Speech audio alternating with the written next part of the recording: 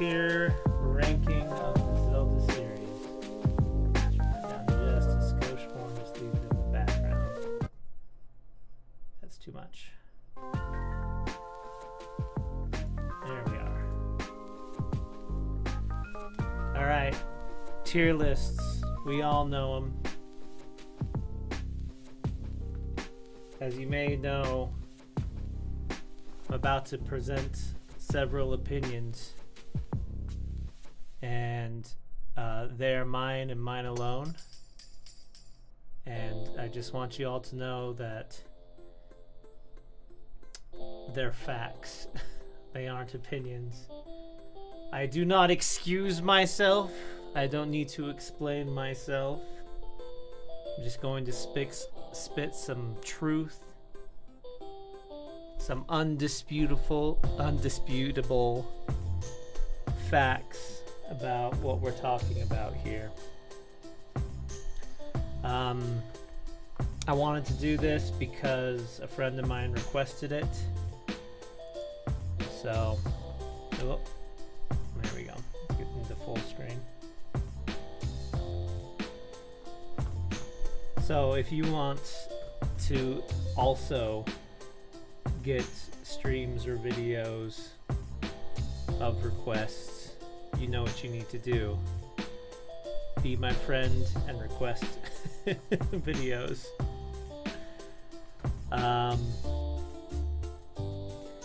And part of that process is subscribing and following. If you're not following me on Twitch or YouTube, we can't be friends. Sorry. That's just how it is. That's not an opinion. That is a fact. Hang on, I feel like I'm a little short in the frame here.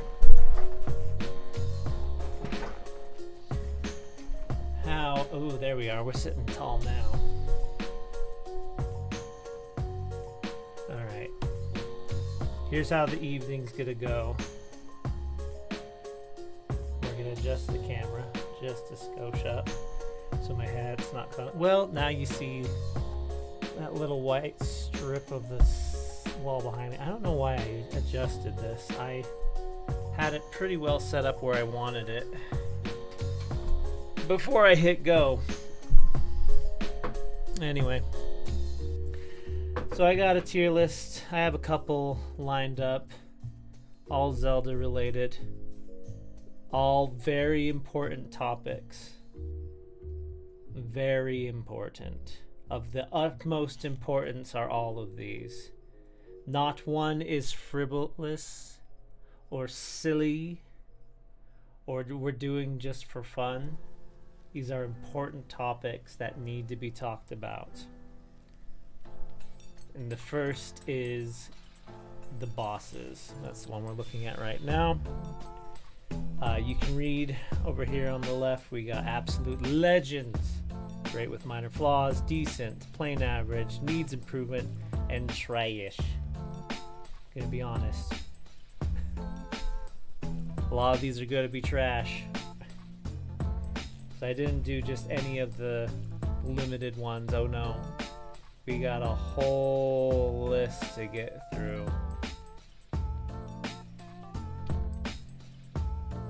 Now you might be wondering if I've played all the games and so that I know empirically everything about these characters. The answer is no. But I will judge them nonetheless.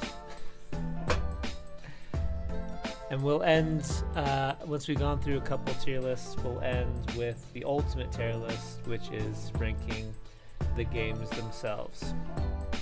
Okay, now, without any further ado or gilding the lily, let's get in there.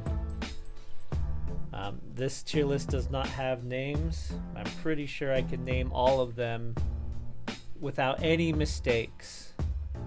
I know them based on sight. We have Aghanim from A Link to the Past. I think pretty great with some minor flaws. I think that's what we're doing here. Oh, hang on. We have to do a time-honored tradition and check the sound quality of the stream. Now, any mistakes? I know the based on site. Oh. Have Aganin. Oh, hello. That's probably a lot to listen to. The past. That's nice. That's nice. But I might want to turn down the music even more. But sound off in the comments if you want me to adjust it more. But I think I'm going to turn it down a little bit and then check one more time. Oh, hello. That's probably a lot to listen to the past. Oh, we're triple layered now. That's nice. That's nice. But I might want to turn down the music even more. But sound off in the comments. There we go. There we go. There we go. There we go. Yes. Okay. Okay. Okay. Okay.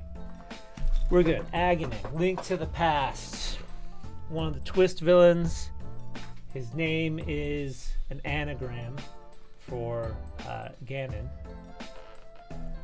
And is a wizard. He has a lot of lightning attacks. It's very cool. Very cool moment in the game. Oh, I should talk about my criteria. Mechanic-wise, game feel or design, like see what they're going for, and for the time period it came out in. Those three things. Because I might be more lenient to an early release entry in the series, be it boss or anything else we're about to talk about. But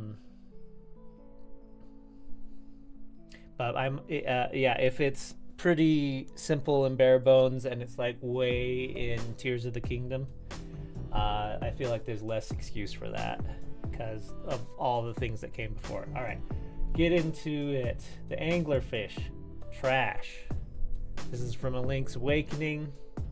I think everyone pretty much agrees this fish is pretty underwhelming.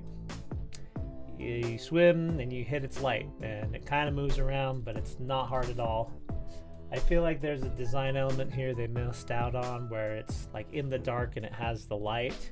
And I feel like there could be some more like scary jump scares where it's completely dark and you can't see it and then it turns on the light and it rushes at you. But they might have done that in the remake too, but I just remember it being lacking. This is the dinosaur from the first one.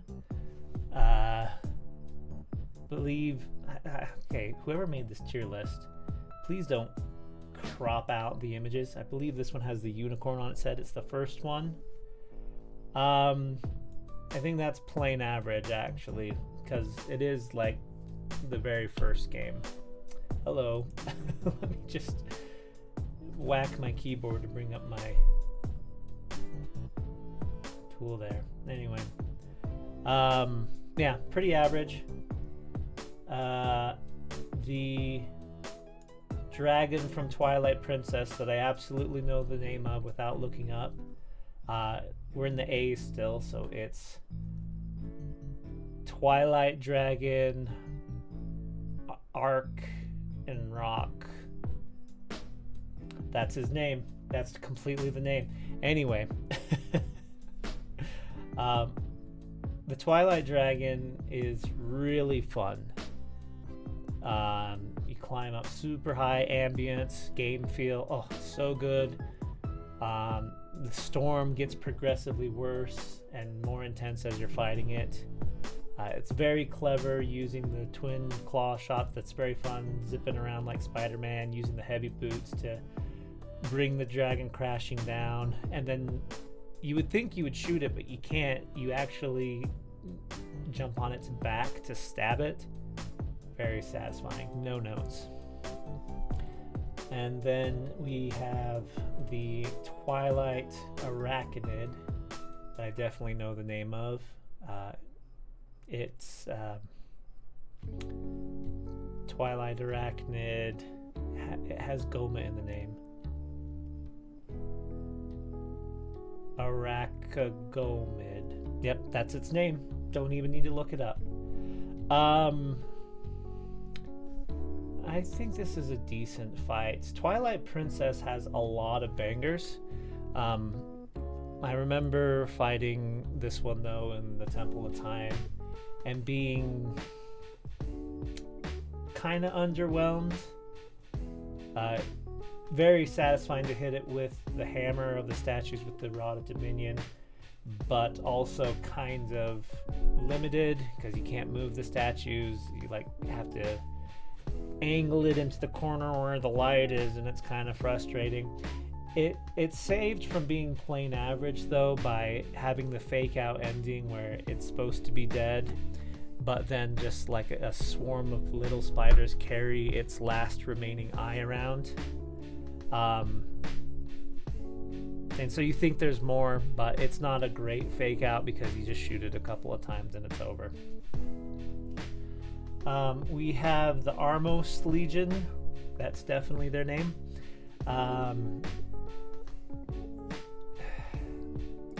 Yeah, this is again from, I think this is from A Link to the Past, where they're just a bunch of statues in the room. The door closes and they start hopping at you. That's all there is to it though. You can hit them with anything, bomb, sword. You just mash A until they're all dead. It's not trash though because it's still fairly early on in the series, and it is a little intimidating to walk into the room and have all the statues jump out at you. Zelda loves doing that, by the way. They love to put in statue enemies and regular statues, so you're never quite sure when they're going to come to life and try to kill you. But yeah, not much to say there. We have the Angry Jellyfish, that's definitely its name, from A Link to the Past. Pretty sure. Yeah, it has the cotton balls, the little spawns all over it, from the water temple in there. That one's decent. You get the hook shot, you pull it off, you figure it out, and then you shoot it in the eye. It's decent. It comes back in A Link Between Worlds, and I love A Link in Between Worlds, but they don't change anything about this boss so it kind of just sinks down into plain average. And I remember while playing A Link Between Worlds that this fight drags on a little too much. And speaking of dragging on, there's a dragon that's definitely from Zelda 2, where it just kind of raises its head up and then you boop its snoot before it goes back down the lava. It's kind of a platforming one. A game I've definitely played, and I know its name is Angry Dragon. I don't need to look it up, that's the name. You all know I'm just spitting facts here. I definitely played this game, although my memory of it is hazy. I haven't just watched Let's Plays of this or just seen clips. Zelda 2 suffers from a lot of clunky mechanics though, and it was in an age of video games where they're just trying to take your quarters, take your money, make the game as long as possible by making it annoyingly frustrating. And this boss is no exception. Yeah. Baronade from Ocarina of Time. Ocarina of Time is a straight up banger. Oh, thank you. Hello, Soup Can Sam. Do you like my hats? Thank you. I think it goes well for the occasion.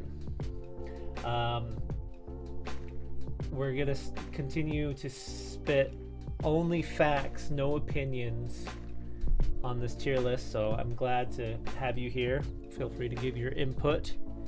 I will hear arguments for or against my decisions here. Getting back into it, Baronade is decent.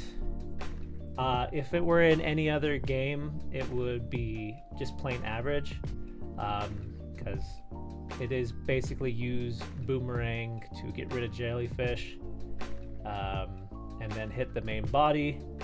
The electrical attacks give it a little extra sizzle. However, it is like their first steps into the 3D world, so that gives it a little bump up from just plain average. These eyes are definitely from Spirit Tracks, and I know empirically that since we're in the B section, this one is called Brian. Yep, I don't need to look it up. Brian here is just plain average, especially since it's in a game like Spirit Tracks. I feel like if that decision just speaks for itself, it's not controversial, so we'll just move on. We have, okay, so this is Minish Cap, and Minish Cap makes up for its simplicity and its charm.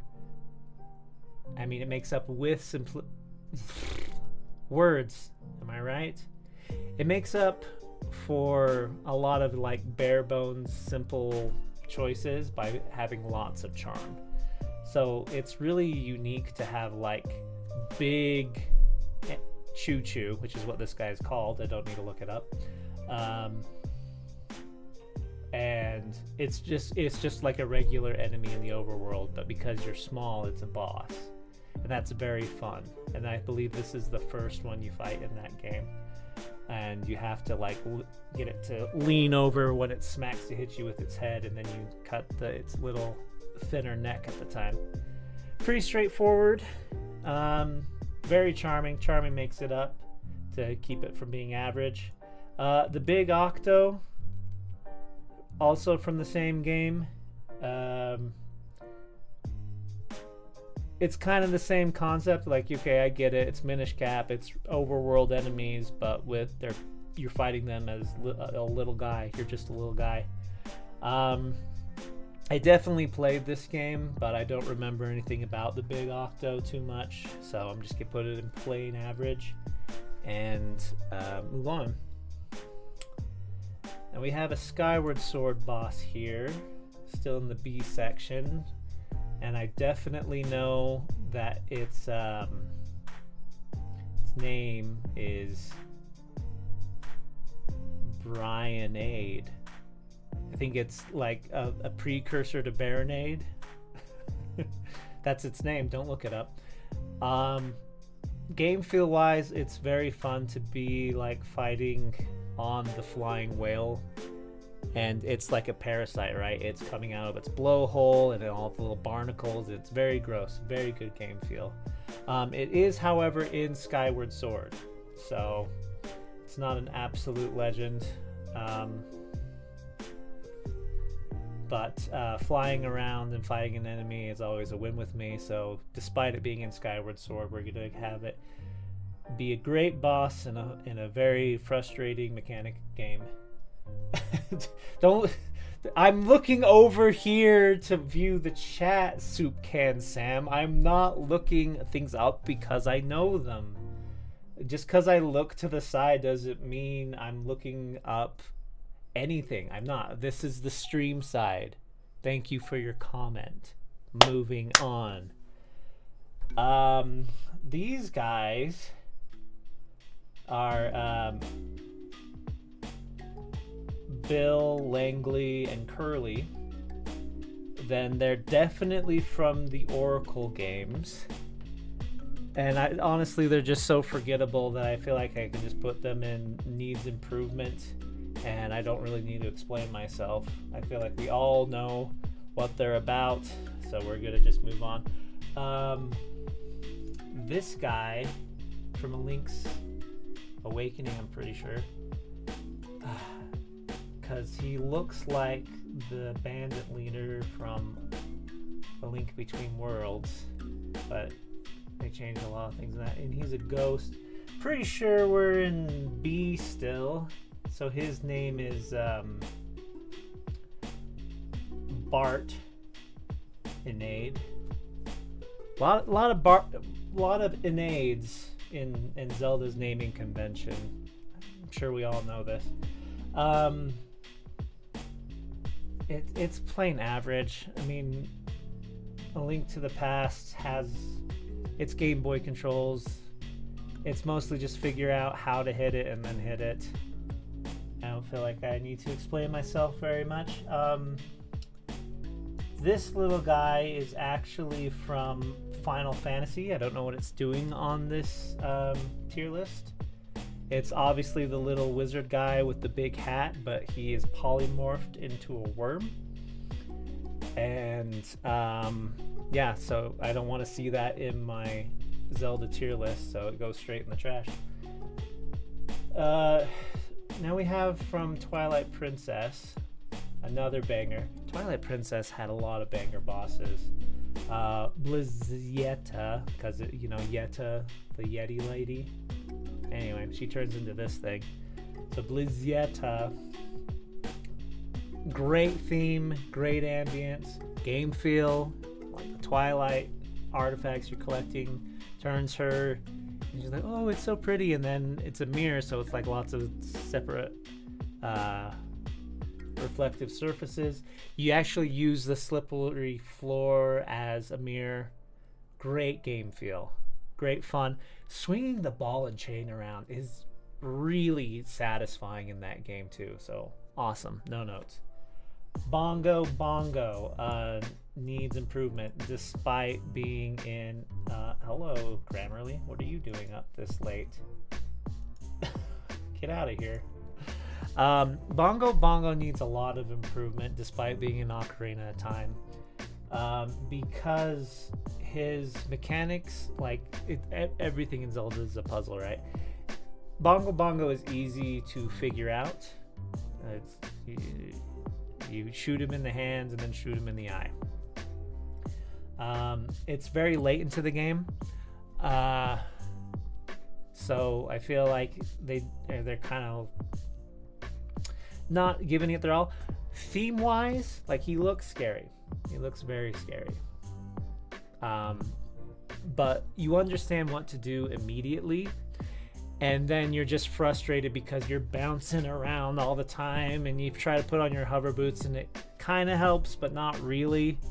So yeah, he's just frustrating to fight, I feel.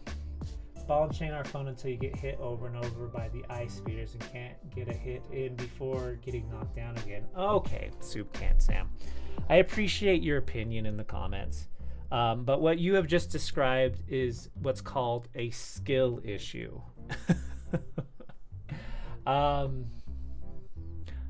To illustrate my point, I was playing Twilight Princess with my friend. It was actually his on the Wii U. Anyway, and he also did not like the ball and chain because it makes you vulnerable, like you're a big target, right? And I showed him that what you do is you don't actually throw it, because that's a huge, like, just sit there and be hit time.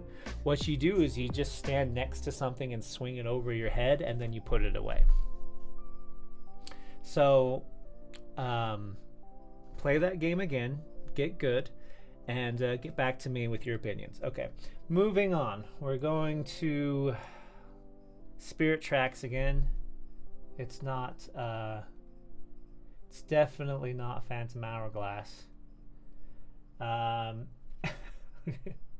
You like the ball and chain, it just struggle with when they gang up on me. Yep. That is a classic example of a skill issue.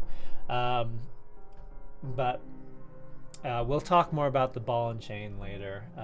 But yeah, it is a solid enemy. No, we're talking about enemies. It's a solid item. Anyway, this guy, Mr. Claw Hands, despite being in with the bees, he's actually called Dr. Claw. And not a great twist villain. Saw him coming a mile away. Honestly, trash, because I definitely played this game. And yeah, Nintendo, if you want me to help fix this game that I definitely played, give me a call. Now this guy is... Oh, that's Calamity Ganon. Okay. That's from Breath of the Wild. That's interesting, because... Do they have his... I want to know how to judge him. if it's like his full like body, or are they just talking about the cloud? Because I see, where'd it go? I know it's on here somewhere. They have the like fire blight over here, and they had yeah, Dark Beast Ganon. Okay, I don't know that I see Calamity Ganon. I will just assume that it is the version you fight in the castle. That is a great boss with a few flaws. Of course, the big appeal of the game is you can do whatever you want in any order, so you can show up and fight this guy as well as all the rest of the blights, and not take the help from the Divine Beast that halves its HP. Yeah. We're gonna get into this when we talk more about the games, but it's really good cinematically. It has a lot of build up. It's like a monstrosity. It's like a guardian, but it's like just covered in all these parts, like a hodgepodge monster. Very scary. But the minor flaws are one of my problems with Breath of the Wild is that since you can do so many eyeballs. Hello, Shadow Wizard. Welcome to the stream.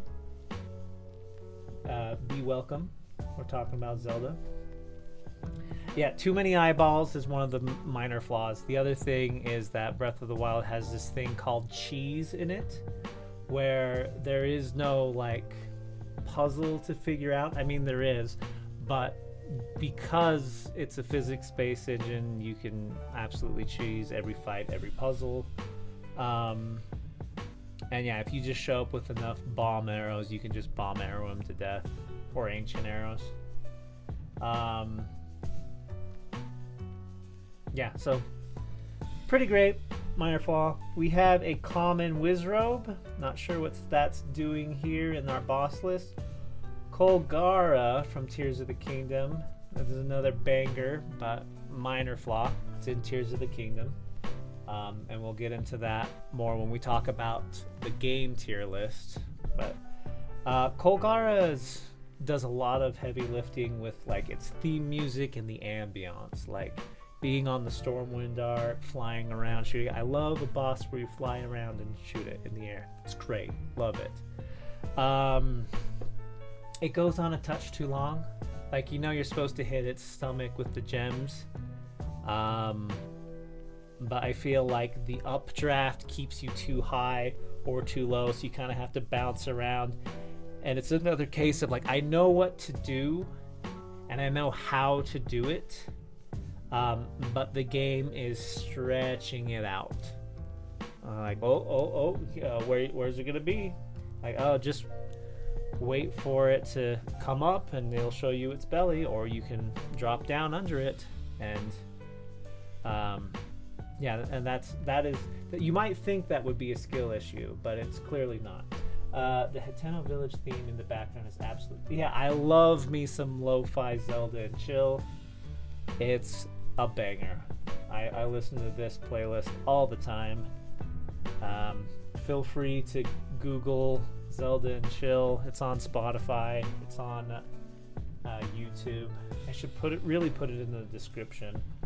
But we got way too much to talk about to pause and do that. So I'll just do that real quick.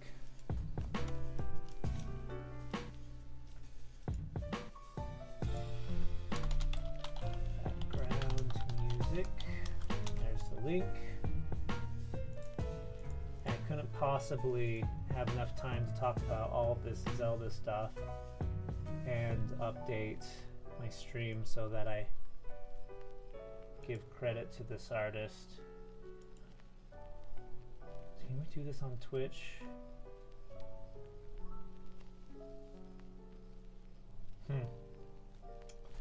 No, you know what? Look it up on YouTube. It's in my description on YouTube, or just look up Zelda and chill. I'm sure you can figure it out. All right. Holy shnikes, what is all that? Enhance.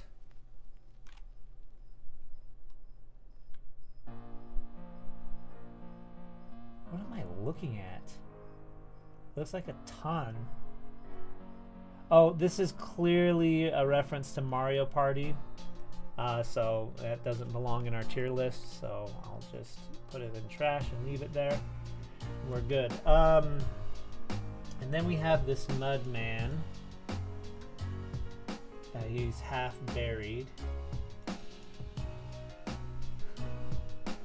in the ground. And he's definitely from...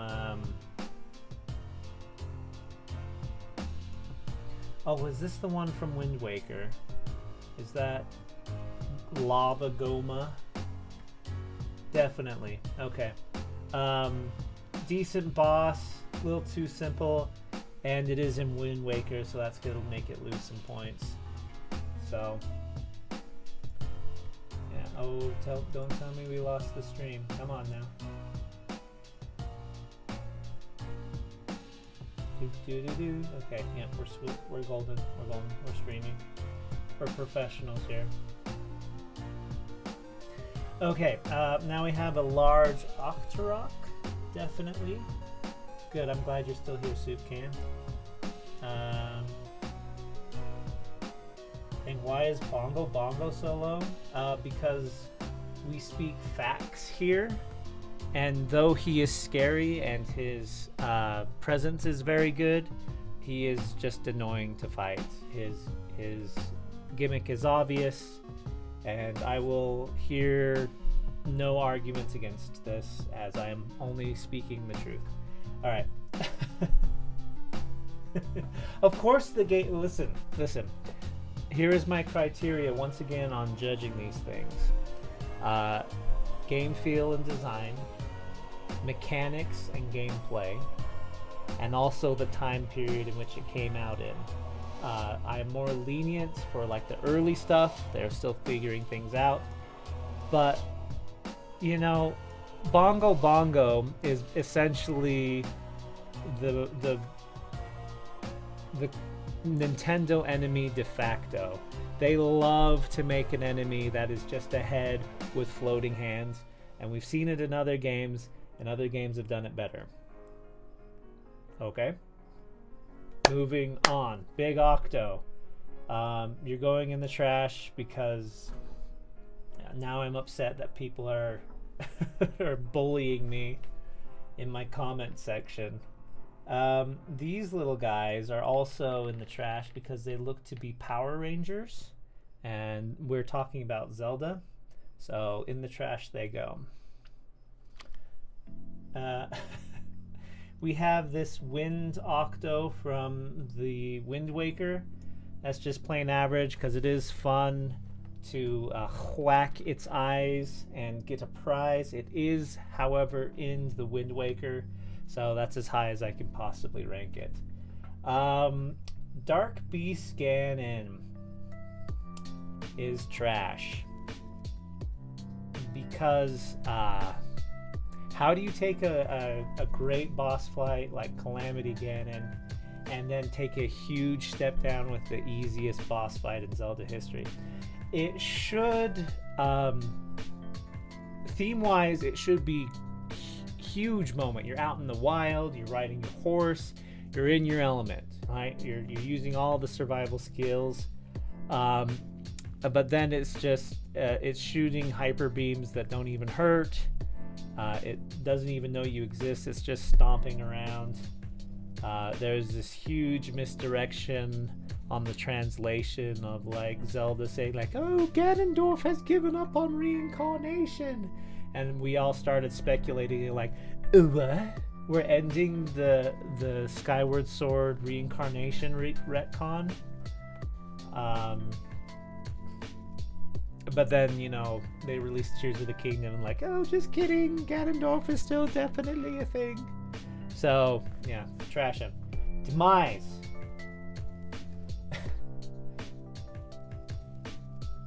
Shao Wizard's still talking about Bongo. Yes, the lore is amazing behind Bongo. However, that is not one of the 3 things I mentioned in my criteria for ranking. If we were ranking them based on lore, this list would be different, but we're ranking them based on gameplay and game feel and the time period in which they were released. But yes, if this was lore, because I know there's like the lore of the man who got his like head cut off and his hands cut off from talking to people in Kakariko because he learned to see the truth without the lens of truth. Yeah, that's all very intriguing. Very intriguing. Doesn't have a bearing on how you fight him. Alright, Demise. It pains me to put him up in great with minor flaws. But this is Skyward Sword at its best. Great build up. Great, like the Skyward Sword does a lot of retconning to the lore, but this is one of those retcons that I like. The payoff of seeing Girahim, that he's actually a sword spirit, just like Fi, and that he is the sword of demise, the curse. Man, fighting in the sky, catching lightning bolts with your side and with your sword, and hurling them at demise. Great. It would be an absolute legend if it wasn't in Skyward Sword, where the game mechanics are crippling and your wiggle waggle controls are frustrating. Demon Dragon Ganondorf suffers from the same problems as Dark Beast Ganon. Game feel is better. Gameplay is better because instead of being in a field, you're skydiving. You've been skydiving the whole game, so you know it's the same thing but different. It's in the sky. I feel like it just suffers from the same problems as Dark Beast Ganon.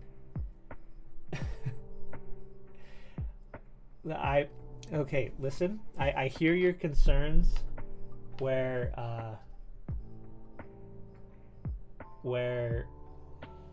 Skyward Sword may be fixed on the Switch, and that may be. Maybe I would like Skyward Sword if I played it on the Switch, but that's not the case. I'm judging it based on the time period it came out. You guys need to listen to those 3 things. Linda, listen. Number 3, time period in which it came out. Like, yeah, I'm sure a lot of these trash and needs improvement bosses would be better if they released a new game to update and fix their mistakes, I'm sure. But, you know, they made a finished product and released it on the Wii and gave me carpal tunnel. So, moving on.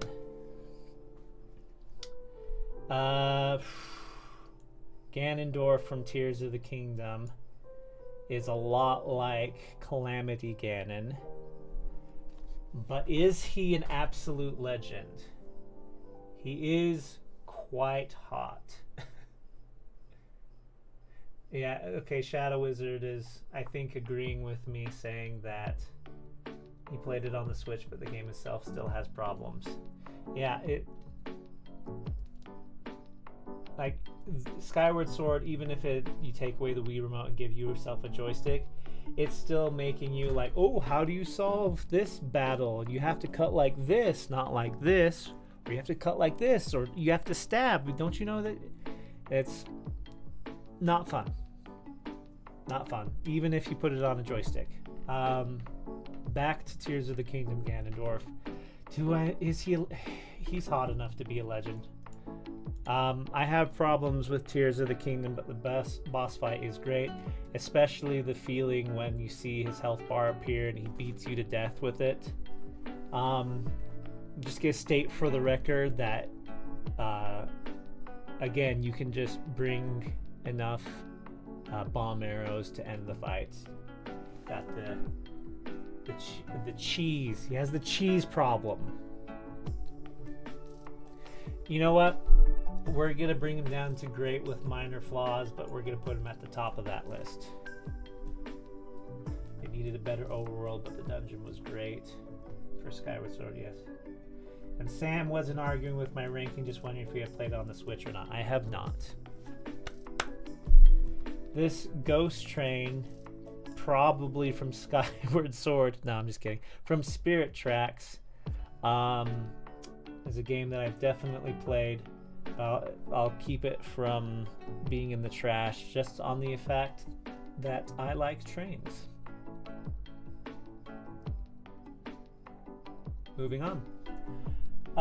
This hairball from the Ice Palace. Oh, I haven't been doing the names. I'm sure you all know the names, and you know that I know them. So, yes, this hairball from A Link Between Worlds in the Ice Palace. And we're past Demon or Dark Beast. I think we're in. His name is Edgy. Anyway, bone marrows make everything easier. They sure do. I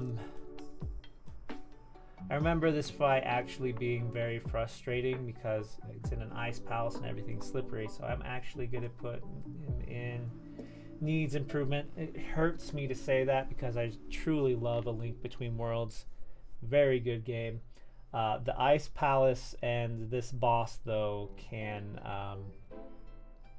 yeah, they can suffer here in D tier. This is another one that's this is the Twilight Deku Baba from the first part of Twilight Princess. That's decent. It's a pretty straightforward fight. It's the first dungeon, so again, we're judging it on the time period. It's in Twilight Princess, so we have things like Ocarina of Time and Majora's Mask before it for 3D bosses. It's straightforward. It would be plain average if there wasn't a part where there was a narrative impact where the monkey that you had got the bug off his head shows up and decides to help you.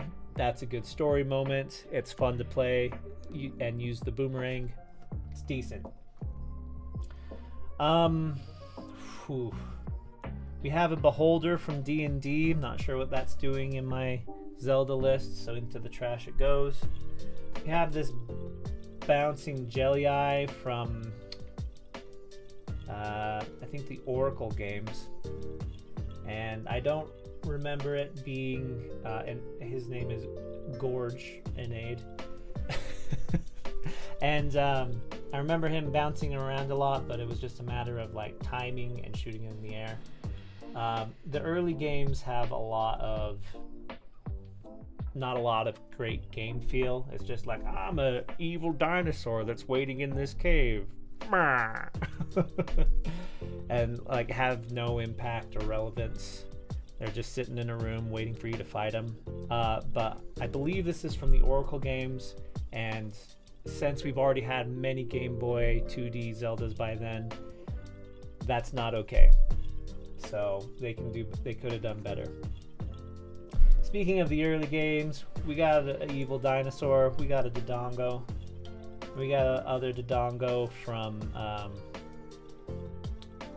I believe these graphics though are from a later game, so we're gonna put that in there. This isn't even from the game, this is just a still. So we got some Dodongos. We like Dodongos, pretty middle of the road. But we can do better than this one. I do remember if this is the Oracle game, which it is, because there's no opinions here, only facts. In the Oracle games, you fed him a bomb and he didn't just blow up. He like inflated like a balloon and you had to go pick him up and chuck him. That was a good step up. Not enough though. Needs improvement.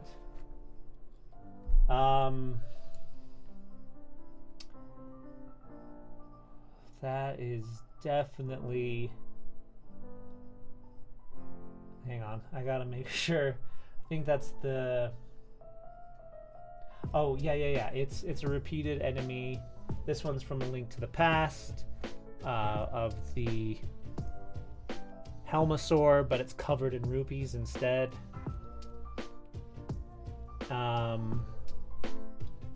You know what? That one's decent for a 2D Zelda and when it came out. Very nice that it also, when you hit it and it dies, it drops a whole bunch of money. Decent. All right. That's another picture, which means it's from the first one. And I definitely remember it, but it was just very middle of the road. I don't feel like I even need to name it or say anything about it, but I've definitely played that game and know everything about it. We have the eagle. It's just called an eagle from the Link's Awakening. I believe this is from the HD remake, but we're just going to put the remakes all together. Well, no, we're not, since we're talking about the difference between like Skyward Sword on Switch versus Wii. So, Link's Awakening on the Game Boy, despite the graphics being from the remake. Decent. Very nice. Sweeps in from the sides, attacks you. Gotta get the timing down. A little above the middle of the road. Very nice. We have Cherubim and Seraphim, and his legion of Cherubim from the early games, from the Oracle games. Timing arrows, pretty brain dead. I know the game's for children, but I'm in fact thinking of the children when I think about difficulty scaling. I'm not thinking of a 30-something-year-old who has nothing better to do than play Zelda games and talk about it on the internet. Not thinking about that. I'm thinking about the children. So when I talk about difficulty. We have Facade from Link's Awakening and others as well. That's just a plain middle of the road.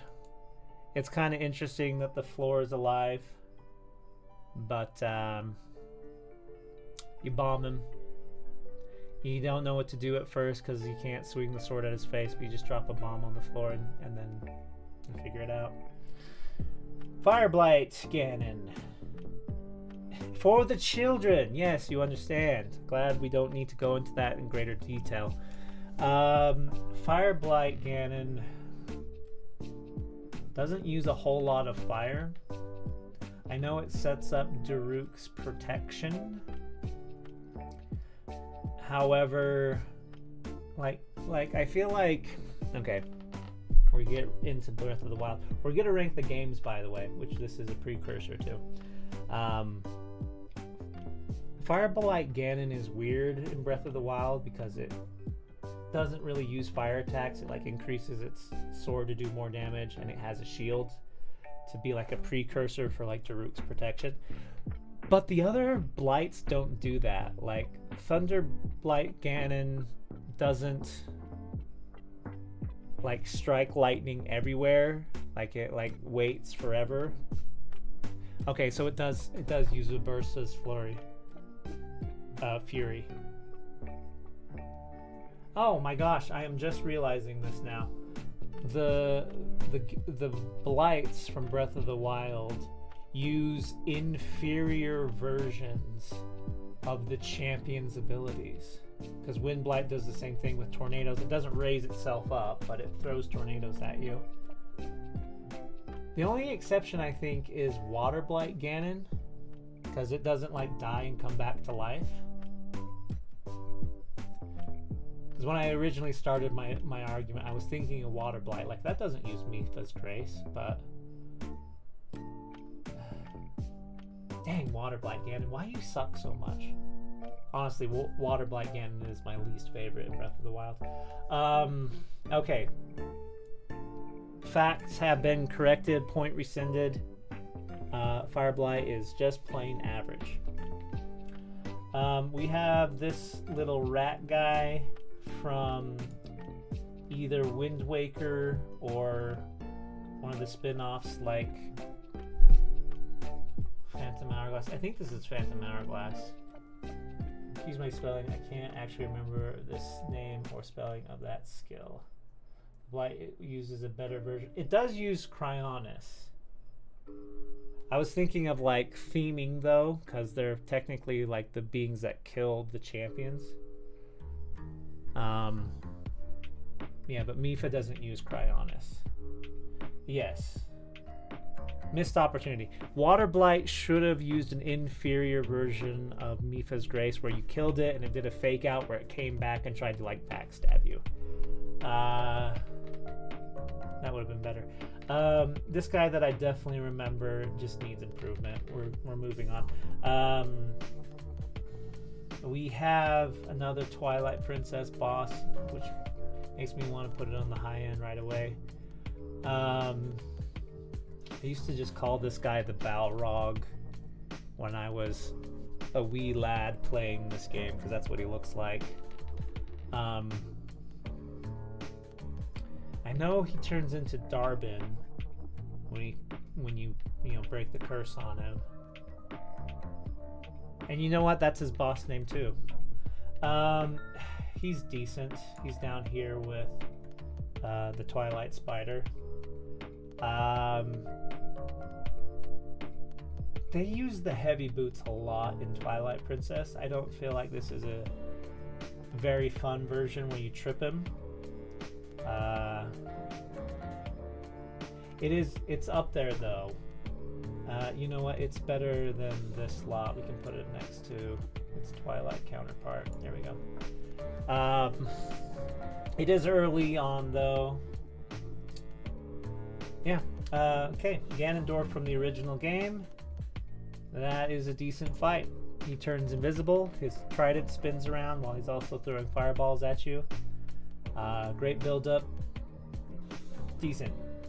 Ganon from Ocarina of Time is an absolute legend. I will hear no dissenting opinions on this, as I have spoken the straight truth, the one truth, and the fact that we all know. That fight has like the best game feel.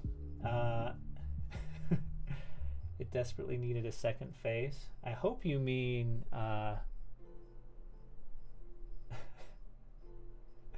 Ganon from the TV show. No, I don't think so. Ganon was the second phase. I think I hope you're talking about Darbin from Twilight Princess. But yeah, Darbin could have used this second phase. Game feel, gameplay wise, peak for Ocarina of Time. It is Ocarina of Time at its best. It's very dark, moody. You're using like all your arsenal. The point where you lose the sword and you have to use your other abilities. Hopefully you got the big Goron sword. If not, you got to use the hammer. Fyrus, yes. AKA Darbin. Yes, Fyrus could have used the second phase. But yeah, absolute legend. Ganon from A Link to the Past. Which games are these from? This one looks older. It's definitely from...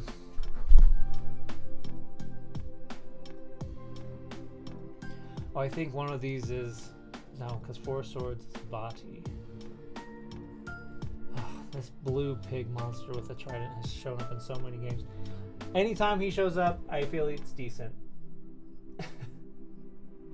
The messages are kind of lagging. They are, indeed. I apologize for that. I have seen... Let's see, what is my delay like? And can I change that? Although we don't have time for something like that. We got so much to talk about, couldn't possibly stop to optimize the stream.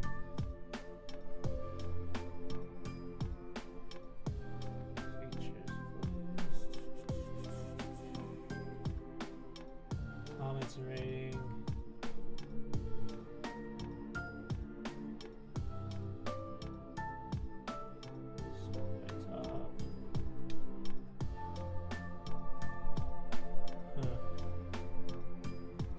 I don't know if there's anything I can do about the messages lagging.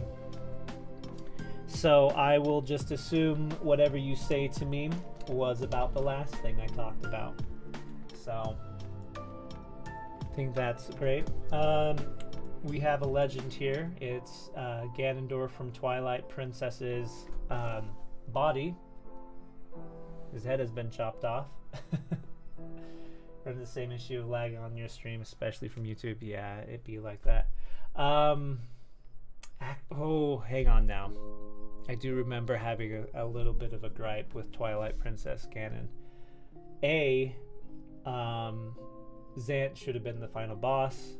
It was kind of a letdown to me that Zant was set to the side. Like at the 11th hour of the story, like we had set up Zant for most of the game, and then it's like, hey, guess who's back? Ganondorf. And we're like, we're kind of sick of you, my guy. You had a game. It was Zant's time. So him stealing the spotlight is kind of a gripe for me. And I do remember, like, he has a lot of phases. Like, a lot. If you're counting, like, Twilight Puppet Zelda, Beast Ganon, Ganon on horseback, and then the duel. The duel is what I'm thinking of. That's top tier. The many phases before that are decent, and I feel like it goes on a little too long. I'm going to leave it in an absolute legend for now, but I might come back to it. Ganon from Wind Waker is the best part of that game. It is... Yo, hello, Kangaroo Hunter. Welcome. We are talking about Zelda and spitting only the truest of facts. No opinions. Yeah, Wind Waker, Ganondorf. Best part of the game. Great with just one minor flaw is that you are sitting there waiting with your shield for Zelda to hit you so you can reflect the arrow back at Ganondorf because he's, getting wise to you shooting him with the arrows. So Zant's ability to alter time and space was pretty cool. He was an interesting villain. I'm sad we didn't get to see him as the final villain. Yeah, Wind Waker, Ganondorf. Just that part of just waiting, like, come on, Zelda, shoot me, let's get on with it. That takes this down to B tier. Great with minor flaws. This is that same Gemasaur, but this time it's from... Oh, we're getting too tall. We might have to zoom out just a skosh. There we go. The Gemasaur from A Link Between Worlds. Where'd he go? Everything is different now. I've upended the world.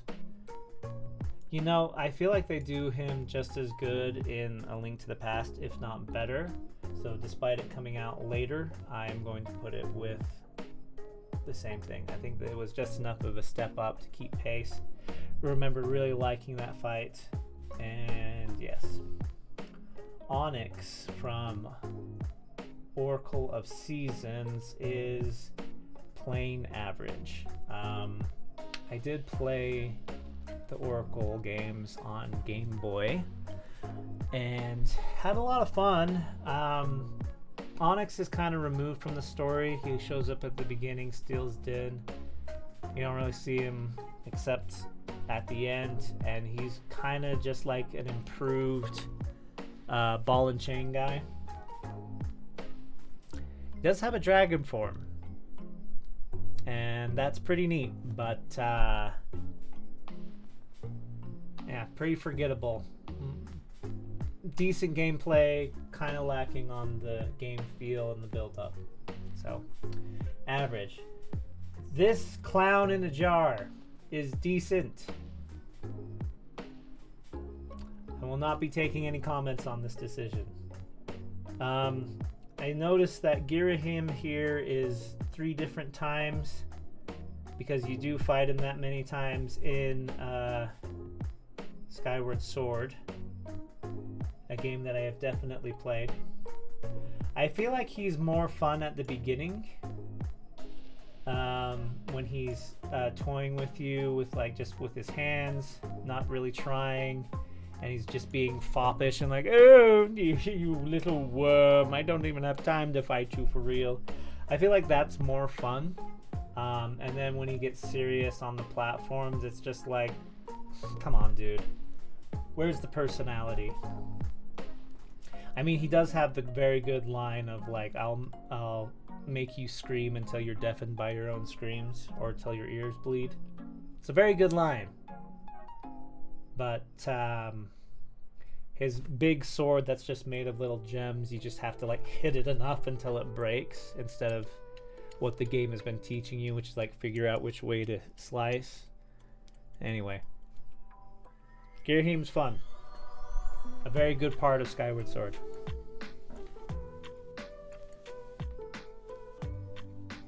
Yep, knocking Girahim off the platform and stabbing him in the chest is fun. It is a decent part of the game. It does have the unfortunate name of the Endless Plunge, and I will not go into what is wrong with that. Never mind my giggle there. We have a couple of many-headed dragons, which of course are called Gleeoks. We got lots of Gleeoks. Get your Gleeoks here. Pretty average in the early games. We got some in the water. That's an interesting take on it. And we got one with like a turtle back situation here. That's pretty decent. No, it's not. It's just average. I feel like most of the Gleeoks that Zelda do are pretty average. You know what you're getting into.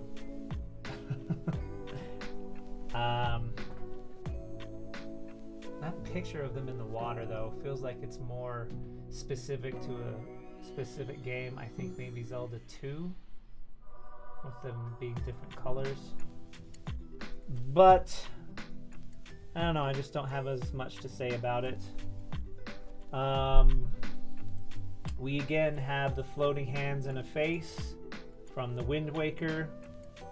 Again, shoot it in the hand, throw a bomb in its mouth. It's pretty similar to Bongo Bongo.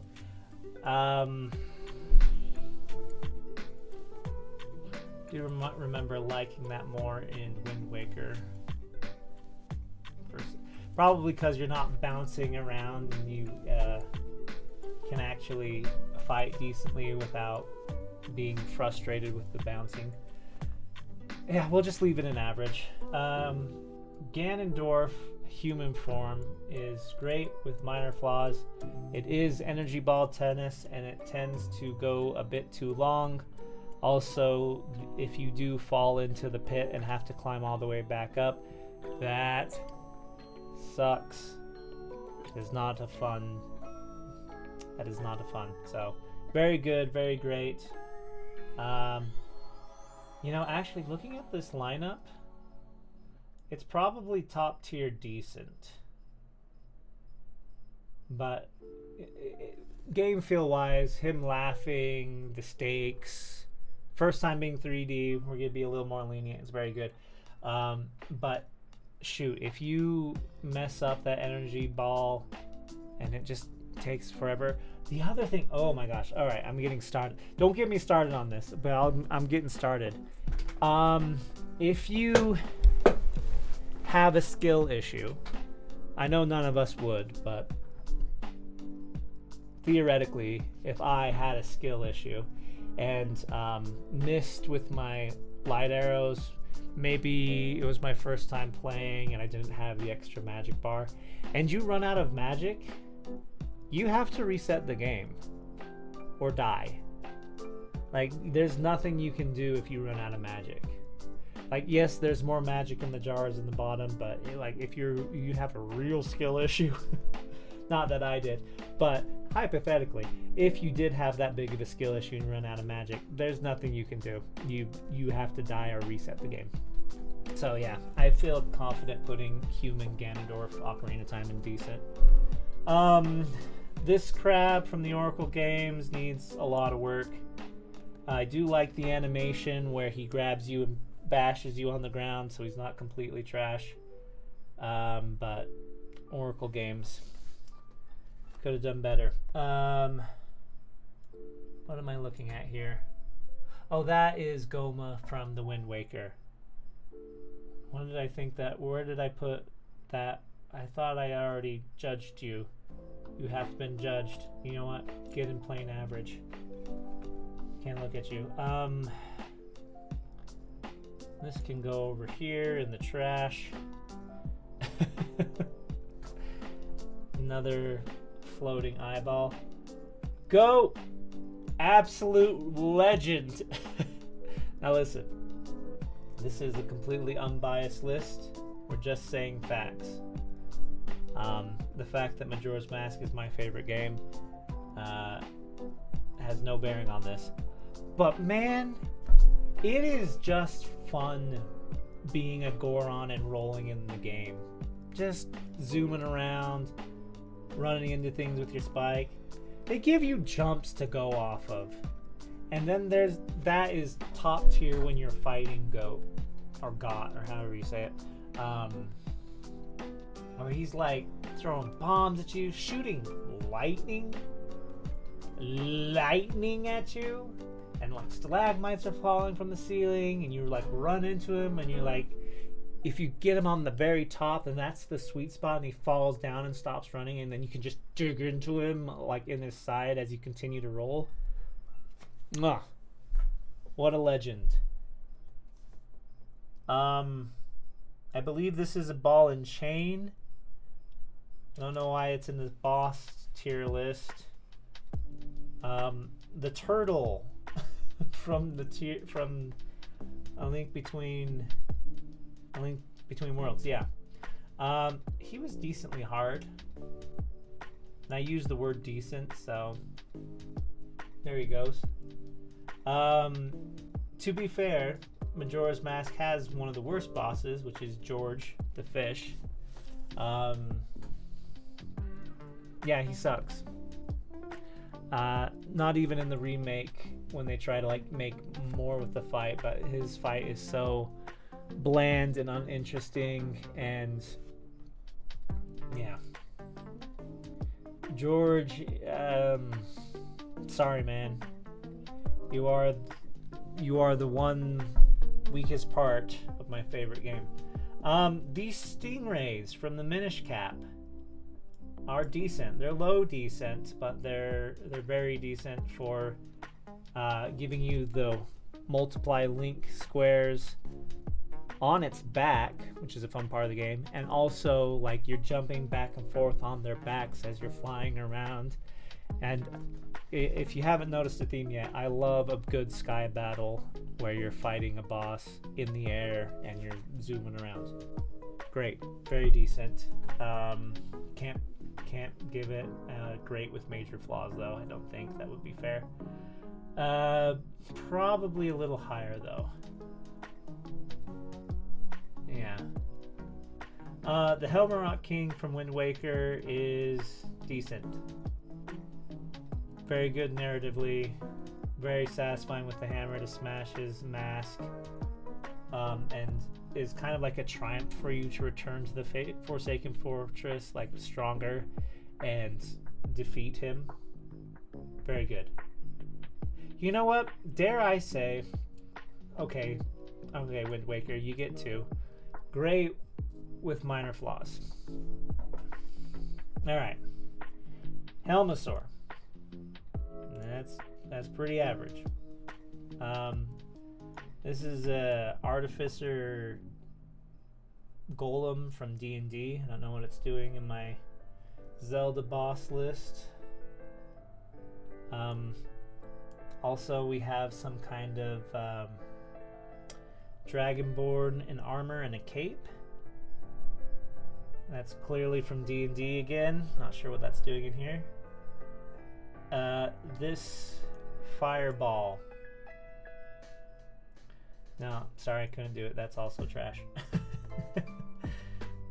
Definitely know what it is, and I could go into why it's in the trash, but I don't want to bore you. We got lots to do still.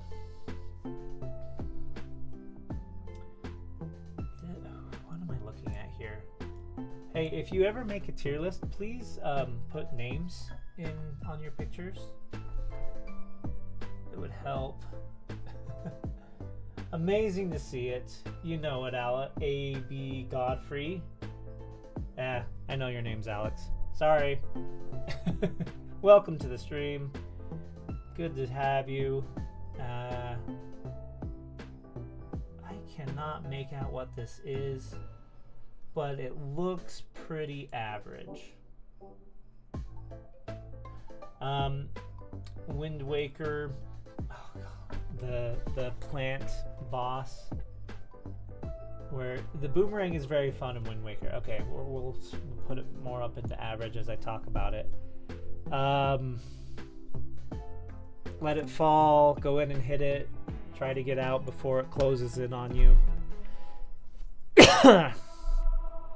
Yeah, pretty average, pretty standard plant, early dungeon boss. It does have the weird trivia where if you get the clean water from the Deku Tree after you clear the dungeon and fight it, it insta-kills it. But that's more of like trivia. I don't even know if you can do that in the legitimate game. I think you kind of have to cheat to do it. Or just hang on to that spiritual water until you get to Ganon's castle and fight like the memory of it. Anyway, we have another eyeball. So many eyeballs. This one's from A Link to the Past. Decent. Now we have that infernal dinosaur, King Dodongo from Ocarina of Time. I think this is the... I have a lot of Dodongos in plain average. I can't give it decent though. He's so stinking easy. I didn't even know that he breathes a fireball because even as a kid, until later, because even as a kid, I never messed up so bad that I didn't get a bomb into his mouth, because he gives you the biggest window opening of like, oh, you wouldn't dare give me a bomb if I'm just gonna, oh. But we'll keep it in average despite my gripes with it because it was their first outing in 3D. This Phantom Hand from the Forest Temple in A Link Between Worlds.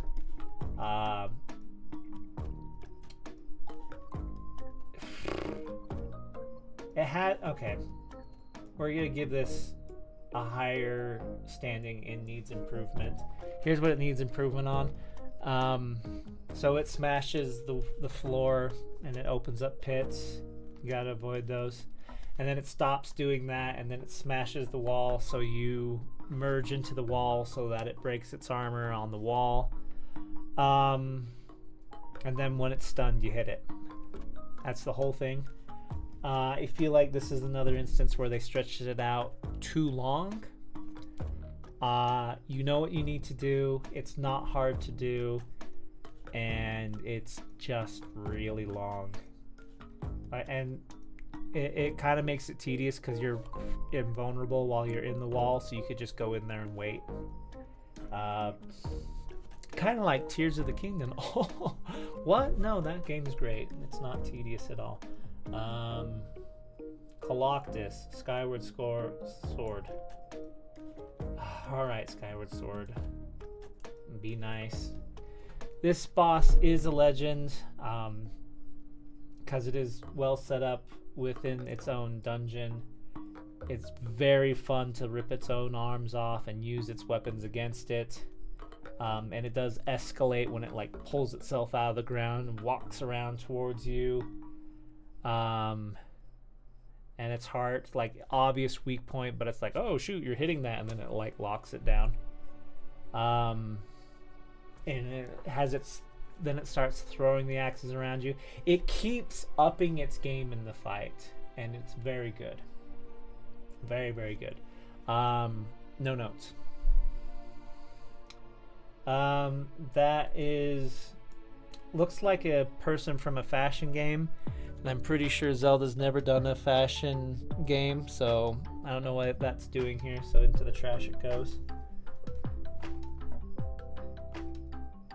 What am I looking at here? The sandworm. This is okay. It's got actual art, so it's from the early games. It flies overhead. You have a small window to hit the head or the tail.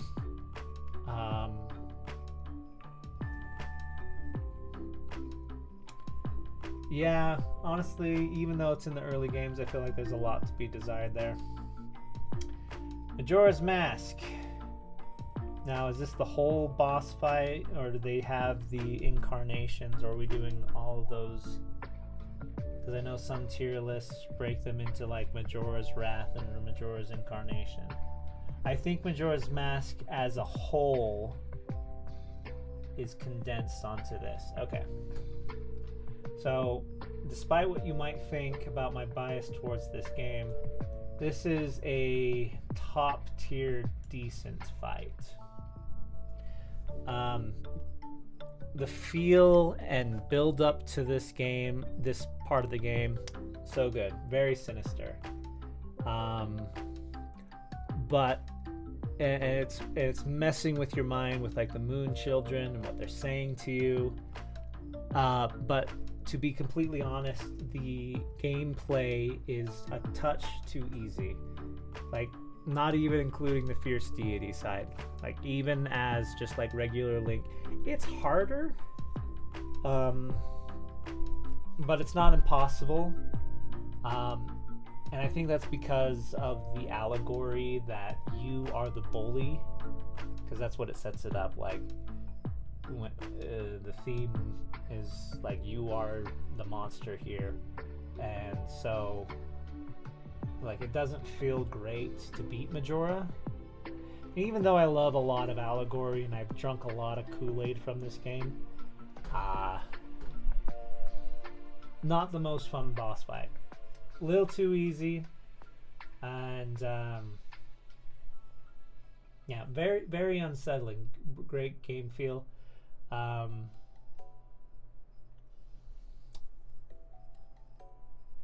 I might even say great with minor flaws. No, it's just high tier decent. Interesting to think about, underwhelming to play. Alright, moving on. This is that Pokemon from Sword and Shield, the turtle that's blue with the yellow thing on its back. I don't know what it's doing on my tier list, so into the trash it goes. This thing sucks. It stands there and shoots fireballs, and its 3D counterpart from Skyward Sword also sucks. And it sucks more though because it's in Skyward Sword and we can do better. We've had 25 years to go from this to this. Not impressed. All right, what are we looking at here? Is this Tears of the Kingdom? It is. It's the rock Goma from Death Mountain. That one is... I remember being very underwhelmed with it. And I'm going to be more harsh because it is in Tears of the Kingdom and we can do better. It is fun to send Yunobo up on the ceiling to like get around it to knock it down on the ground. Smashing its like rock parts is fun.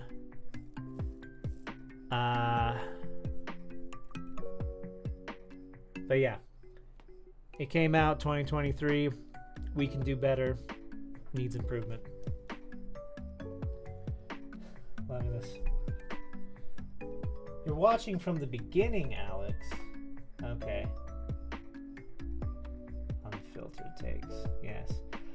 We have an eyeball on a stack of dinner plates. Forget which one of these is from the Hyrule Fashion game that doesn't exist. I think it's this one. So into the trash it goes. And this one I believe is from A Link Between Worlds where you throw a bomb on top of it. I think that's fun. I think that's plain average. Koga from Breath of the Wild, or is it Tears of the Kingdom? I don't think it separates this. I'm going to put him in decent, and I'll just tell you my feelings on him for both games. Love the comedy, love the setup.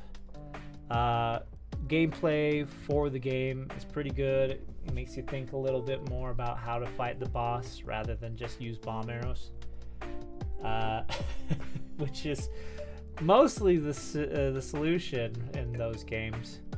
But they did go out of their way to make at least one boss that you can't do that, and that's Master Koga. He does hide behind shields and walls, and I feel like his game feel is better in Tears of the Kingdom. He has more of a presence.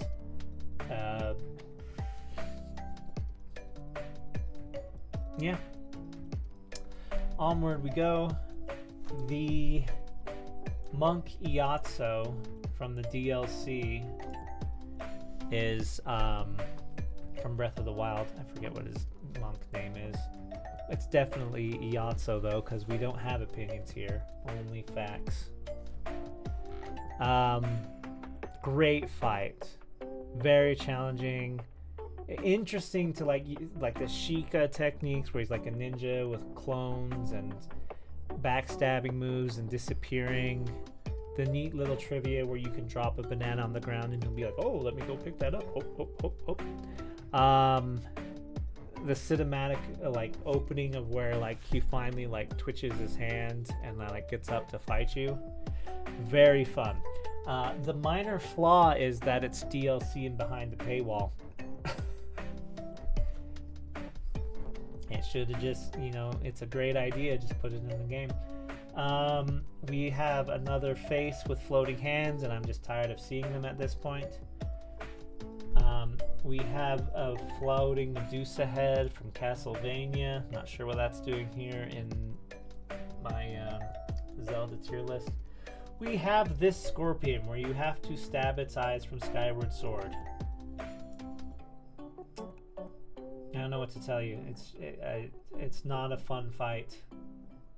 Very easy, except for the whole, being in Skyward Sword and giving me carpal tunnel. We have this Roomba. He is very cute, so he's not in the trash. The rest of the hamburger monsters, though, are trash because they showed up in the first game and have not been improved on. It goes around in random directions. Try to hit the tail. Not fun. And it's the Game Boy stupid hard difficulty where it's just trying to steal your quarters or, all that fun stuff. Let's see.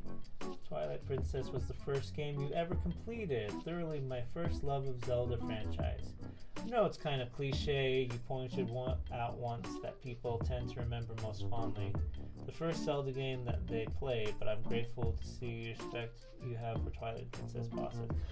Why, thank you for respecting my facts, A.B. Godfrey. I do tell it like it is, don't I? I appreciate your tastes as well. All right, we have the sandworm from Wind Waker. It is in Wind Waker, so it definitely needs improvement. It is fun to fight with the hookshot. Okay, we can bump it up to plain average. It does have a banger theme that improves the game feel. I do remember just kind of wanting to get it over with because the dungeons in Wind Waker are not great. So I was pretty well done by the time I reached this person. Morphe from Ocarina of Time needs a lot of work. It's not fun. It's a lot of waiting. And it also does have cheese where if you get the nucleus in a corner, you can wail on it until it's dead and it can't get back into the water. Not a fan of cheese. Not a fan of cheese. Also, I feel like there's a great, it's a step down from Dark Link in the dungeon. I feel like Morphe should have been like the mini boss, and then Dark Link should have been the main boss, because it was a much more interesting and more difficult fight. What about the ones that goes whoosh, whoosh, whoosh, plop? Huh? Kookaburra? What?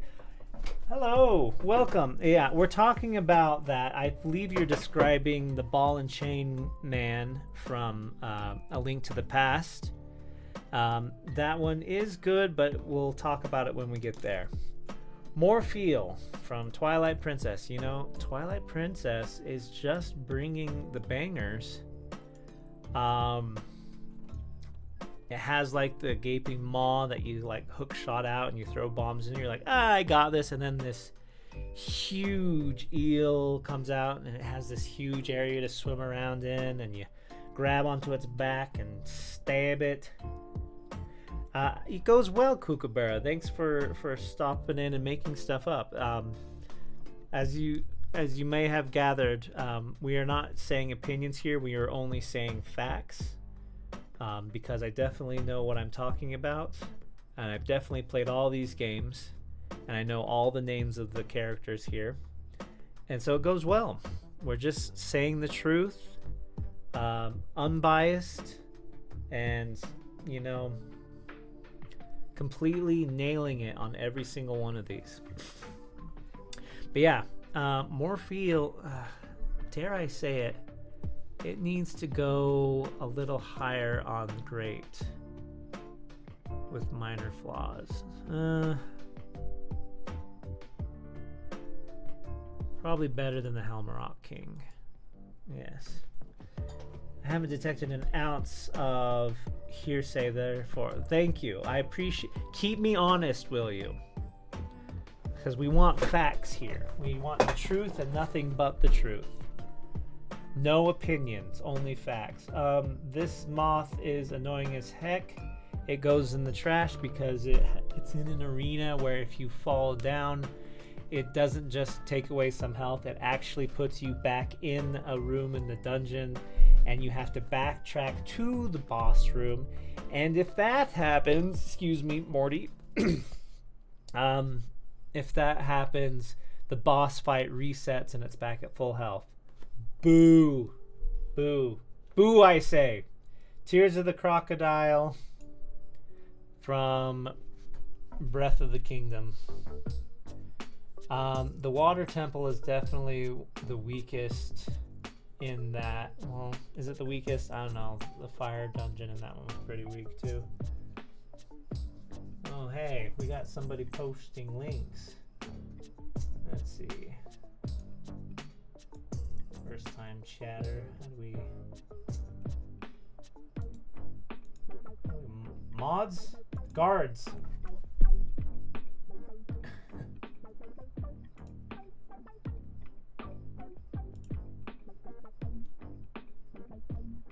Delete message.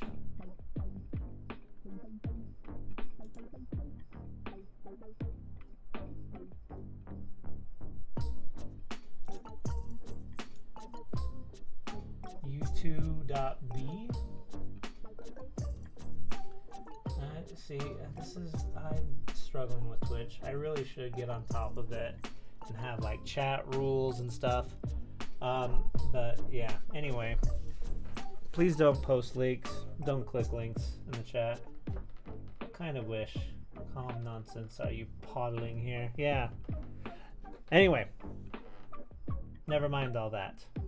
What were we talking about? Oh yes, this shark. I had a lot of fun with this shark. I liked that it was an Octorok that just like was spitting goo, and then it was very intimidating as a shark, but if you just like washed it away, it was this disgusting little nothing of a thing. That's fun. We're gonna move it up to average. It is kind of frustrating to walk through all the slime and be slow, And Tears of the Kingdom suffers from your abilities being tied to people walking around you. So you can't just use Sidon's ability to put on the water shield and whatever. So it's in Tears of the Kingdom, and we can do better because it's 2023 at that point. If you had just given me the water ability right on my controller instead of having to talk to an NPC every time I wanted to use it, it'd be better. That's just a boomerang with eyeballs. That's an Octorok that you clearly have to throw a bomb into. And I'm pretty sure that's in the Oracle games, and we can do better than that because we've done Game Boy games. Yes, Dark Beast Ganon is facts. Thank you for watching Clear in the Past. It's interesting to have you comment in the present while you're watching it from the beginning, Mr. A.B. Godfrey. Anyway, Odola. That is going to actually go up in decent. Right there. Majora's Mask bosses are very interesting, and a lot of them are hits, but there are a few misses. Oldola is fun because there's not like a specified way for you to defeat him, but there isn't a lot of cheese in that game. You can throw bombs. You get the bow and arrow in the same dungeon, but he has the shield specifically to counter arrows, so you have to use other things. There's like hints that you can use your Deku mask with the flowers, but honestly, you can use whatever you want to defeat him, and he's just like a crazy sword guy. He's got like so many moves. He's just got like regular sword slices. He's got like a spin attack. He's got a ring of fire. He's got like a cloud of moths. He drops like scorpions from the ceiling, and he looks really interesting. I don't think there's like quite a boss quite like him. And he does a lot of shouting and like chanting, which kind of gives context to the dungeon theme that's going on. It's not a great dungeon theme, but it makes you feel like he is connected to the dungeon. So those are all good points. Okay.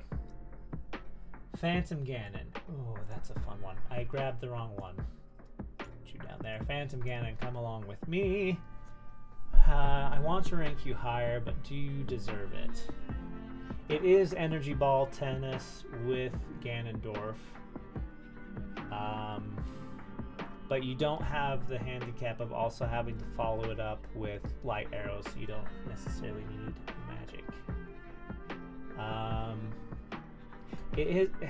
It's gonna be decent. It's gonna be high decent. It's gonna be like probably right there.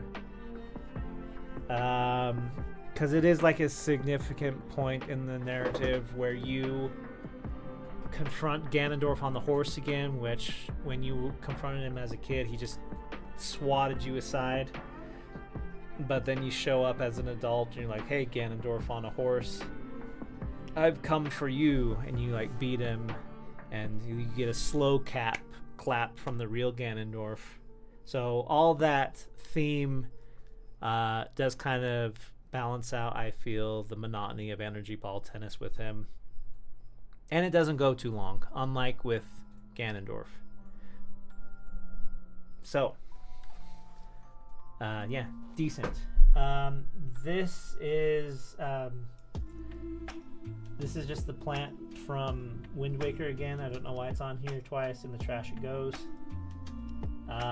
This is from the Oracle games as well, I'm pretty sure. But I'm looking at this thing and remembering not liking it. So in the trash it goes. Simon Says is not a Zelda boss. In the trash you go. I do like Halloween, so this guy does get to go at least an average. I'm pretty sure that's an Oracle game. I remember his head coming off and it bouncing around, and that was a lot of fun. Puppet Ganon is freaking trash. I hate this stupid boss fight in Wind Waker. This is I rage quit the game at this point. Puppet Ganon is stupid hard and has the same issue of running out of magic, and it sends you like endless bats so you can get your resources, but it's doing the thing where you can't lock on to his tail. You have to shoot, and it's so bonkers. Like, it's so sporadic and all over the place, and it just won't let you lock on. And he doesn't do a lot of damage. He literally annoys you to death. Like, you're aiming with your arrow and he's like, bah! You were aiming, bah! Okay, here's my tail, bah! And it's not even a lot of damage. It's like a quarter heart, and you just want it to stop. I literally, let's see, it was what, 2003? So the internet really wasn't very helpful at that time. So I rage quit because I thought I was doing something wrong. Because I was in that stupid fight, unable to lock on for like 20, 30 minutes. And I was like, this is stupid, and I turned the game off because I'd saved. Just come back at it. I remember talking to my friends, like, is there something to this Puppet Ganon fight? Like, no, it's just you gotta shoot without locking on. It's like, great. So I had to come back and beat it at some point, and yeah, it's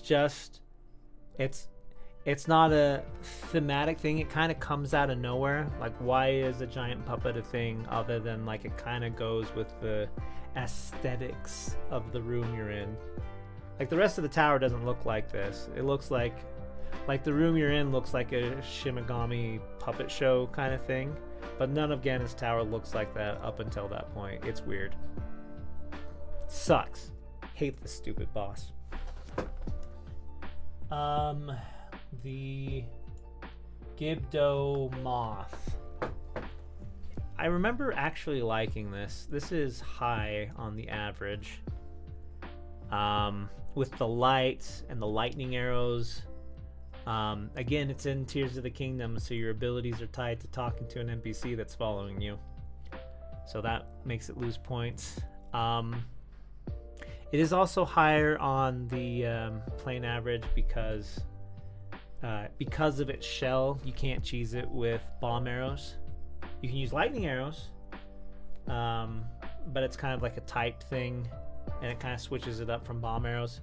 I don't know about you, but in Breath of the Wild and Tears of the Kingdom, any chance I got, I bought as many bomb arrows as I felt that as much as I could every chance that I get, because I knew they worked on everything.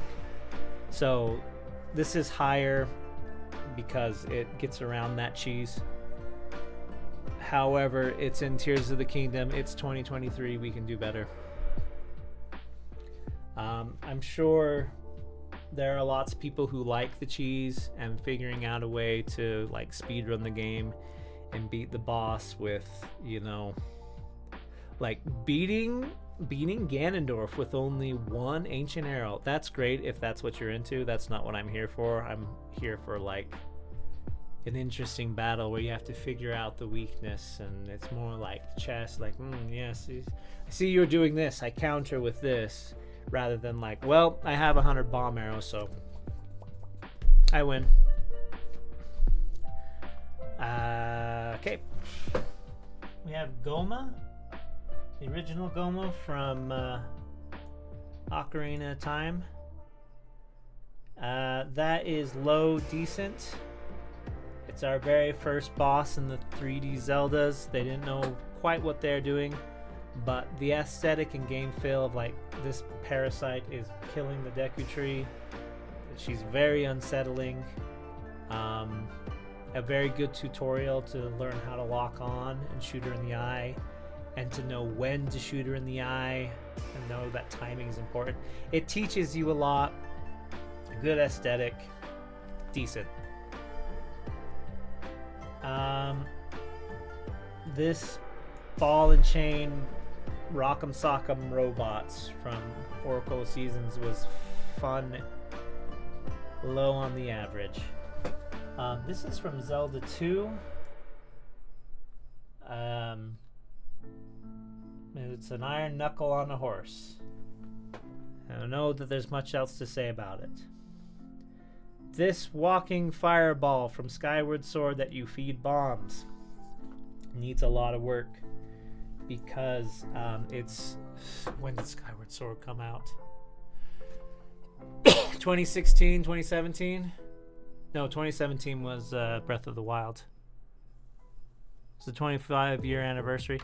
It came out for Skyward Sword. It's basically a reskin of a Dodongo on a track. We can do better. We've already done this for Nintendo. Yeah. Okay. This... What is this? What am I looking at? I believe that's Ganondorf from the Linked experience from Oracle Seasons. I don't know, it's hard to see. I also don't remember that game very well, so in the trash it goes. This big Poe from the Oracles needs a lot of work. Dark Link. I didn't see Dark Link from Ocarina of Time because it's a mini boss. This guy is stupid hard. And we can rank it a little higher. He is the final boss to Zelda 2.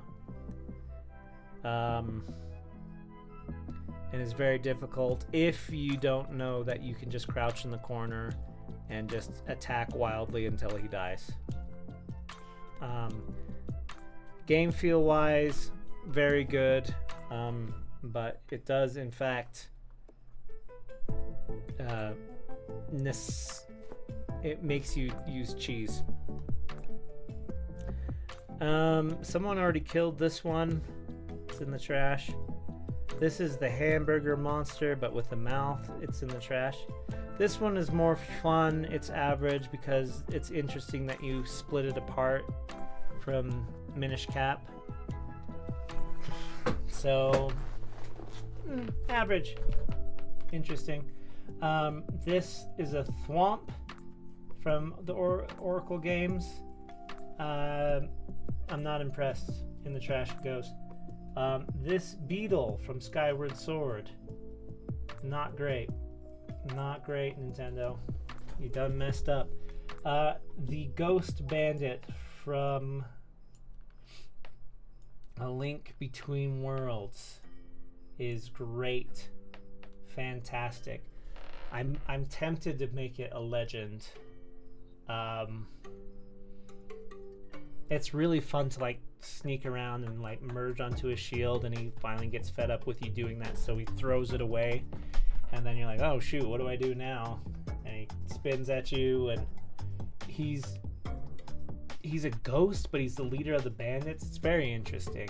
I wish he had a bigger role on the story or was more fun to fight after he throws away his shield though, so I guess I'll just keep him in great with minor flaws. Yes, hi Cuckoo. Soup Can, Cuckoo's here. Cuckoo, Soup Can, AB Godfrey. We all know each other now. Someone already killed this one. Ooh, Stall Lord from Twilight Princess. Dare I say. Yeah, if Coloctus from Skyward Sword in here, then Stall Lord definitely is. Stall Lord is so much fun to fight.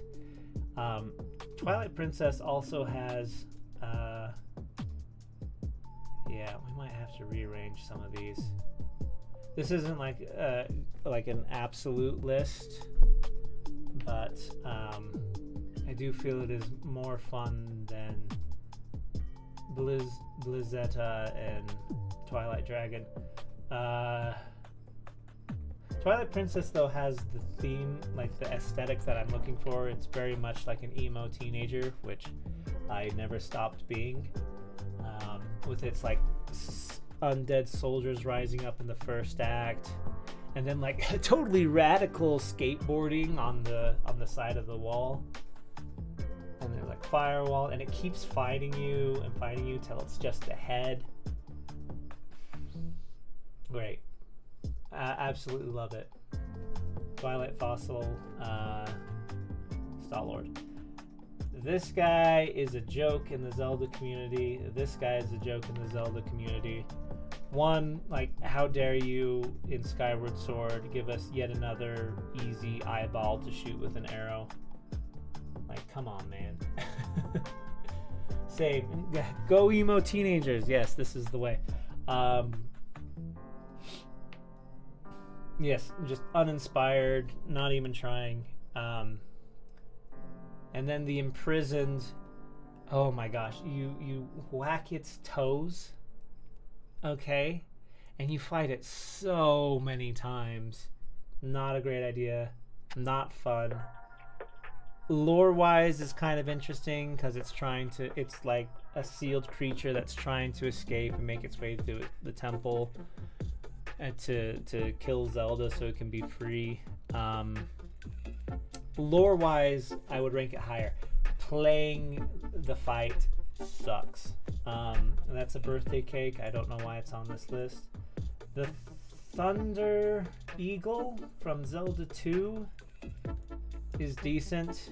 It's kind of weird, but you know what? For Zelda 2, it's pretty good. Thunderblight Ganon is pretty fun.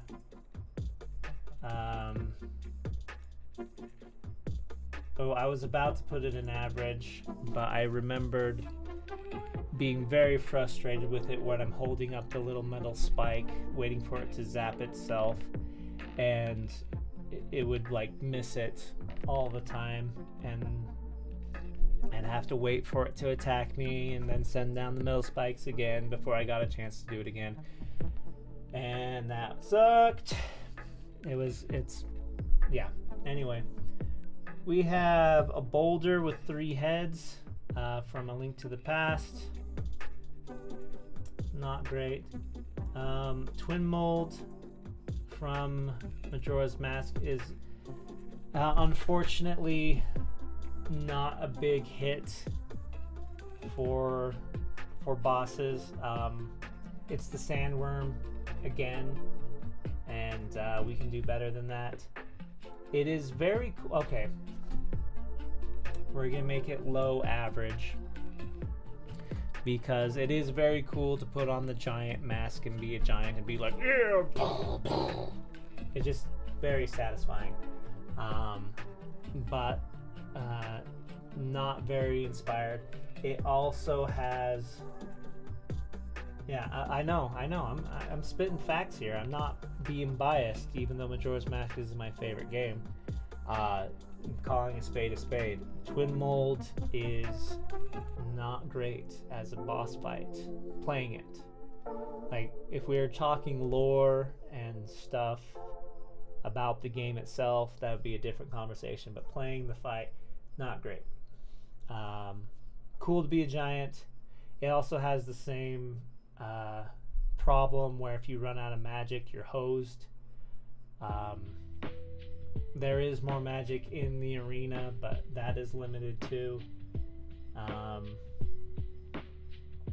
Oh, and did you know, I discovered this on the channel, I think I made it into a short, that there is an out of bounds if you go too far. If you get knocked out of bounds, it kicks you out of the boss fight. You know what? Yeah, sorry, being a giant is cool, but that really sucked when I had to start the boss fight over because, much like the moth, it reset the boss fight, gave it all its health back. Not great. Twin Rova is a very memorable boss fight. Waiting around with the mirror shield to get 3 in a row of the type you need is boring and a lot of waiting, and the controls on the mirror shield part where you're just reflecting the laser beams at the 2 different witches is frustrating. However, the game feel and build up to that is very good, so 'tis low decent. Vati from a game I've definitely played. He is an emo teenager, and I do remember that his dungeon has like an actual timer because he's stealing the light force from Zelda. so that factors into the boss fight. And he's not Ganondorf and is a final boss. You know what? We'll put him right there, highish on the decent list. Very good. Varen from Oracle of Ages.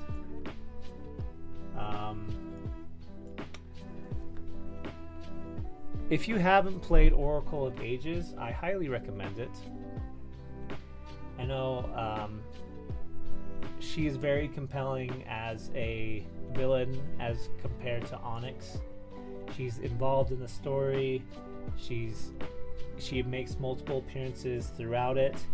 Also, look at that body. Anyway, she has multiple forms. There's a tower escape sequence. It's a lot of fun. So yeah, if you have a Game Boy or other legal way to play Oracle of Ages, I recommend it, especially for the Varen boss fight. That's too many eyes. We can do better than that. Volvagia, my girl from Ocarina of Time. It's high decent, unfortunately. Probably right there. The way she looks, great. Narratively tied to the Gorons and like eating Gorons as they're waiting in prison cells. Very menacing. Gameplay, though, is just whack-a-mole. Which is fun, admittedly. But it is just wait and then hit. There is a little bit more fun in this boss fight if you can skillfully use your arrows. Most people don't know that while she's flying around and breathing fire and dropping rocks on you, you would think that's just a time where you can't hit her because arrows are very hard to hit on her. But if you do, they actually do damage and can make the boss fight shorter. She can't die to arrows because of how the ending cutscene works. But I found out recently that you can take away her health really a lot in those sections, and you can dramatically cut down the time, so it rewards a skilled player. And she looks cool, and it's my list. Water Blight Ganon is trash. Don't have to explain why. Wind Blight, is it also trash?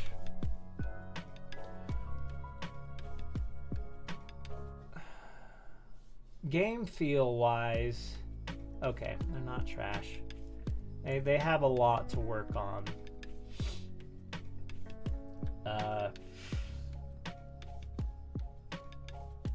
But they're in Breath of the Wild, so cheese is always the best way to take them out.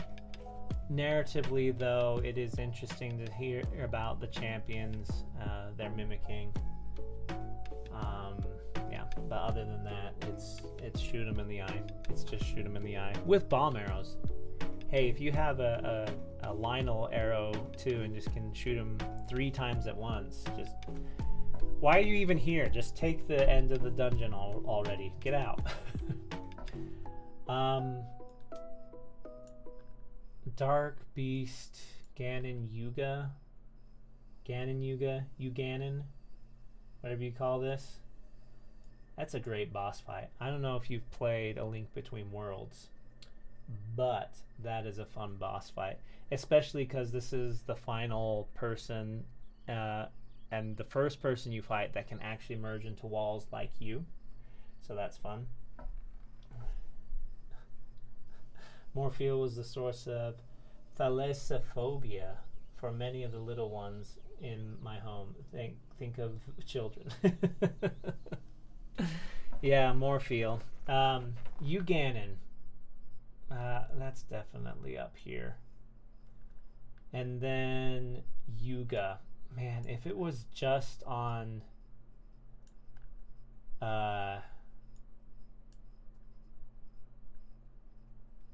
on personality and lore, that would be a legend. However, yeah, we're down to the last three. We're almost there. Yuga is kind of like Girahim, all personality. We're going to put it lower on the greats because the boss fight, while there is a lot of lightning and a lot going on, not all that difficult. Last three. And the last one, we have this flower from A Link Between Worlds, where you get the sand rod finally and you make your own platforms. That is, you know what, that's decent. That's up there with Twin Rova and Goma. Okay. That's the tier list. Oh my goodness. Wow. So much. Hey man, love your Zoot randomizer video. Oh nice. Thank you, Big Shammy. Any plans for Majora's Mask playthrough? Not at this time. I appreciate your enthusiasm. I have played Majora's Mask on this channel at least 3 times. One as 100%, one as a randomizer, and one as a guide for somebody who had never played it. So there is already a randomizer on the channel, and I'm not in a huge hurry to go back and do that again. But perhaps I will play more randomizers or Zelda mods in the future. Hang in there. A 3-heart challenge. That would also be a good challenge. I hadn't seen the randomizer play that. Yeah, I believe there's a playlist. Hopefully, if I've been keeping up with that. It was streamed, so yeah, it would be in the VODs. I don't know. Did I make a playlist? I'll have to look at that, but after this stream. Coolio. Thank you, Big Shammy. Okay, let's just take a quick glance over our tier list here. I'm pretty happy with it. I'm not seeing anything that I would really change. Nice. All right. That was fun. And now we come to far more serious topic about when it comes to Zelda.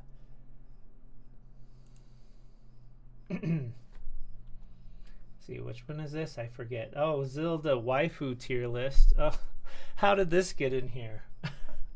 Anyway, I'm not going to talk about this one as much. I feel like my choices will speak for themselves, and I don't feel like I need to justify anything to anybody. Okay. A Link Between Worlds, A Link to the Past. Andrew, you are nice, but not for me. Ashi, you do have that goth girl going for you, but I just hate your hair. I don't know who you are, Astrid. Breath of the Wild, oh, if you just didn't have that accent. Oh, look, the Zelda cartoon. Excuse me, princess. I don't even think that's a Zelda character. I don't know what that's doing in here. That's a fairy. Cremia is the older one. I don't know if that matters to anybody, but it matters to me. Hello, Din. Ferror. You look fun. No, Sia is not from Hyrule Warriors. That's a Final Fantasy character, and we don't talk about that game. And I will not hear any dissenting opinions. We don't talk about that game. It never happened. Anyway. No. You've got to be kidding me. I like Four Swords. She looks feisty. The Great Fairy gives me nightmares. The healing lady from Zelda 2. Ooh, baby, be still my heart. She's clearly long black hair and a red dress. A little bit of a choker on her necklace. Necklace choker on her neck. Yeah, I mean, that's C tier. She was nice. I hate your rolling ball game in the the Great Fairy gives me nightmares. Yeah, let's see. Quick action. Clip that. Cool. Hilda is my goth queen. I'm pretty sure this is a Final Fantasy character too. Oh, this is a cool, I believe, fan art that Nintendo honored. She's not in any game, but she definitely has something. This person is more into horses than they are into people. There's a middle of the road here that's she's just above, but only because I fear for this well-being of my eyes. Hello, Irene. Iza from Twilight Princess and the Fishing Hole is a lot of fun. I like her afro. I don't know who you are, but that's very... Yeah. Karina...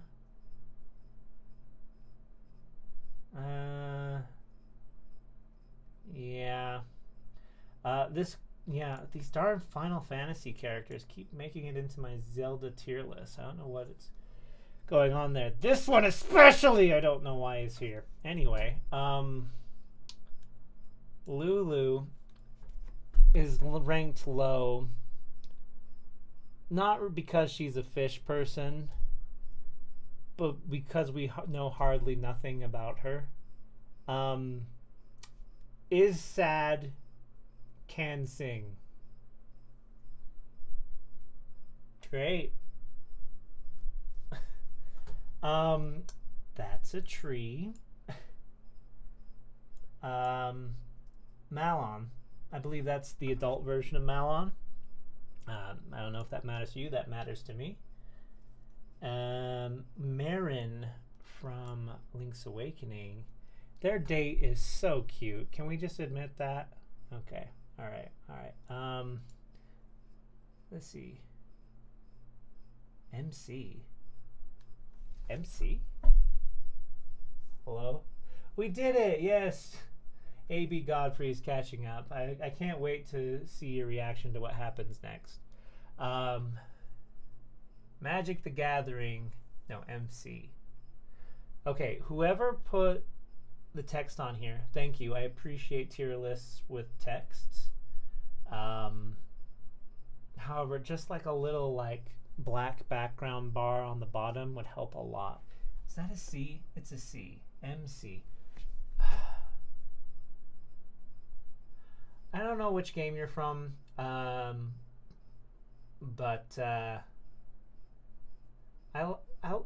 this picture right here, I like what's going on. Thank you. Thank you for showing up today. Medley is a duck person. I like her a lot, but she is a duck child person. This goes right here, and I don't have to explain why, and I will hear no other dissenting opinions.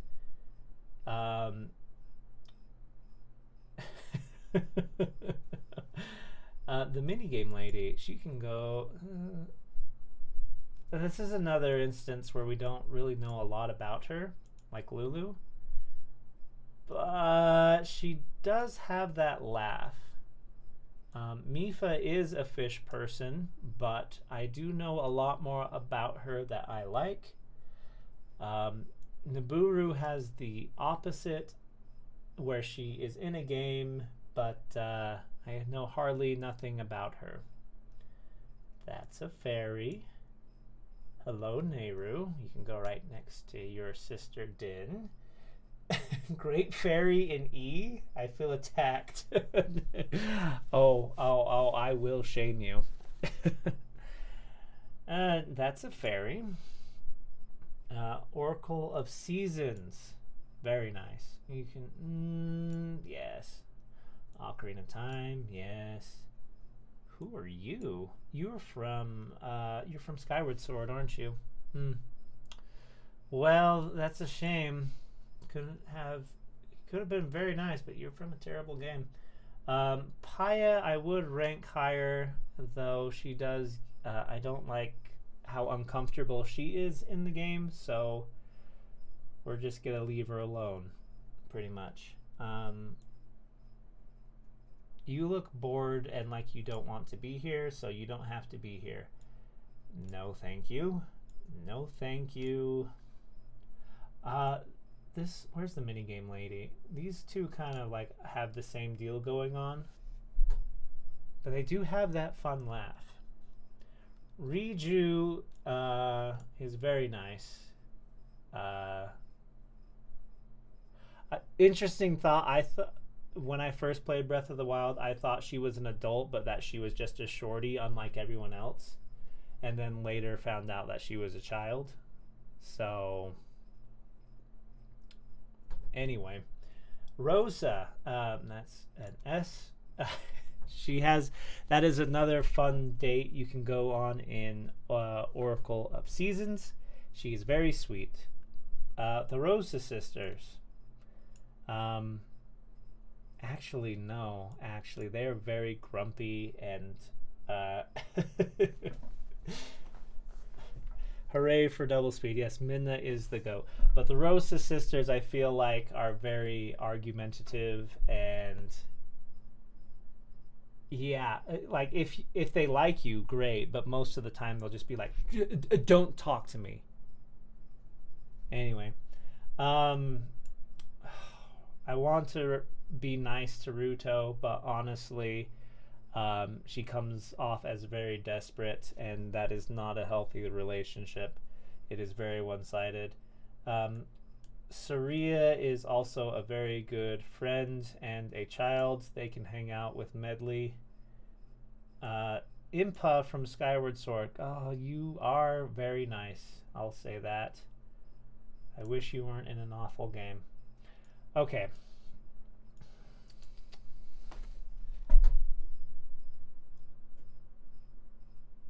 Scott, hear me out. Actually, I dare say she's up here. One of the few redeeming qualities of Skyward Sword is the relationship between Link and Zelda. It's very cute. It's very wholesome. And I wish they'd expanded on it more. I would like to see like a healthy romantic relationship between those two. And the Zelda in Skyward Sword is just really fun and a person with a personality and just a joy.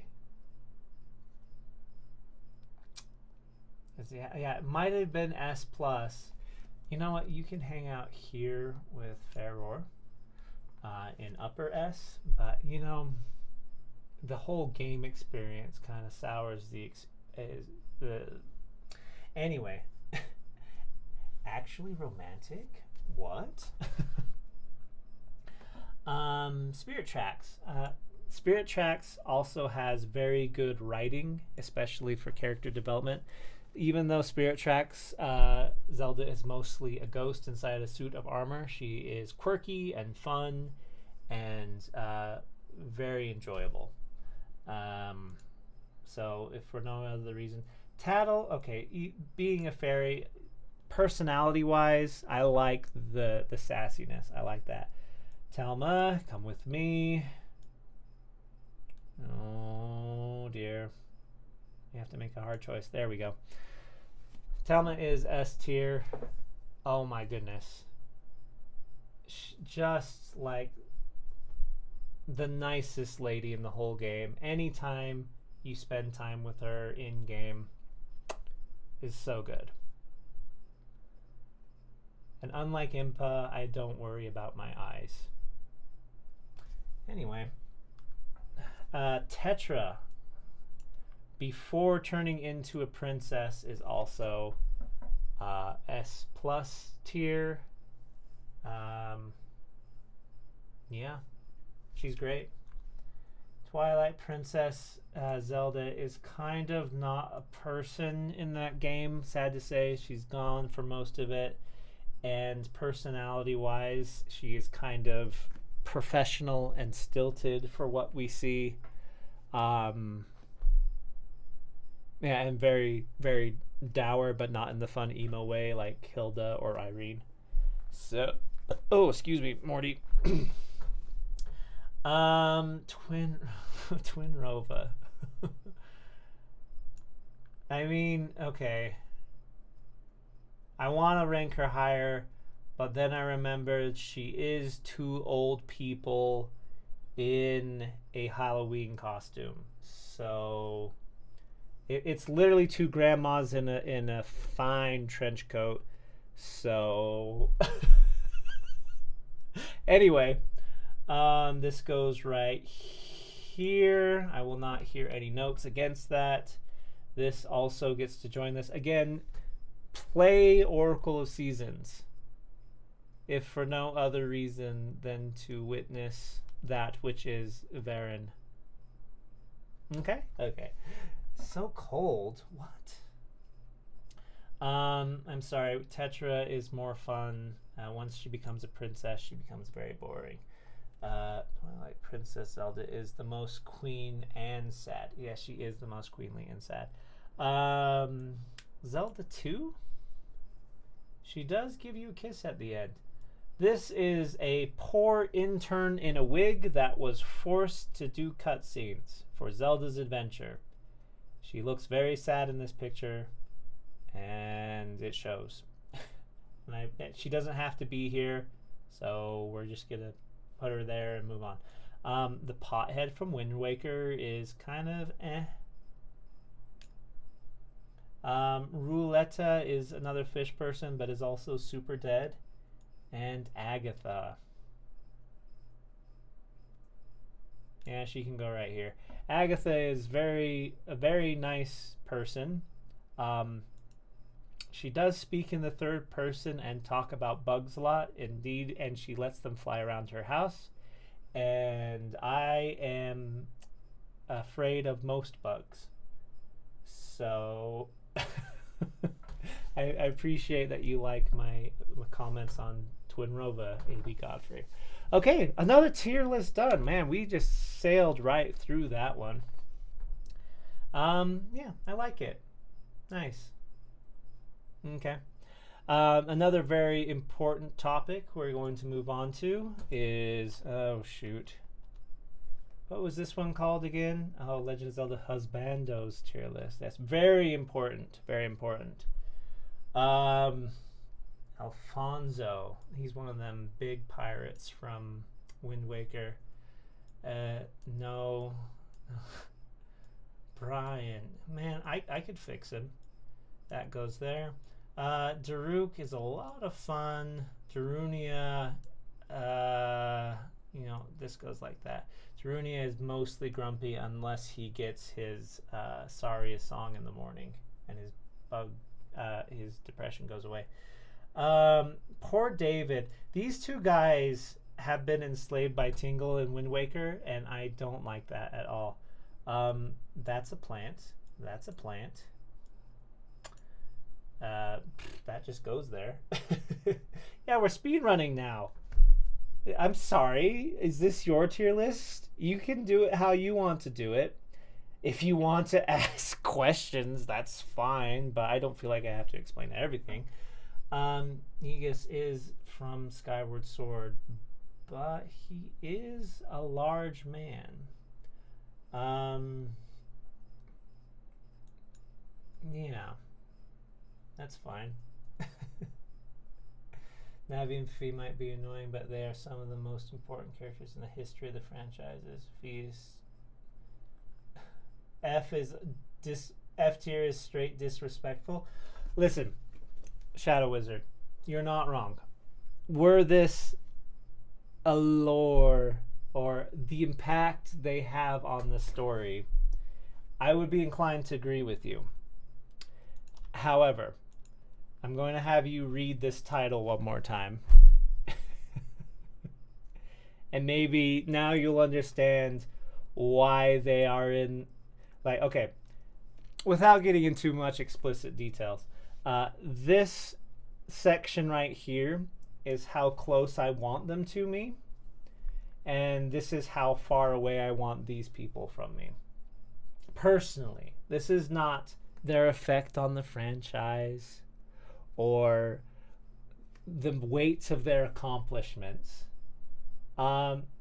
This is how much I would like to, get a drink with them or get dinner together and see where it goes from there. Anyway, back to this very important tier list of husbandos now. Evan is a straight up song thief and a despicable person. Fado is super dead. That goes right there. Oh, I have. Ooh, man, I love this. Ooh.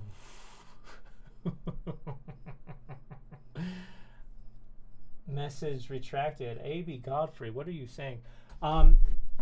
This Final Fantasy version of Ganondorf from a game that doesn't exist. Oh my gosh, have you seen this man with his long red hair and how big he is? Yes, glad we understand. I don't. Interesting. Neville Longbottom here, if you give him steroids, becomes like confident. So fidget or fidge, fledge, cause birds, cause Skyward Sword. Yeah, A is A tier, provided he has steroids. Don't do steroids. Anyway, let's get on with this. Man, a lot of redheads in this. This one's more of a grandpa. I can fix him. Girahim is a little too freaky for my taste. I like him as a character, but the foppishness and the long hair and the mannerisms and the, well, actually, now that I think about it, Gonzo, smile more. You'd be much prettier if you smiled. Goron Link. Goron Link is actually a little above Daruk there. Hello, Groose. How are you today? Dude, let's have a jam session later. There are a lot of redheads in this. Looking at the redheads, they are all the same person, basically. Yeah, I just rated one person once. But I'm looking respectfully. Anyway, Cafe as a child. No. This goes right here.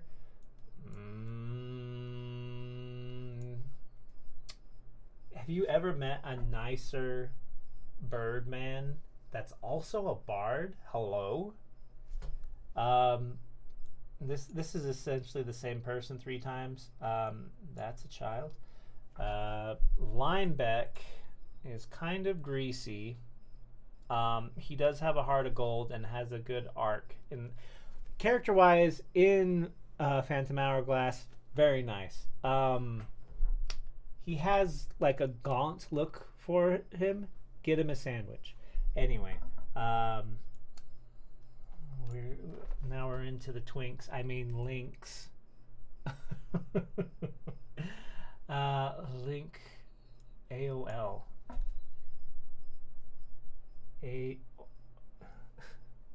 Top 5 characters are Minna, Sheik, Impa, Urbosa, and Groose. Very nice. I like that. Who's Sheik, though? Is that someone we know? That's a very mysterious person. Limebeck is the worst, though. Limebeck is the worst. Welcome, Wizard Stan. Good to see you.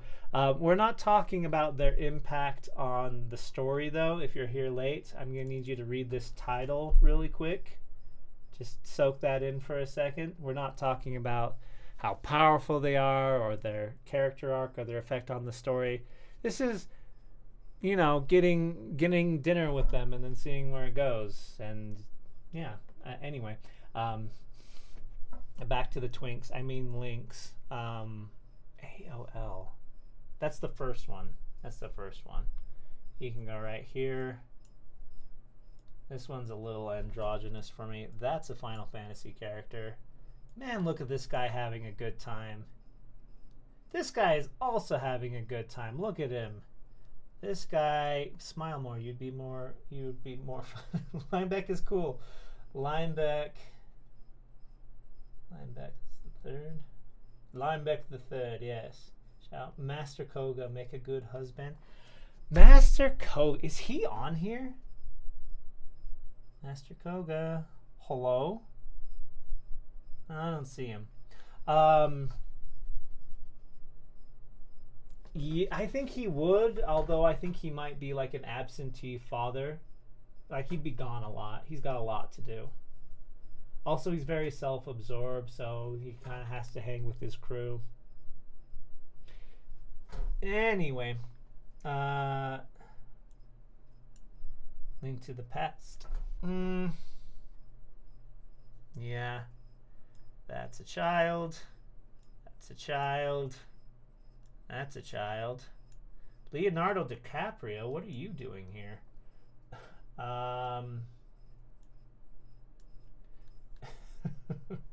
The only downside is dealing with his temper tantrum. Yeah, see, Kogo, I could fix him. I think I could fix him. But yeah, fun fact about Ocarina of Time, Zelda. Allegedly, Mrs. Shigeru Miyamoto was like, you always make like nice princesses for Mario. Why don't you make a nice man figure for the ladies? And Ocarina of Time came out during the 90s when Titanic was big, and allegedly Adult Link is based on old Leonardo DiCaprio. Fun fact. But you be the judge, because that's just hearsay. Anyway, that's a child.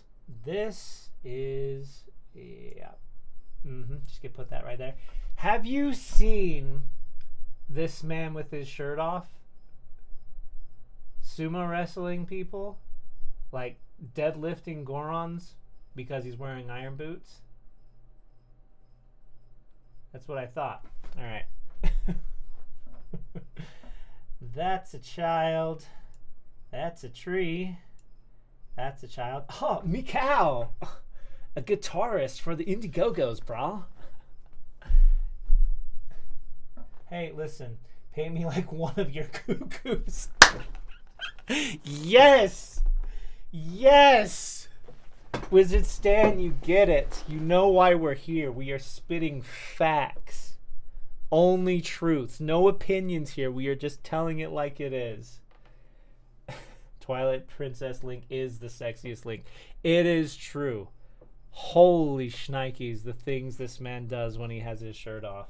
Justice for Mikau. Are we still upset about Mikau? Look, he's in S. I like him. I don't. No, thank you. He is big, so he has that going. We have Percy Weasley from Skyward Sword here, right in the middle. Yito is SS. Well, hang on, you're jumping ahead. You're jumping ahead. Stay with us. Stay with me. This goes right here. No. Yeah, it does. This guy's a workaholic, though. He needs to hang out here with Percy Weasley. Cece from Breath of the Wild is thick. Cece? Is that the oh, what's his name? No, his name is like Toro or something. The guy who hangs out with Paya in Tears of the Kingdom at Kakariko Village examining the runes. Is he on here? I don't think this has been updated for Tears of the Kingdom. Cece from Breath of the Wild. I meant Tears of the Kingdom. Interesting. I'm just going to check the chat over here, see if anybody else has mentioned Cece from Breath of the Wild. Oh, her, the fashionista lady. Yeah. Gotcha. Okay. Yeah. She thick. Quill has cast vibes, but is not as nice. Ralph. Play Oracles of Seasons. It's a good game. Ravio.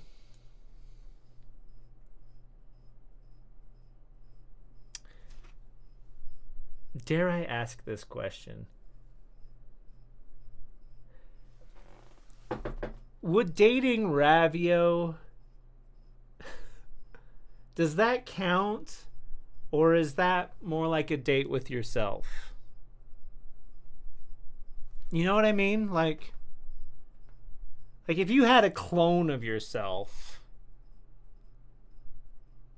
is it gay to kiss a clone of yourself? Or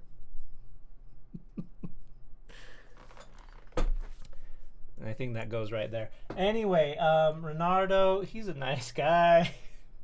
Rivali, oh man, this dude sucks. Let's put him in S. I freaking love Rivali. Quill is responsible. You know he has a 401k and a diversified. That's true. True. Quill does. He's in A. You know what? We'll move him up a bit. We'll put him above Neville here. Who is Aegis? We're going to put you over here. Yeah, Quill, it would be responsible. It's asexual, I think. Okay, good call putting Cass in triple S. Yes. I could listen to him play that accordion all day long. Me too. Anyway, we have Russ. This is Colin's father. That's another responsible dad figure. Salvatore. Boy, he needs a friend really bad. But he does say sploosh in a funny manner. Shat? Okay. Can we... Hold on. That's a Twilight Princess fella. What is he doing with his eyes right now? Hello? Excuse me? What are you saying to me? What is happening?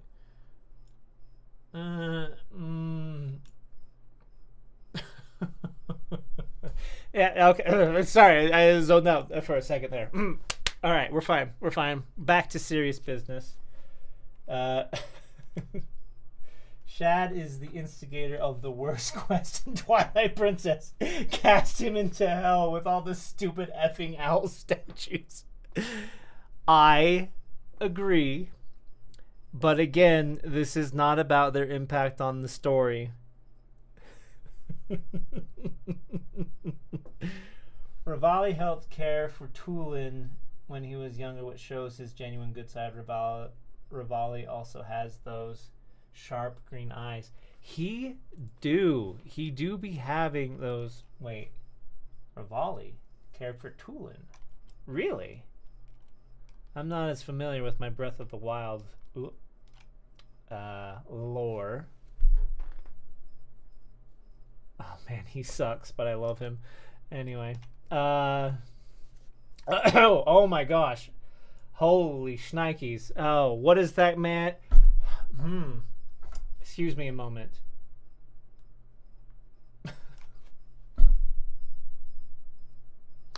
Sorry it took us so long to get to this point. Say hey there, young one. Do you have a moment to sit in S tier for us? Sidon is the best husband. Best husbando.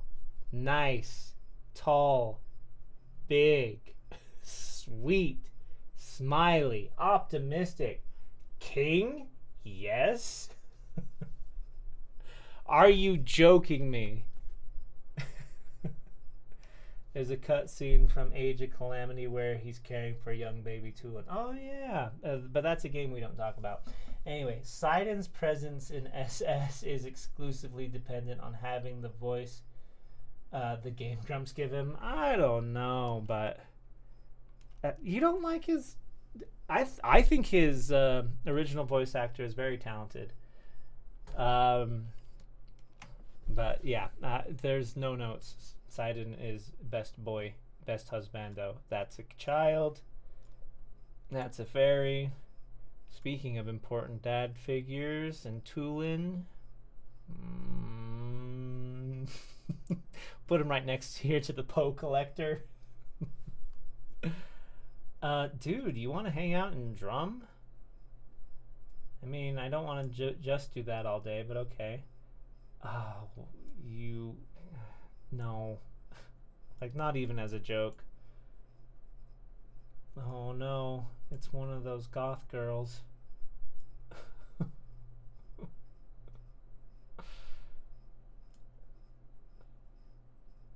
I can fix him.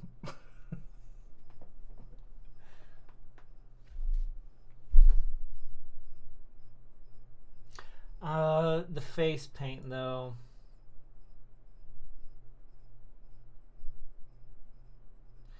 Yeah, you can hang out with the Poe collector. Yeah, that feels right.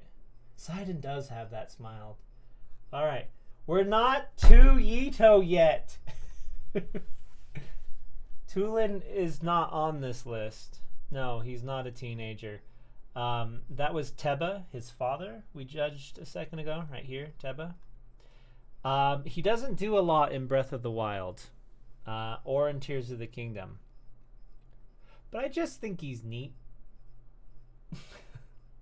Anyway, Volga. Gall, I wish you were from a real game that existed. A lot of redheads. A lot of redheads. Okay, we are to Yeto. And yes, you are correct. This man loves with all of his being.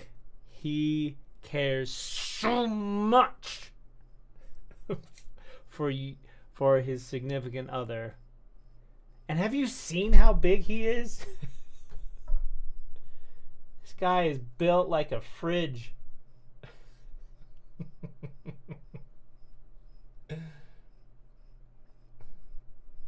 Keep me warm in your prime icy real estate. Yeah, he's got a house. He's got a mansion. He cooks. Not a thought behind those eyes, but he will take care of it. Yes, look into Yito eye. There is love. There is all we need. Look into Yito eye. Womp, womp, womp, womp. Hearts everywhere. Bro is basically a colossus. Yeah.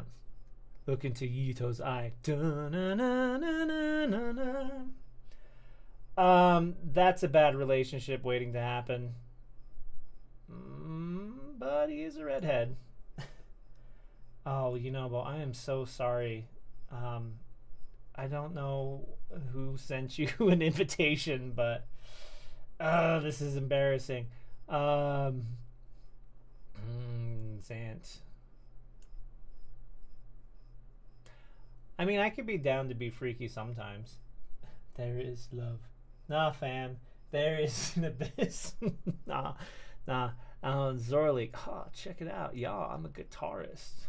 Yeah.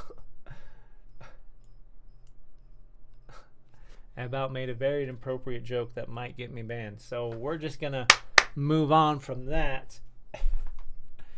Yeah, there we go. Another very important list done. Let me just take a look over this really quick. Sidon is literally the fish who got away. Yito is the one where you are where you find home. Yes, indeed. Yes, I agree. Um, the fish who got away. That's really funny.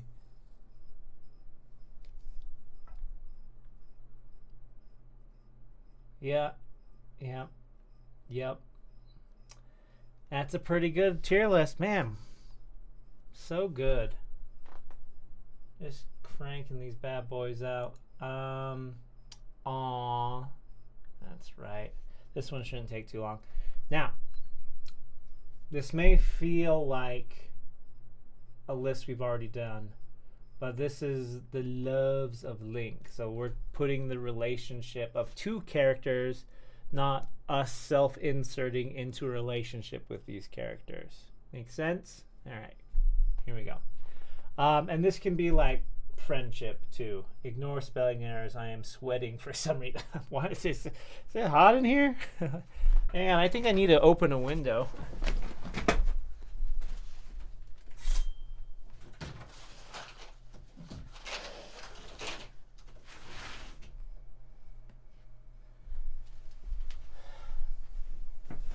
All right. All right. The loves of Link. Relationships. Sidon makes me sweat as well. Oh my goodness, that man. Goodness, I'm getting a case of the vapors. Okay. So we got. That's gosh dang it, put names on these please. This is A Link Between Worlds or Smash Brothers. She's not really in it though. That's kind of a middle of the road. This is Zelda 2, and she does give him a kiss at the end. This person is in love with a horse. This is that nice friend from grade school that you had a crush on.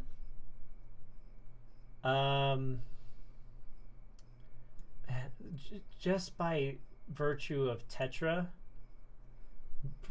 her princess form is really boring. I think we can all agree on that. But her relationship with Link, as she like helps him to save his sister and like teach him the ropes. Paya is a baddie. Paya is a baddie. Dang. But yeah, Tetra is really fun. Link inspiring Breath of the Wild Zelda to be herself and you know, she finally awakens her powers when Link falls down dead. So beautiful. I feel like this is Ocarina of Time is another one that got away because I feel like there's a little bit of chemistry between them when they meet as kids. And like she's inviting him into like, oh yeah, we gotta save the world together, and she's like planning things out to bring this boy into her life even though she's like a kid. And then you know the world gets in the way. She doesn't see him until 7 years later, and by that point they're so different that she's like, nah, it could never work out. That's where I feel Ocarina of Time is at. As a friend and companion, Navi is a little higher than that. But I don't feel like there's a relationship. I feel like Navi, once she stops like taking orders from the Deku Tree, just becomes a tutorial and less of a character. Explain why you like the accent in Breath of the Wild or Tears of the Kingdom. I don't. Did I say that? Breath of the Wild, Zelda is in S tier. Oh wait, shoot. Yeah, I didn't. I never said that she doesn't like the. I don't like her British accent. It's a little strange, and it threw me for a loop at first. But where I'm sitting right now, these years later, it works. I'm fine with it. It's a more distinct characteristic and sets her apart from the rest of the Zeldas. I guess I'm sorry. I'm just not into bugs. Marin and your date is very sweet, very good. She is literally your dream girl.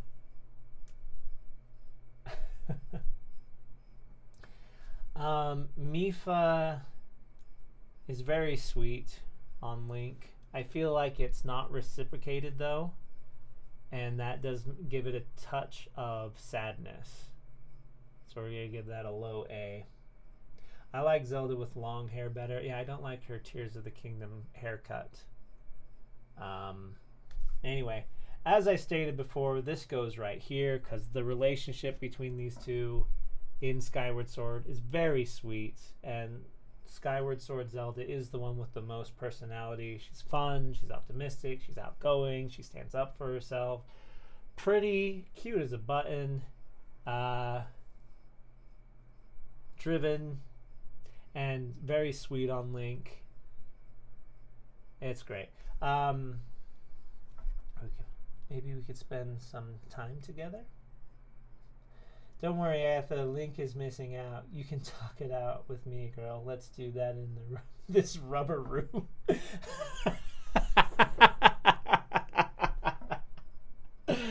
Oh, that's great. Spirit Tracks, where she's a ghost. Again, very good writing in this game. Very quirky, expressive. She is her own person in this.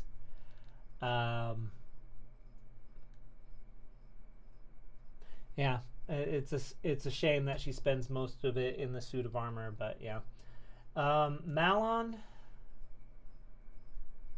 I feel like that's kind of the same way as with Mifa. I feel like she likes Link more than he likes her back. And then again, when they meet up 7 years later, she's just, respectfully keeping her distance. Touch sad, but, this goes right here. Listen, best help character, best character in the game, period. Smoking hot. And her back and forth with Link as she teases him, but while still being helpful. How she grows into a person and a queen and a tall redhead is the best. It's the absolute best. Look at this picture. Tell me I'm wrong. Yeehaw, cows are greater than bugs. Yeah, it's true.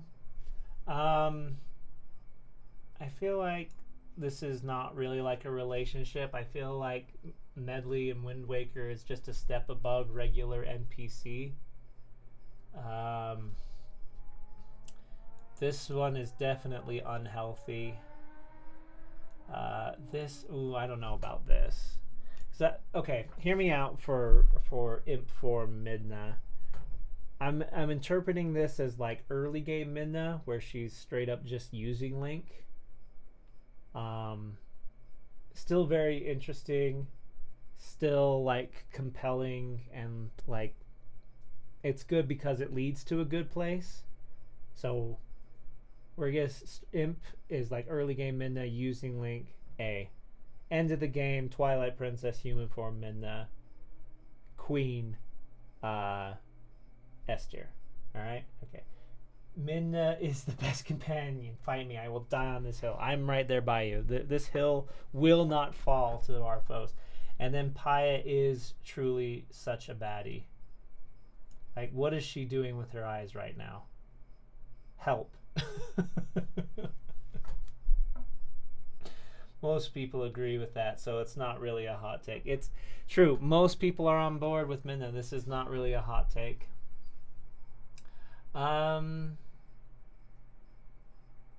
Yeah. I feel like this is a good tier list. Just take this in for a second. Excellent. All right, let's move on. Let's see. Oh my gosh, the dungeons. Oh, I don't know if I can do all of this. I think I'm going to skip this one because it is already 11 at night. And I'm going to get to the main course, which is all the Zelda games. We're finally here. We're done with the preamble. Let's get into the main event. It does not need to be hot. She is hot enough. Oh, they aren't in order. Gosh dang it. All right. Since they're not in order, I feel like I'm going to just start with like the obvious choices and get into more of the obscure hot takes. So it's no secret that this is my favorite game. So up it goes. Here's what I'm judging it on also, by the way. Again, game feel. Story experience. So now we are talking about lore and effect on the franchise and all that. So we have game feel, and that's more like, does it control well? Is it satisfying to play? All that fun stuff. And then we are again judging on the time period in which it came out with. So again, we're more lenient to like bare bones gameplay for like the early games. Like they didn't know what they were doing. It was a top-down Zelda, and you just hit A to swing your sword. Okay. But later games should be able to do more, and a lot of the newer games do that. So that's kind of the criteria.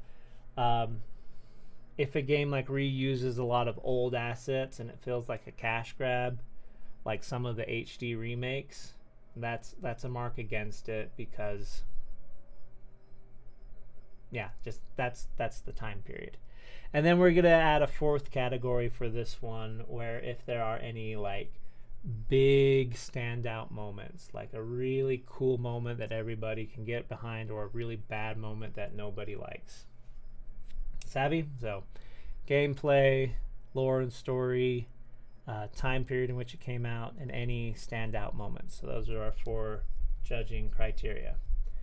Majora's Mask is my favorite because it is deeply entrenched with like feelings in its story.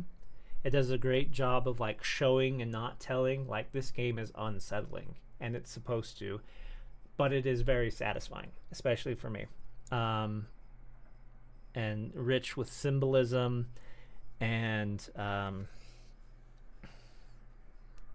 yeah, the story is interesting because it is like the first real good sequel in Zelda, where it was a continuation of Ocarina of Time. And we might as well just get that up there as well, because that's an obvious choice. I don't feel like I'm gonna blow any minds with that. There you are. Put that right there. So it doesn't even really matter if like all of Majora's Mask is a dream or not, because the continuation is Link's journey. Like, this man who saved the world goes back in time to relive his childhood. What is he going through? What is going through his mind? All of that, very important. Yes, the Majora's Mask manga also slaps. Indeed, it does. A lot of the mangas slap. If you haven't read them, read them. They're really good. The first, which was the first completed versus played, I played and beat Ocarina of Time first. I didn't beat Majora's Mask when I first played it.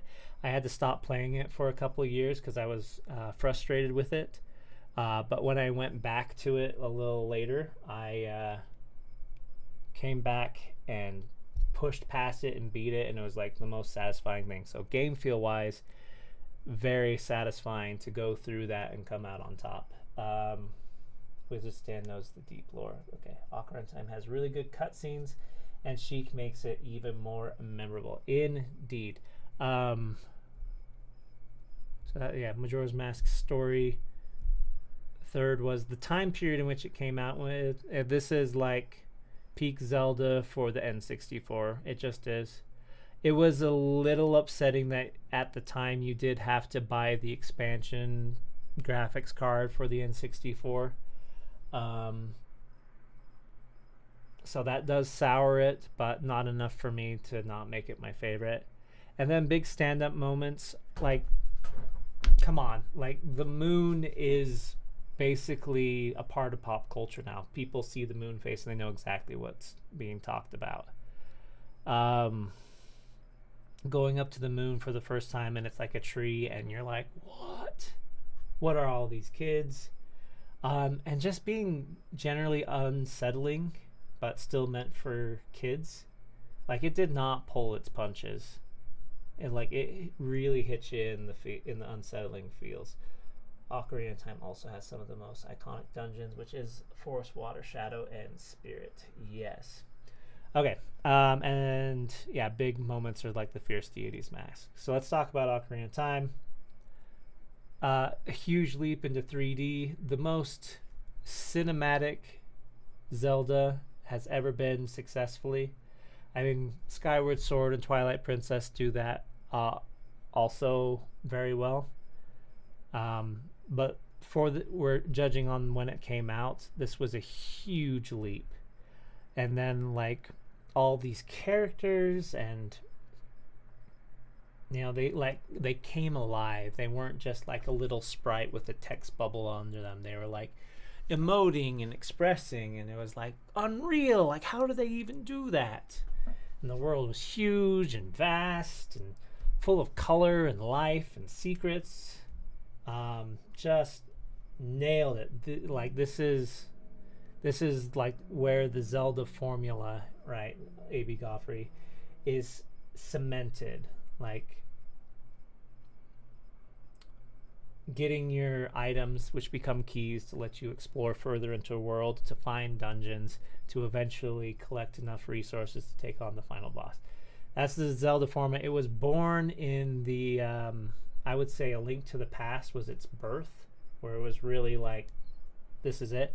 This is where it was perfected in 3D. Big moments are like the Master Soul sword pull, the Ganon fight, fleeing the tower.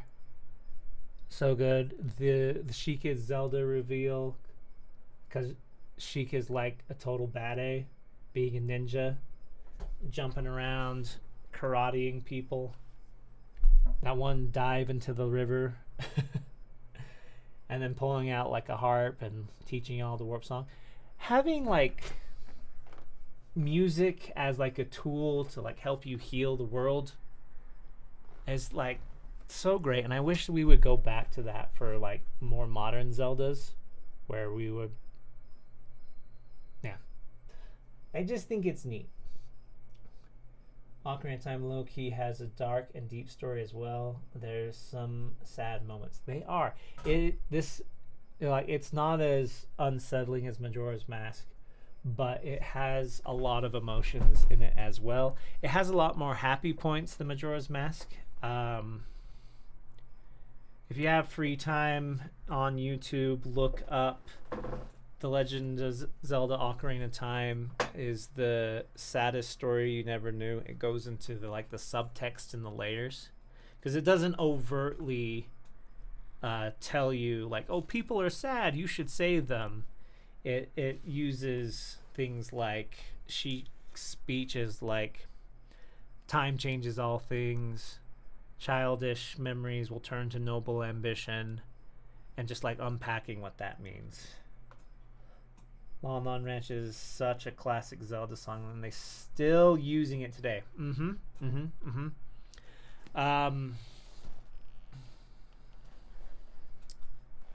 Let's see. The Windmill Song wasn't born here. That was in A Link to the Past. But, shoot, I feel like there are more songs that became a main staple here, but A Link to the Past started a lot of them. I want to say Hyrule Field, but they changed that. It's all about growing up. Yep. Everybody loves Ocarina of Time. Uh, not a hot take here to be found. Can we get a total number for the games? A total number: 1, 2, 3, 4, 5, 6, 7, 8. By 1, 2, 3, 4, 5. So that's 44. 44 games yet to go. All right.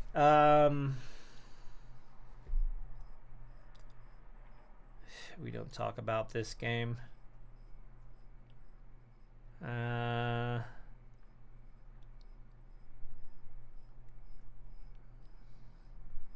don't talk about that game. Cadence of Hyrule looks very nice, but I don't have a lot to say about it.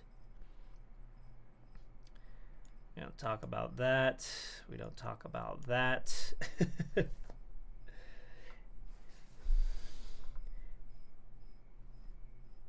Yeah, the story about growing up and facing the world and its challenges is a very relatable story. That's why these two are at the top. There's no argument here. I think we're all on board saying like the stories are compelling.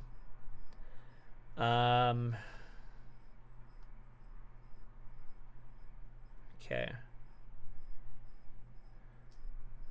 I want to talk about the Oracle games because I do have like a little bit to say, but I don't feel like there's going to be a lot of strong opinions here. Oracle of Ages is very good. I would say A tier with its, as far as like a 2D Zelda top-down view where just sword is A button and it just does that. It's very clever. And the story is very good with time travel. Ocarina of Time did time travel also, but it was, pretty locked on 2 points. Oracle of Ages has 3 points. They have the present, the future, and the past. And it makes you go back and forth between a lot of them a lot. And it deals with consequences like Ralph, you have a nemesis with. He's like your rival character. He's like Gary Oak. Holy, 46 total Zelda games. Yeah. Dang, Daniel. I think I've played like 7 to 10. Yeah. Oracle of Ages, right, gives you like a rival character. You have like a Gary Oak. And he has his own narrative too. It's very compelling. You have fun like animal characters and top-notch villain. And there's even a point where like they're building the tower and your rival Ralph goes to like I've had enough of this. I'm going to end Queen the Queen's life, and he doesn't realize that he's her descendant, so in killing her he will cease to exist. So you have to stop him. It's all very good. Shadow Wizard, we might have a bit of a disagreement here. The Ages was fine. Okay. So Oracle of Seasons, I did not like as much. Although Din is so bad. She's so aesthetically pleasing. The problem with Seasons, I find, is that Onyx is an absentee villain. And okay, so originally they were gonna do 3 games, and they were gonna do like each aspect of the Triforce, but they ran out of time or something, so they never made the 3rd game. So Ages is wisdom and Seasons is power. The problem with Seasons is that their interpretation of power is more combat, but the combat is not like a huge puzzle solving thing. It's more about like timing and how fast you can mash A. And I didn't like that as much. the changing of the seasons led to some interesting gameplay. It does. It creates paths, right? There's snow built up so that you can walk up onto higher places. There's flowers in the spring for you to jump out of to go up cliffs. There's vines. There's the mushrooms you can only move in the fall, and you dry up rivers in the summer. My issue with the seasons, though, is that it's not like very solvable. It's still very much brute strength. Like, okay, I'm in this section of the world and I can't go any further. All right, well, let's try summer. All right, no, okay, let's try fall. No, okay, let's try winter. Okay, there's a path open now. It's not very like intuitive. It's just like, hey, did you try everything yet? It's not much of a solval. It's just a trial and error thing for why I'm ranking seasons so much lower than ages.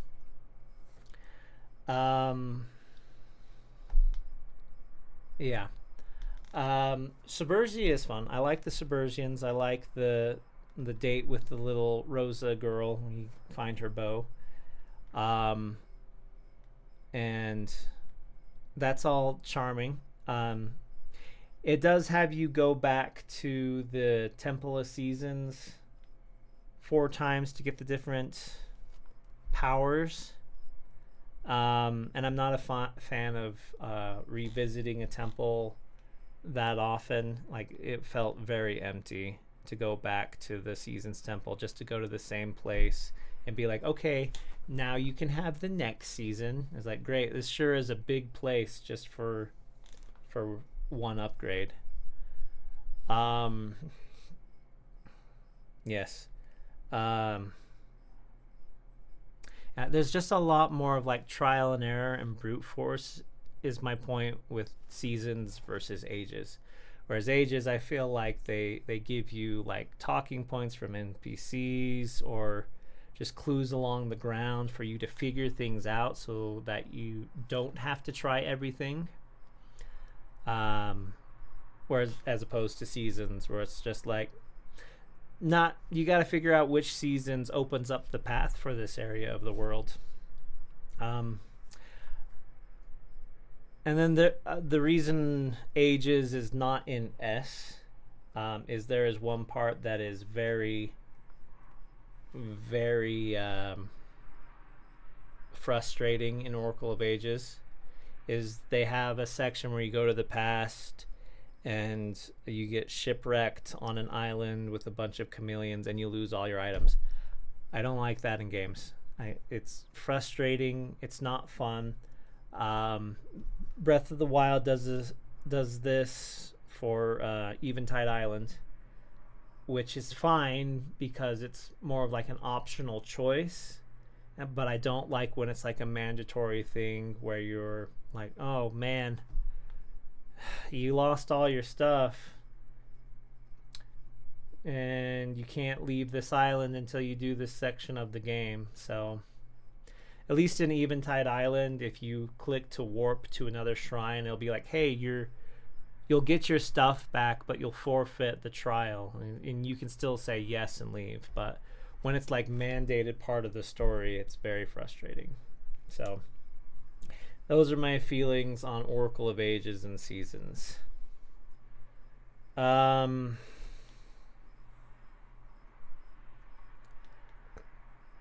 Cool.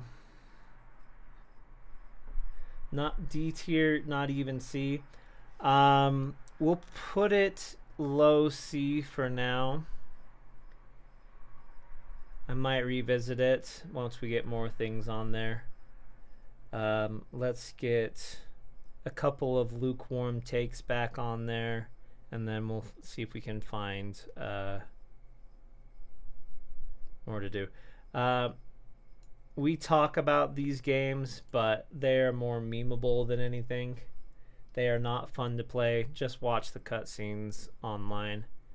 This one we don't talk about because that is a bad game that should never have existed. Link's crossbow training. is not good and short and a shameless cash grab. Um, they had assets for Twilight Princess, and they're like, well, we want to sell this gun attachment for the Wiimote. Is there a game we can attach this to? And someone was like, yeah, we can do that. So now you can be Link and shoot a bunch of balloons. And yeah.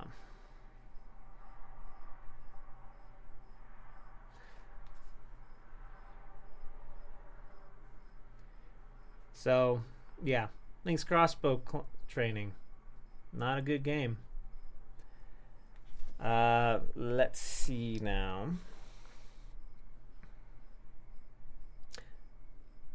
I don't think there's a lot to say on that. Let's get into some more neutral takes. Twilight Princess. Let's give it the honor of the highest A tier.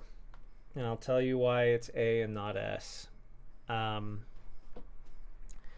Twilight Princess is a very good game with top tier dungeons and bosses and characters and great gameplay, and a lot of cool moments like saving the wagon that's on fire with Telma and you're on horseback, jousting on the bridge of Eldin and fighting the Bokoblin King, the Arbiter grounds and using the top, anything to do with Midna, and yeah, all that sounds really good, right? The problem I have with it is the time period in which it came out in. Yes, the wolf sections are dreadful. And I was just about to get into that. So Twilight Princess is Nintendo's response to the audience response to Wind Waker. Wind Waker suffered on initial release because people didn't like how cute it was. They weren't outside of Japan, people weren't really loving the chibi version of everybody. And so, and like it was on the GameCube, and the GameCube didn't do that well. So for the next Zelda, they're like, all right, we gotta reevaluate. What do people want? And they're like, okay, well, they want Ocarina of Time 2, and they want to be adult Link, and they want it to be like, edgy and stuff.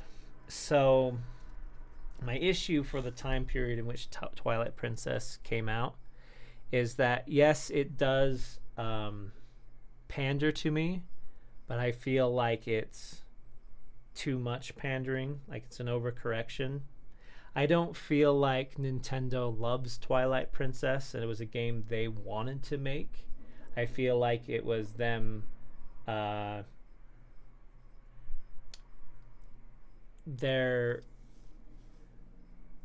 they were appeasing the masses, like, all right, we will give you what you want. We'll give you Ocarina of Time 2 and we'll make it darker and edgier. And so some of the moments in Twilight Princess, that shines through, where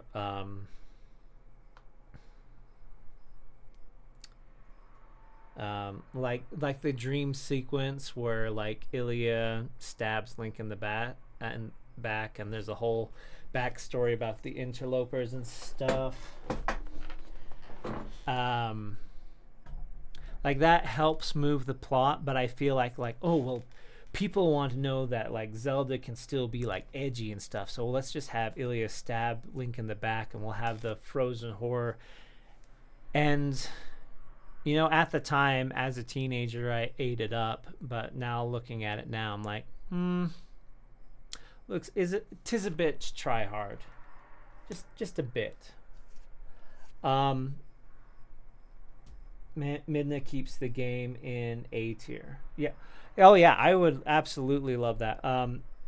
but even with all this pandering, I would still keep it an S. I have a second point as to why it is knocked down to A. So first point is that I feel like it's Nintendo pandering and it's not a game they wanted to make.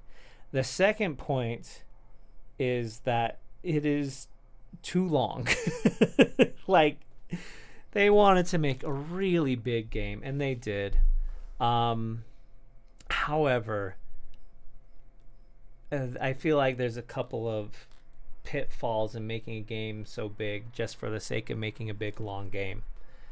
Like, I'm tired of Twilight Princess after I beat the Arbiter's Grounds. Like, there's the reveal of the Twilight Mirror and like, oh, you gotta find 3 more shards now. It's like, really? 3 more? You actually love how long it is? Okay, that's fair. So there's that midpoint where I'm like, oh, it's just a lot of fetching around, fetch questing around, and so perhaps it's just not for me. But I feel like there's another issue with how long it is, and that is the world is not designed around all the things you can do. And that is like the wolf segments are very specific. You can't leap around all over the place. You can only leap where Midna is set up to let you leap. You can't really use the dungeon items outside of the dungeons. Like, have you tried using the spinning top outside of the Arbiter's Grounds? It's very much like you can use that here. Same with the Dominion Rod. You can't use that all over the place. You can only use it in these specific segments we have set up for you.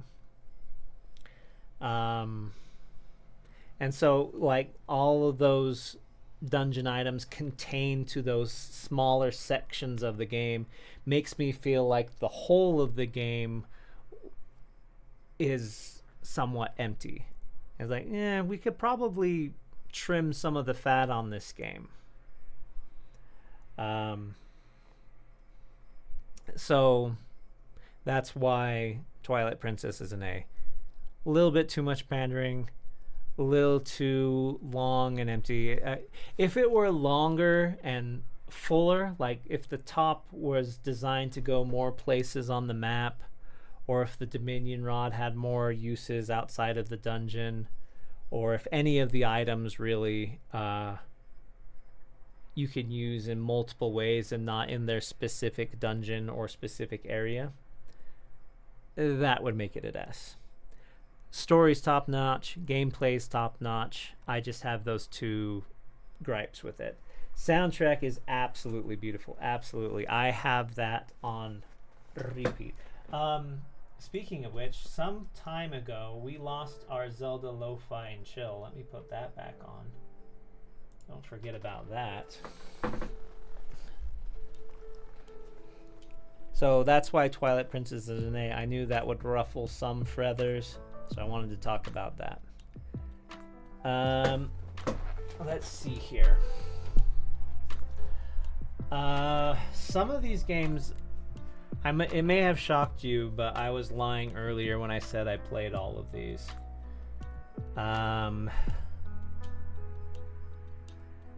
Ocarina of Time 3D is not quite as good as Ocarina of Time.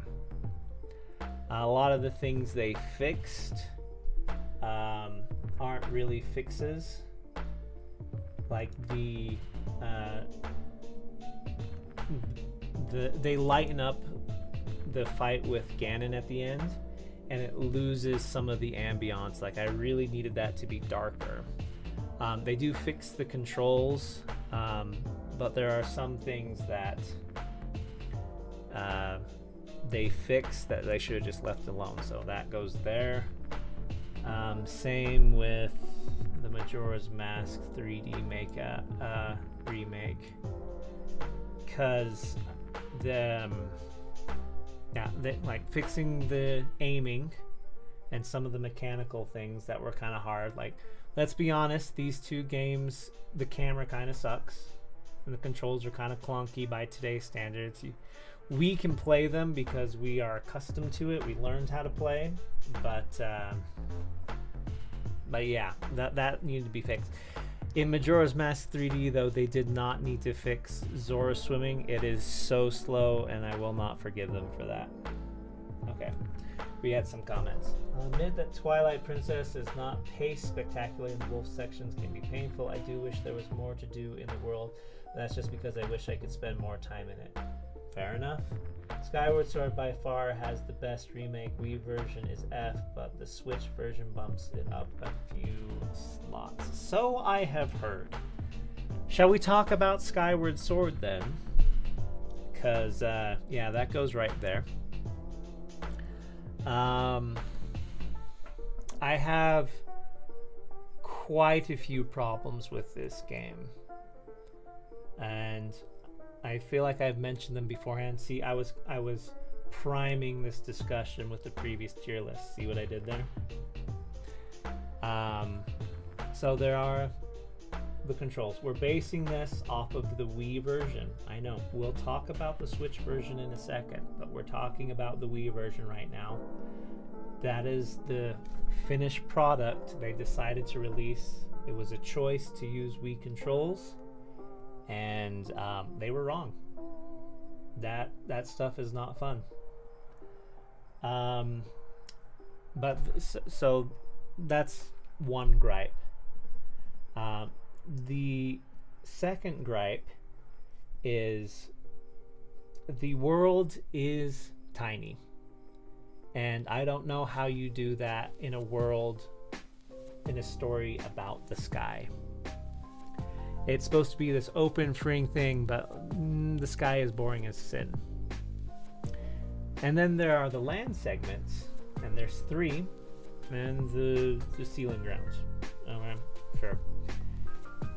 And this is, again, keep in mind, for the time period this came out, this is the 25-year anniversary. This was hyped up. And there's 3 areas. 3. In the sky, and the art, and the sealing grounds, and then there's Elden Volcano, Faron Woods, and the Lanayru Desert. Okay? And they have the audacity to recycle these lands, but with a twist. Oh, the forest is flooded now. Ain't that different? Yes, it is. Oh, the desert, but now we're back in time, so it's an ocean. Okay, so you've added water to another region a second time. Elden Volcano, but now you have the digger mitts. And it's like, I'm sorry. Did we run out of assets? Did we forget how to make a world? Is nobody else upset that it sounds like, or it seems like Nintendo was cutting corners here? You keep repeating these sections over and over again. Yes, thank you, Shadow Wizard. And that's not okay. Not with all the games that preceded it. You recycled cheap pieces of crap. Like, honestly, how dare you?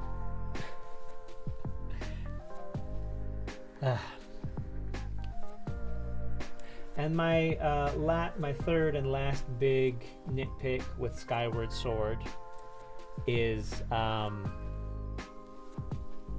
it was, again, in response to audience pandering. So we're a little to blame here, but there was an outcry for like timelines and like established lore. And so here comes Nintendo with Skyward Sword, and they retcon. They retcon everything.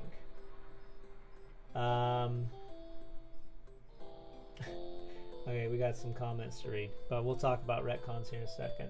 Problem 1, fee. 2, durability introduced. Gosh dang it, durability. Gameplay, story stinks. 5, characters are very shonen. 6, not worthwhile. Serial combat, missed opportunities. Time travel was a snore. Wizard Sand. Skyward Sword is either bad at what it does or good at what it does. The world isn't very big and level design is repetitive. I think they cut corners there, but excellent in things like story. Just boring, especially combat. I only remember 3 fights, and that's because they made me fight the imprisoned enough times that I will never forget. Shadow Wizard. There's 2 dungeons in each section, 6 total together. I've never cared so much about saving Zelda than when I was playing Skyward Sword. Yes, the character of Zelda is the best in the series. That's not enough to save it from F tier though. Because yes, we had durability introduced. So yeah, retcons. You know how like every Zelda game before this talked about the 3 goddesses? Yeah, but really who we worship is Hylia. Oh, what? Where did this come from? How come this is never mentioned before? Oh, it's always been like this. Hey, you know that red bird on Link's shield? That's this bird. Okay. Is there any bearing on that? Oh yeah, Hylians came from the sky. Okay. Elaborate? Like, oh, they came from the sky. And they're like, all of the Zoras and the Gorons and other races were just chilling out on here. And then we came from the sky and established a kingdom. So Hylians are colonizers. That leaves a kind of sour taste in my mouth. Will I ever play it again? Probably not. Nope. All the best lore got storyboards, cinematics rather than gameplay. Oh yeah, very good cinematics, like the fight on the bridge between Girahim and Zelda and Impa. Very exciting. Oh, also the Master Sword. We're gonna figure out how that's made. And guess what? It has the most annoying character in all of Zelda tied to it forever. Doesn't that make you happy? No. Lots of retcons that don't make me happy. Demise's Curse, pretty good. A pretty good addition. But now it kind of makes me like recontextualize our 3 main characters of Link, Zelda, and Ganon. It's like, oh, well, they're not really agents of their own free will then, are they? Nah. All of us were. Bosses are a bit wacky, yeah. Dungeons look great. Not fun to play as. And a lot of the bosses are misses. A lot of them. Yeah, Fee is a huge miss. They were going for a Jarvis thing. I understand what they were going for. They wanted their helpful AI assistant. Execution was atrocious, though. Master, I've detected a 95% chance that there's a ledge up along our path. I'll talk to you again in 5 seconds when you're at the ledge. By the way, Master, it seems your Wii remote has low batteries. Would you like to change those now? No. No. No, no, no, no, no. Yes, that is the word I hear on everybody's lips, is that the Switch version, they fixed it all. I understand. But they made choices, and that's what we're talking about. Talking about the Wii version. Somebody greenlit an idea where Fee talks to you like a child every 5 steps down the road. Master, I have discovered that there are Kiwi people here. They're little bird people. Would you like me to just find them for you? I know we're going to do a finding segment here. Would you like me to just douse for that? let go of my hand. I'm not a toddler. Like, I know these games are made for children, but they really do not respect your intelligence with Fee.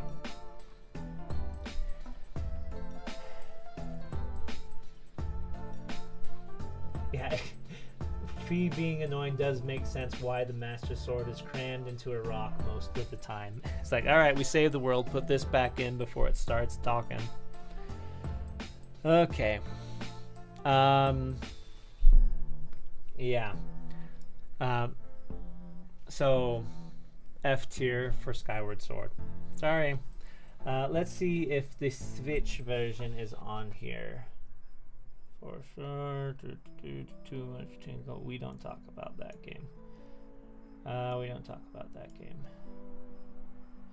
Zelda tabletop games? Are you kidding me? Skyward Sword HD. Okay. I will give it the benefit of the doubt and place it in D, saying that they fixed a lot of it.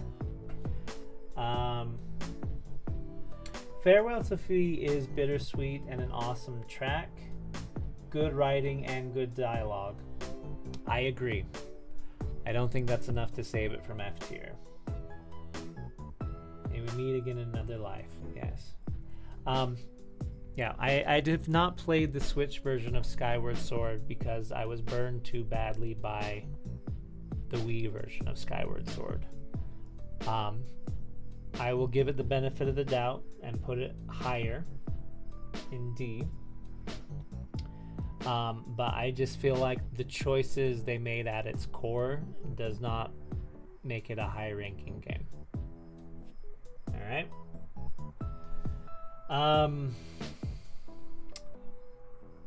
Phantom Hourglass is also in D because it has the same problems I have with the Oracle of Seasons game. Drawing on the map is fun. Story's pretty good. Lineback is a good character. I like his redemption arc. But returning to the Temple of the Ocean King over and over,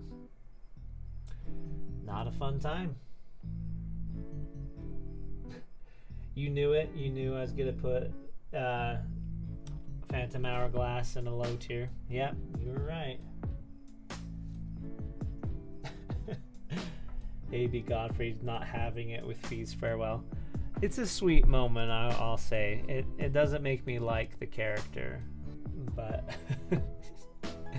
that's funny. Yeah.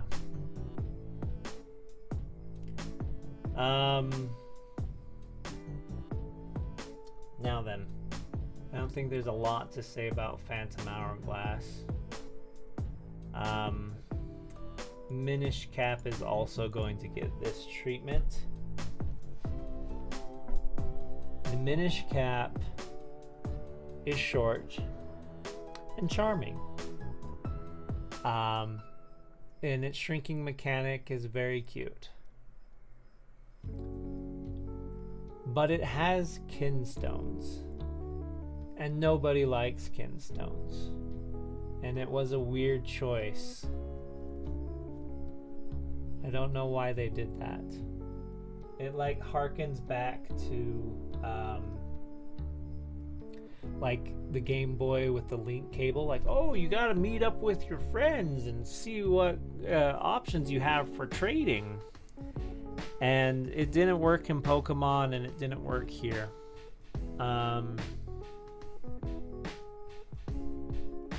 There's some good standout moments, like I like fighting the giant Choo-Choo and the stingrays in the sky. Those are good boss fights.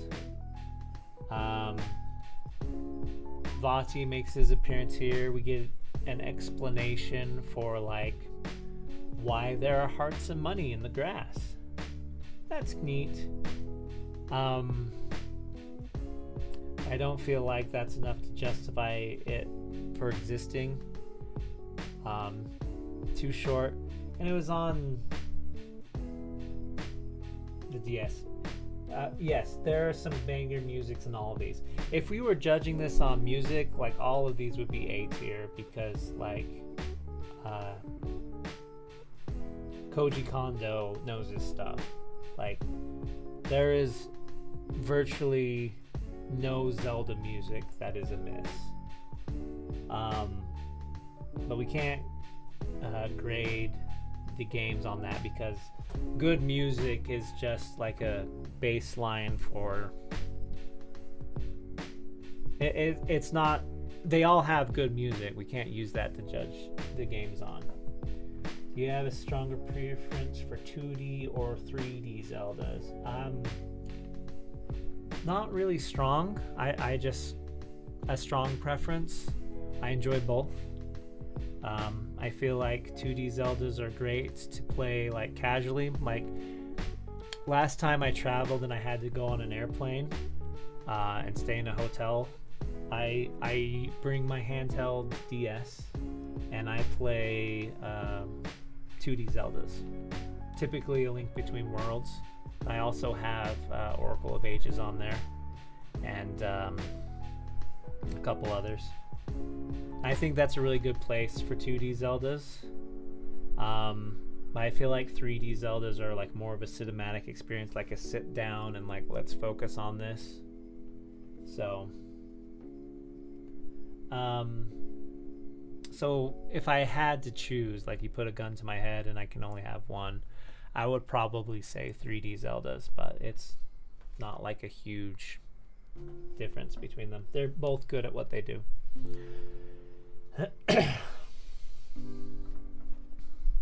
Okay. I don't feel like we have a lot to say about the Minish Cap. Really, the Minish Cap is the only Zelda logo where the sword is facing to the right instead of the left. Interesting. Okay. The adventure.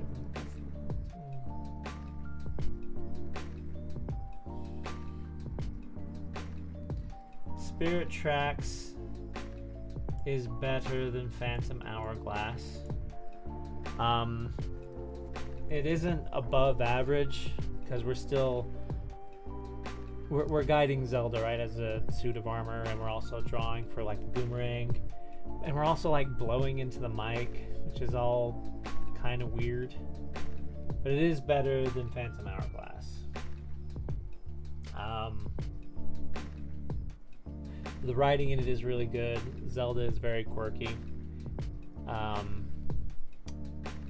Another reason it's not really like a high-ranking one is because I feel like in the Wind Waker line of Zeldas, that was like Nintendo trying to say, like, we're distancing ourselves from Ocarina of Time. Like, we want to get away from Hyrule. We want to tell new stories.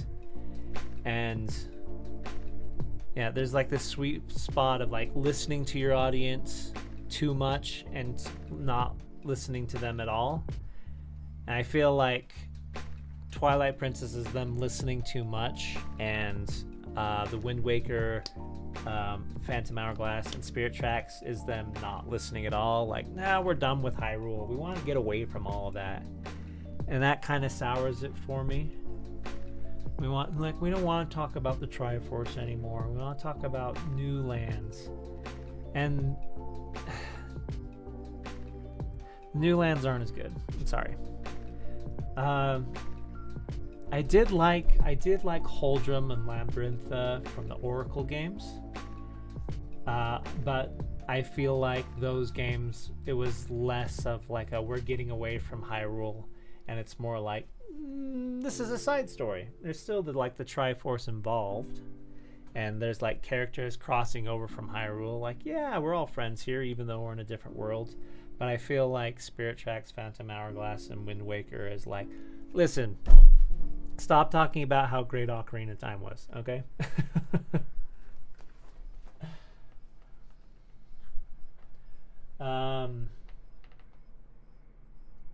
Spirit Tracks. We're talking about Spirit Tracks. And I feel like it's trying to distance itself from its roots in a negative way. Oracle of Seasons, I feel like distance itself from its roots, but in a respectful way. It's like, we're telling a side story, but we're still very much involved with like the games that came before. Okay.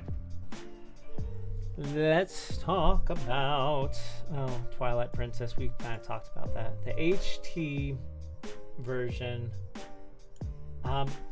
Honestly, I don't feel like it's all that different from the original. Well, I'm actually going to rank it above the original just a touch, because I feel like the HD version of Twilight Princess keeps its core, like, yeah, this is who we are, this is my identity, and then fixes little things like shortening the tutorial section at the beginning, or ladder climbing speed, and like graphical stuff. It's not that different. It's basically the same game, but it's like, hey, we have newer hardware now, and you know, we've heard your feedback. We're not changing the game like Ocarina of Time and Majora's Mask. Yeah, the water, the trees, the grass, they all look a lot better in the HD remake.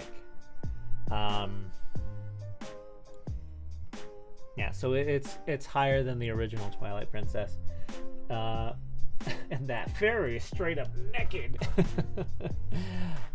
Yes, all reasons why it's better than the original. But I'm not putting it in S because I still feel like it still has the pacing issues. It's just a really long game. Okay. Let's see, what else can we talk about? We don't talk about Hyrule Warriors or Age of Calamity or this one. What is this? The Nintendo Picross Twilight Princess? I am unfamiliar with that. I will not be speaking on it. Yeah, Hyrule Warriors. I just hate Dynasty Warriors. They're not fun. And I'm not a big fan of the crossover. I feel like the most divisive game on the list will be Breath of the Wild and Tears of the Kingdom. Yes, well, thank you for that insight, Shadow Wizard. I am saving that because I have strong feelings on that. We'll get there, though. We're talking about Hyrule Warriors now, though.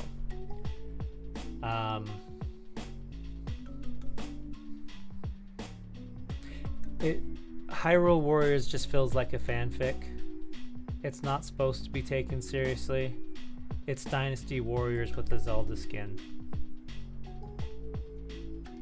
Like, if you like Dynasty Warriors, you'll probably like it, but if you like Zelda, you probably don't need to play this unless you really want to.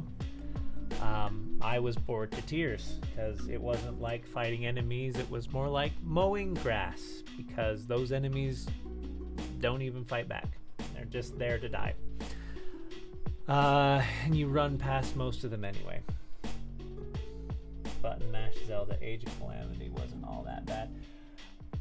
To be fair, Age of Calamity's story felt like it tried. It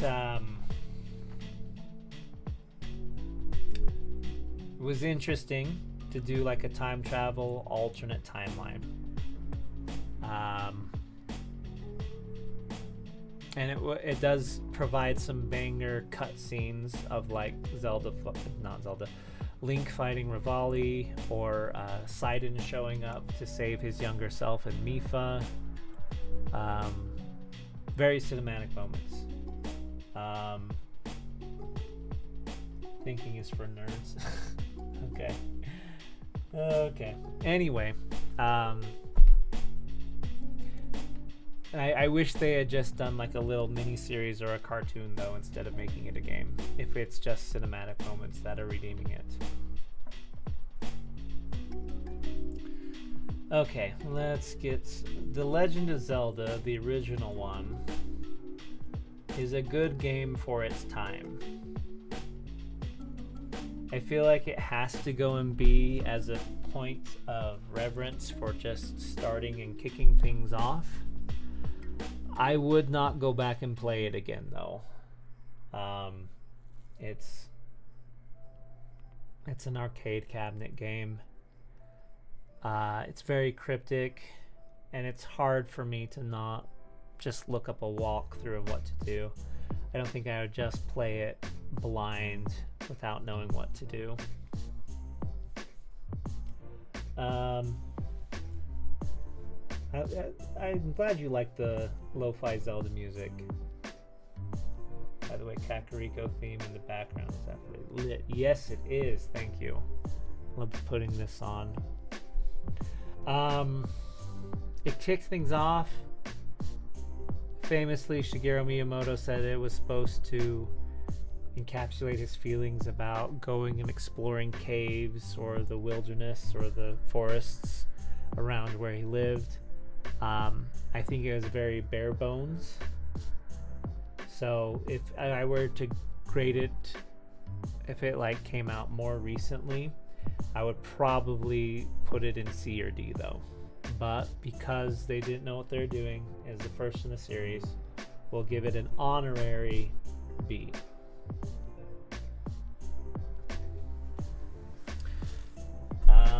Doesn't seem like a lot of people are talking about this, so I'm gonna move on. I honestly have not played Four Swords. I wanted to like them. Oh, let's actually do this. There we go. But it was too cumbersome to get links together, multiplayer, or to play with yourself but control 4 links. Gonna have to customize. This is our life now. Our first beater. Yep. Yeah, they didn't know they were what they were doing when they kicked off the series, what it would lead to. But anyway, Four Swords. Concept is really good. Gameplay seems fun. I kind of missed out on it. Didn't get to play it. But, you know, it's there. Respect for the elders. Yes. I don't have a lot to say about Four Swords, so I'm gonna move on. This should come as no surprise to anybody. No, that's Link's Awakening. Hang on, I didn't want to talk about that yet. A Link Between Worlds. There we are. That is another S game. That is how you make a spiritual successor game, and I wish Nintendo did this more. It is a link to the past, but for a new generation. It brings back classic items and invents them in new ways for you to use so that you have to think about it. It's not Breath of the Wild where it's like, here's all the keys you'll ever need. It's like, okay, we got a lot of keys here. What can you afford? Yeah, you got to think about this a little bit. Come on, how much money you got? And you can also pay to make them yours, or find all the collectibles to upgrade them. So you can go in any way you want to all the different dungeons. But unlike Breath of the Wild and Tears of the Kingdom, it doesn't sacrifice the story to do that freedom. Your personal number one is Link Between Worlds. Yeah, let's sing its praises, shall we? Like, I know, like I just said, that music is like just a given in all Zelda games, but man, is this a really sweet soundtrack. Like, I love every track in this game. I love, like, revisiting the Dark World, and now there's a Lorule. And Princess Hilda, oh my gosh, that woman, so fine. And like the inverse, like there's an evil Zelda. I know it's not like Puppet Zelda or something, It's really different, and her motives are relatable. And then at the end, when they use the wish to restore Low Rule so that they have their own Triforce, I got a little emotional. Like, dang. Hit me right in the feels. Yes. And very good for the day and age it was released in. A little late on the DS's lifespan, but they're like, man, we're going to knock it out of the park, though. This is probably the reason why I still have a DS instead of just like playing everything on the Switch. Shout out to Ravio for letting you rent items anytime you want. Yep. Improv question. Gut take for everyone. What are your top 3 most memorable Legend of Zelda moments? I mean, we're kind of talking about that. I'm trying to bring up specific moments for each of these games we're talking about. But yeah, and like mini games, and what I really like about this is the overworld. You know, it doesn't go on forever, but it feels full. Like all the caves aren't just a chest with money or a heart piece. There's like a little side characters, like, oh, I was hiding here from my wife. Like, excuse me, what? Or there's like the guy who's like mining, like, oh, I was mining my way down from here, but there's this huge lava pit all of a sudden. Like, excuse me, what? And there's and all the characters are fleshed out. You can go to the bar and pay the bar to play an acoustic version of all the tracks. Tell me they didn't put all the love and elbow grease into this game. It's in all of the details. It's great. Love this game. Love this game. And like, Yuga is Girahim, like the flamboyant villain who's like an artist. But he's not in Skyward Sword, so win. Ooh, Final Hours from Majora's Mask is also one of my top Zelda moments. Goodbye, Zara. Sorry from Ocarina of Time. Wind Waker ending. Interesting. I agree mostly. Well, might as well get into it then. Wind Waker is a C. Zelda Dragon, pulling out the Master Sword and Twilight Princess. Main Malo Mart theme song lives forever in my head, rent free. And Toilet Paper Demon in Majora's Mask. Those are some fun moments. It's the middle of the night. We gotta wrap this up. So, Wind Waker is a C. And it's mostly to do with the ocean and the open world. Like, this game is so empty. Like, I know there's towers and sea charts and caves and like secret caves that aren't that obvious, but there's nothing to do. I don't find myself returning to the Wind Waker. Story is good, ending is good. Everything in between is a chore. HD remake in B tier. They do add the fast sale to get things moving. I just feel at its core, though, that this game is not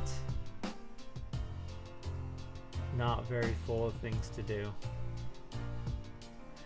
I'm actually gonna put HD in high C. But the lore!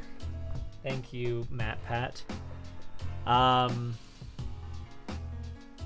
a decent enough point where it talks about like the continuation of Hyrule and how it's flooded and beneath the waves, and Ganondorf. The ending is good, where I feel like I relate most to this Ganondorf. Like, oh, we actually get his motivation as to why he is the way he is and why he wants to conquer Hyrule so much. Like, I lived in a gosh darn desert where food was scarce and the conditions were harsh and the wind meant death. You freaking Hylians living fat on the land don't know how good you got it. I want that land, boy. The graphics are a timeless look. You know, it is worth mentioning that at the time there was like a graphics race where console wars conversations talked a lot about the graphics of their games and how they were like so lifelike. And then in response to that, Nintendo was like, no, we're not going to participate in that. We're going to make a distinct look, cell shading, there we go. And you know what? It stands the test of time. The Great Flood was one of my favorite sections of the timeline. The king even admitted that him and Ganon were more similar than different. Okay, let's relate again. Yeah, to be sure. I can't rate it higher because this is also, I feel like, Nintendo trying to distance itself from the success of Ocarina of Time. Like, oh, we don't want to tell that story anymore. We don't care if you like it. And like the whole theme of Wind Waker and its ending is like, oh, come on, let the past die. Go have new adventures. And it's like, well, but what if I don't want to, Nintendo? The wind, it is blowing Ganondorf. Yes, a very good line. Very good line. The ending, very top tier. It's all the stuff in the middle that I have a problem with.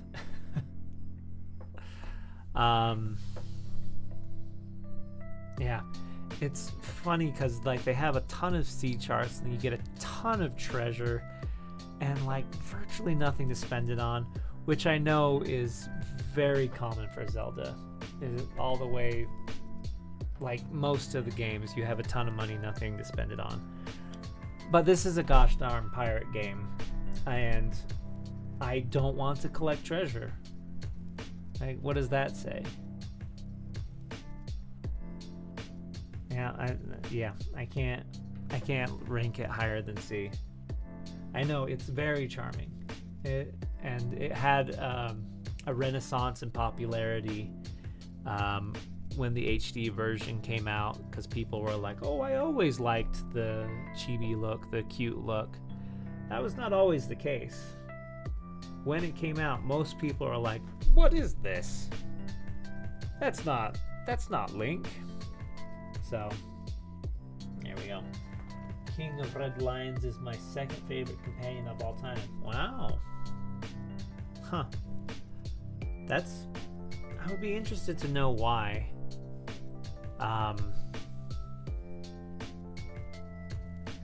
Because for me, the King of Red Lions is pretty good. I mean, he has relevance at the end, but I don't feel like he really helps you all that much. Isn't really involved. I feel like he's just like, all right, you're back to the boat after this dungeon. All right, the next island's over here. And it's kind of like hands off, which is mostly good, but I would be interested to know why it's second favorite companion. Because yes, of course, Midna is the goat. Navi is third, huh? I put Tattle over Navi because at the very least she doesn't have the hey sound effect. It's just a little ringing bell, like ding, like oh. I have less rage at the dinging sound effect than like hey. That hey is annoying. And Navi doesn't have a personality, but Tattle does. She's a stinker. Yeah. Let's move on. It's the middle of the night. We gotta get through this. We're so close. We're almost done. Oh, 4 swords. Go with your kin. Ancient stone tablets, huh? Never heard of that. BS, The Legend of Zelda. I doubt it. It's funny because when people say that's not Link, they would be right. It isn't Link, and the story confirms it for Wind Waker. That's true. This is not technically that Link confirmed in-game. Yes, there's a lot to dive into there. And that is not interesting enough for me to rank the Wind Waker higher, though. The Adventure of Link is a better game than people give it credit for. So, this was after The Legend of Zelda, the original. And they were trying to figure things out, so they played it more like a traditional RPG. And as far as that goes, it's pretty good. They introduced like a magic system. They have the temple theme that's a banger, like that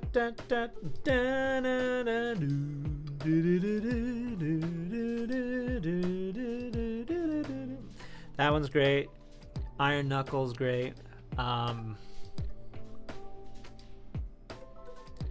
They have like a big world to explore. It has a lot of random encounters, but that was the style at the time, you understand?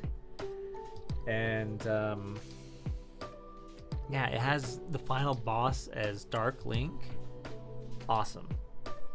I would rank it higher, but most of the bosses you fight, you have to use cheese. You have to, well, you can only hit the Thunder Eagle if you hit it with a Thunder Spell first. Like, okay, how am I supposed to know that? You can't beat the Lava Dragon unless you stand in a specific spot and then just wait for it to show up. You can only beat Shadow Link if you stand in the corner and just wait for him to come up where you can whack him. So, there's that stuff, but that notwithstanding, the Adventure Link is a pretty good game for its time. If it came out today, I would probably put it under C, under Wind Waker definitely, somewhere in D. But for when it came out, pretty good. Worth a play if you haven't. Use a guide though.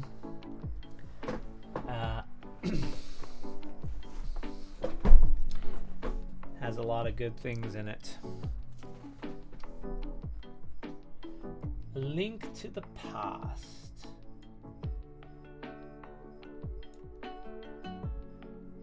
Needs to go in A. This Link, despite weirdly having pink hair, is the origination and solidification of the Zelda formula. Find item in dungeon, and then beat dungeon, and then use that item to explore the world more in depth. You can now access new areas or defeat enemies that you couldn't defeat before. And I really like that as a progress to power rather than just like stats to level up. Like, no, you can actually do different things that allow you to do more things. Very good for its time as well. It has a lot of good moments, a lot of good dungeons and bosses in it.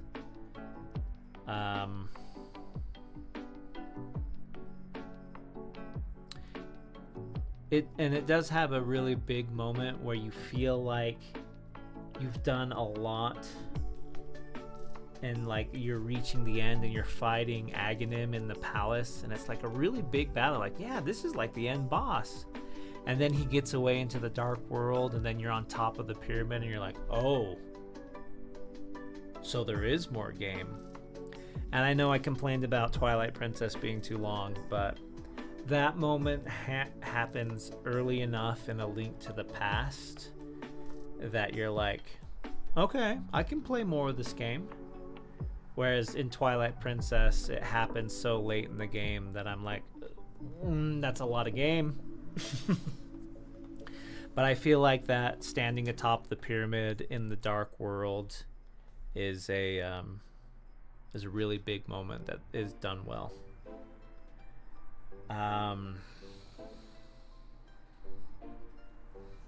Oh, this also is the birthplace of the ocarina, and the one song that goes with it, that's the warp song. It's technically in Mario 2, but the do do do do do do, that starts here in the Link to the Past. Also, we have the Song of Storms, the Windmill Hut, is born here, as well as Zelda's Lullaby.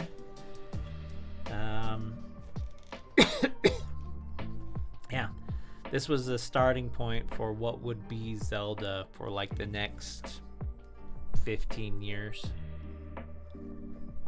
Yeah, just really good 2D Zelda.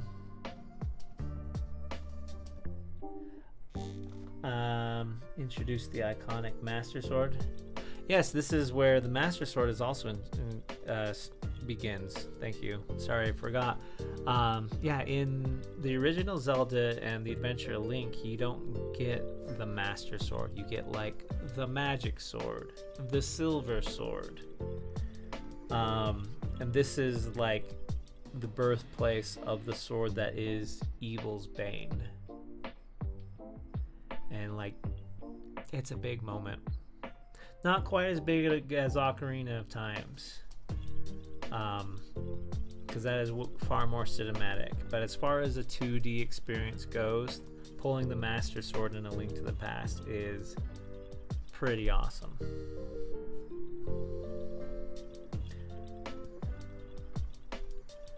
All right.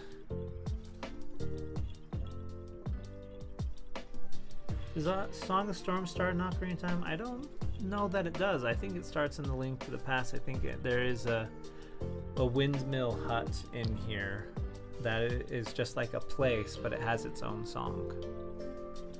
I could be wrong, but yeah, still notwithstanding, A Link to the Past is the starting point for a lot of the main staples for Zelda. Oh, and the Kakariko Village song as well. Kakariko Village was born in A Link to the Past. Okay, I feel like we've talked about that pretty well. Oh, Hyrule Warriors, get out of here. Zelda Game & Watch. Have not played. Alright, and I don't know anything about this version of Twilight Princess. I just have nothing to say about it. So, alright.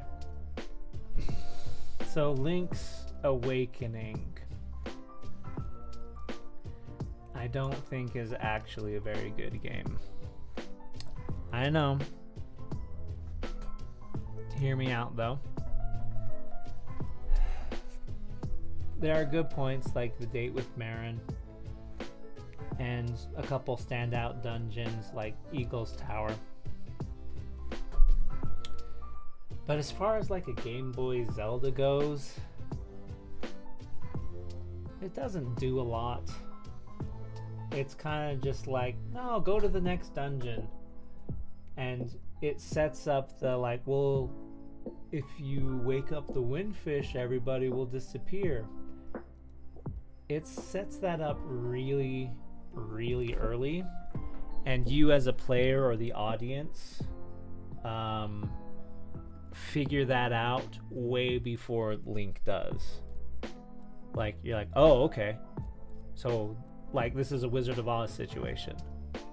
It's none of it's real, all these people are fake. And I don't know, maybe it was just me, but It's like Majora's Mask, except it doesn't develop the character at all. Tears of the Kingdom and the beta release of Tears of the Kingdom. Okay, I'm not sure about that. Anyway, just to finish my thought.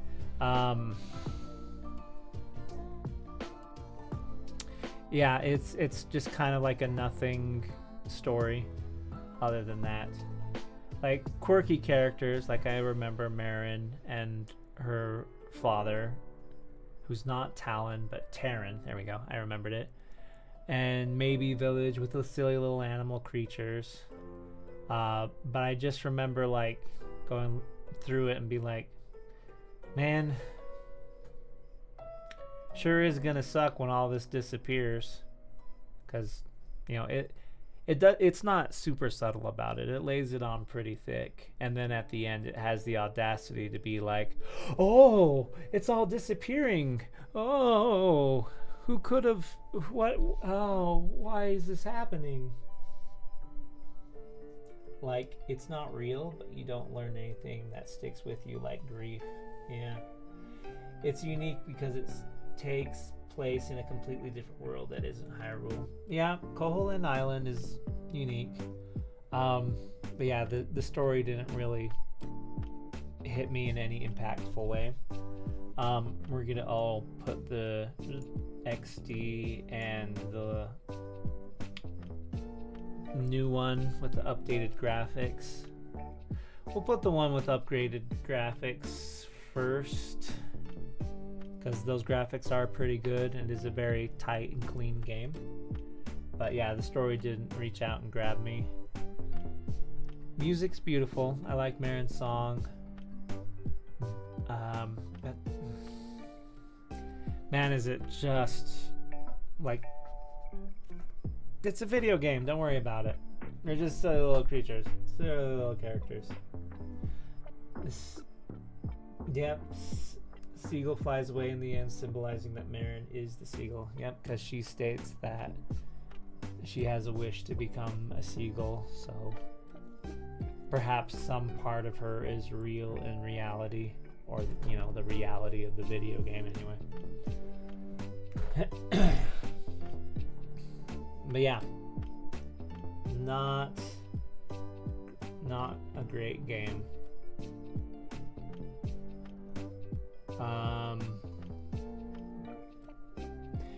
It's actually surprising to me that it's been remade so many times.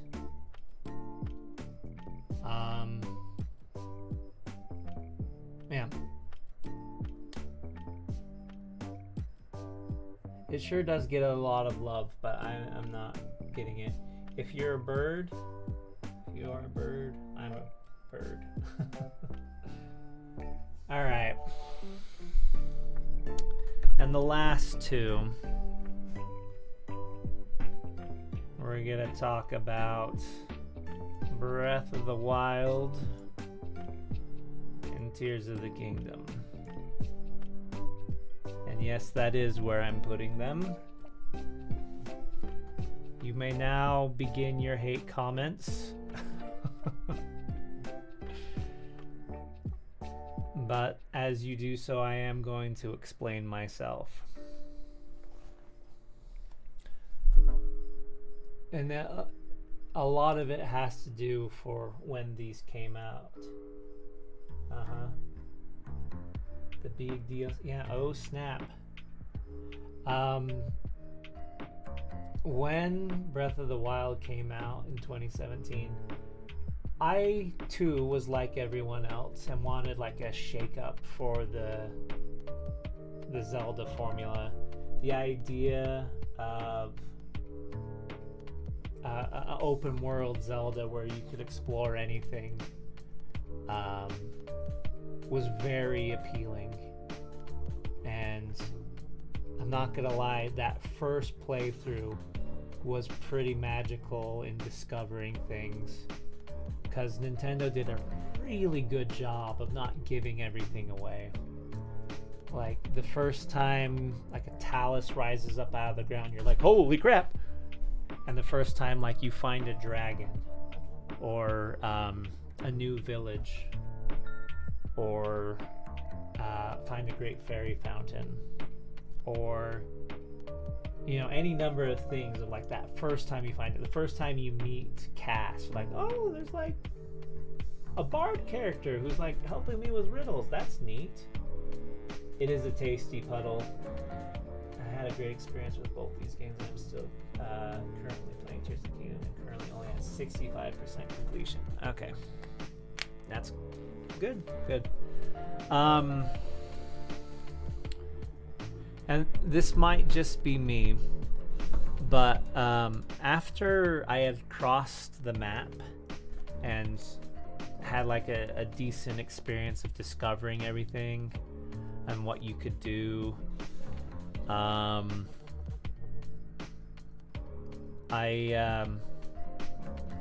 went to the story of the game, because like most people, you're like, oh, that looks story related, okay, I'll come back to that later.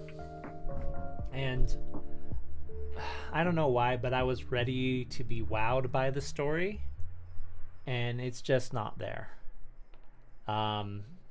So this is a pretty common complaint among people, but I feel like it's a bigger deal than most people to me.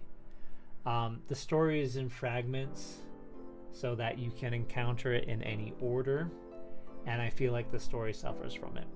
Like, the 4 different guardians and people don't interact with each other. Everyone's clueless as to what's going on. You need to have a good nap, sir. Under 4 swords? Okay.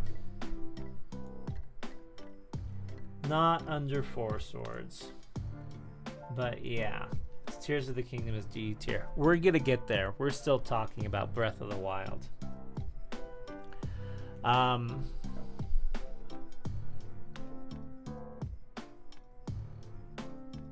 So the story is cut up and in small pieces and hard to look at. And since it was not there, I started just going through it. Just like, let's just get through it then. Let's meet these characters. And it's like very short. Like, hello, I'm Riju. This is the Gerudo. We have a problem with Von Naboris. Will you help us? Great. Let me put on this thunder helm. All right. You've boarded the divine beast. Have fun. And then that's done. Like, oh, okay, that was really short. What about the Yiga part? Like, okay, you can do the Yiga part. It's not really tied to anything, but you can do the Yiga part. Has better gameplay abilities, fighting mechanics, and final ending. Breath of the Wild had a better story, shrines, characters, and side adventures. Well, I'll talk about that. I don't know how much about that I agree.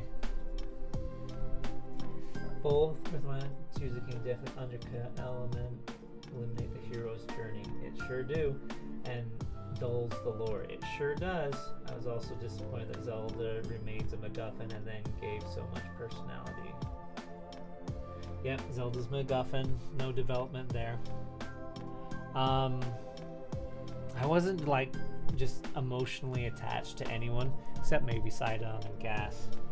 To any of the characters. They just all kind of blended together. And then I started to sour on the game. Like, all of the running around and collecting resources and fighting turned into tedium. Like, once there was no more new things to find, the bane of all open world games is that they can't go on forever. I didn't find everything. I didn't 100% the shrine, 100% the game. I did find all the shrines in Breath of the Wild.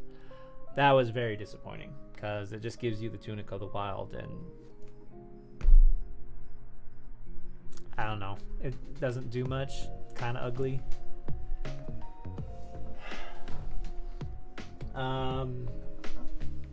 Breath of the Wild has to have one of the underrated soundtracks. There are some bangers in there. Playing it though, it is a lot of silence though. But yeah, when the music is on display, it is very good. It's just that most of it is empty.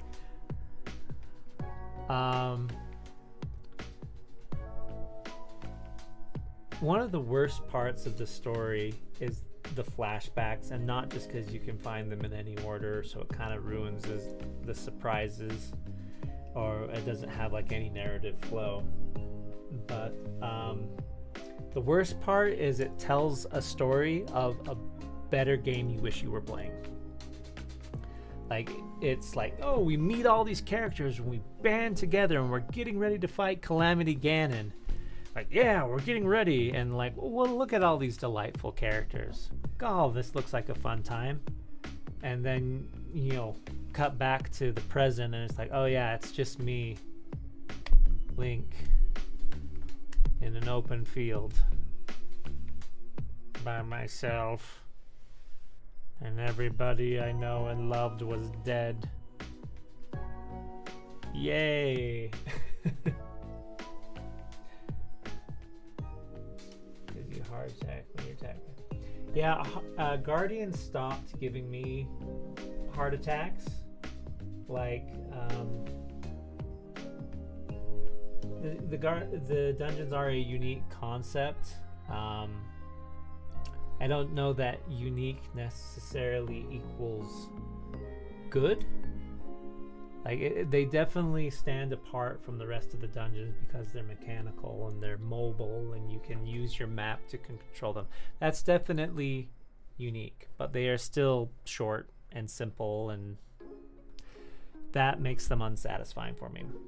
I can recall them because they are unique and they stand apart from the rest of the dungeons. Like, a lot of the water temples in the 2D Zeldas, I couldn't tell you anything about. Fair. But I can tell you what Vah Ruta is like. That's why I consider Apocalypse.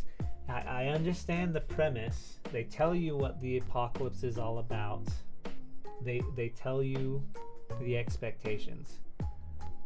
I still wish I was playing in the flashbacks though, because that looks like a better game. It's all of the most interesting parts of the game you're playing.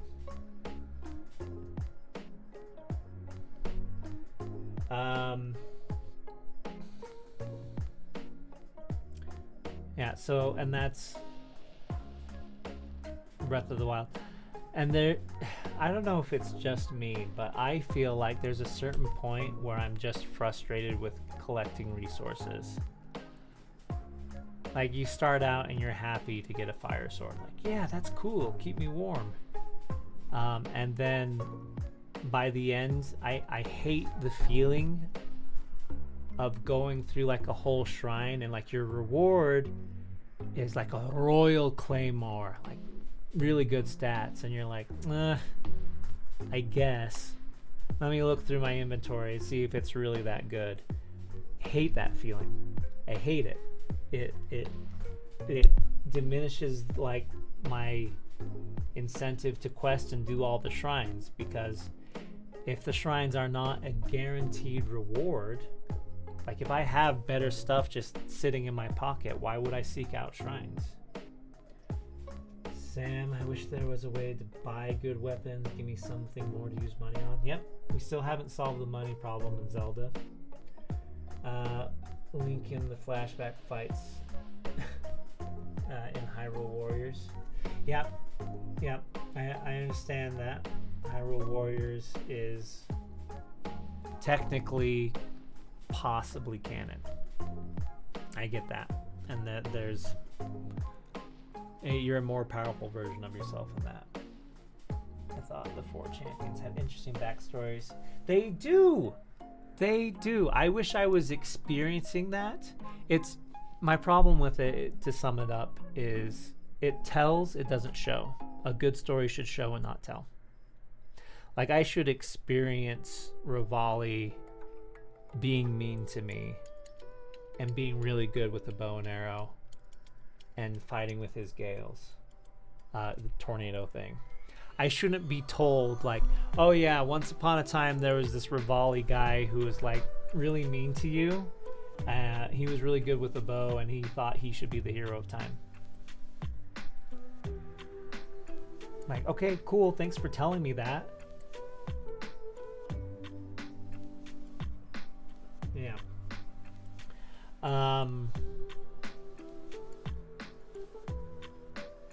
Yeah, so I've since soured on Breath of the Wild.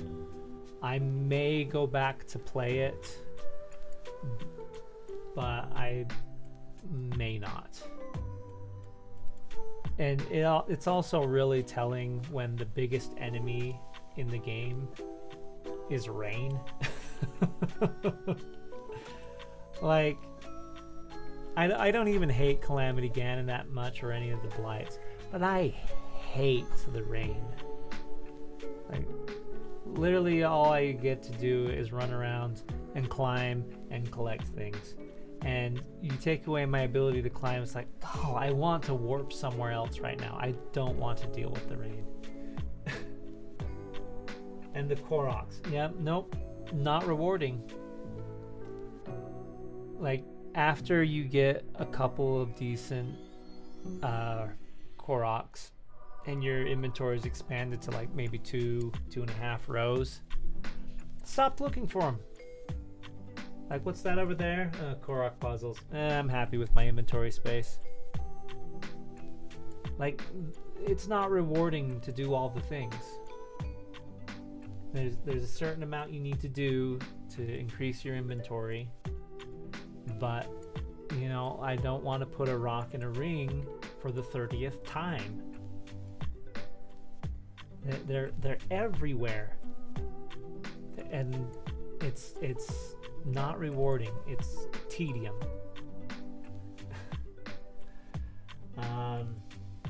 The accordion was also the main instrument in the game, and Cass's version of the Champions themes are absolutely beautiful. Very true. Cass is a joy. I love him. I wish there were more characters like that. Like, if you took away some of the shrines, okay? But I'm making a better game in my own mind here. If you took away some of the shrines and it was just like characters like Cass, named characters you see multiple times, not just NPCs in the horse stable somewhere, that actually had like personality and they remembered you. Maybe they had their own little arc of their own, and then they gave you rewards for doing the little puzzles. Like, oh man, there's some bokoblins around that stone ring. I'm not sure, but including the amiibos, of course. Hey, DLC, it was. Yeah, DLC. These two games wouldn't get the complaints they do if the stories were at least just better. I don't feel like he gives it. Yeah, I don't think he does at all, and nobody wants to save the day. That kind of takes me out. Thank you, Wizard Stan. I agree with that. Don't have a problem with weapon durability. I thought enemy variants were the big issue. Yes!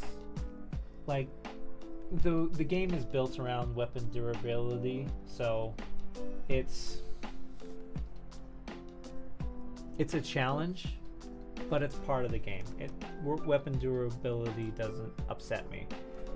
Quite frankly, I was more upset walking around with like all my best gear and then looking at my rewards for playing the game and like, these are worse than what I have. That was more frustrating to me than when my items would break. And yeah, the enemy variety could be better. It truly could. We got a lot. You stop and think about it. We got like Coblins, Lizalfos, Moblins, Talus, Keese, Hinox, Lynels. Lynels are awesome. And we got like Yiga and Moldugas and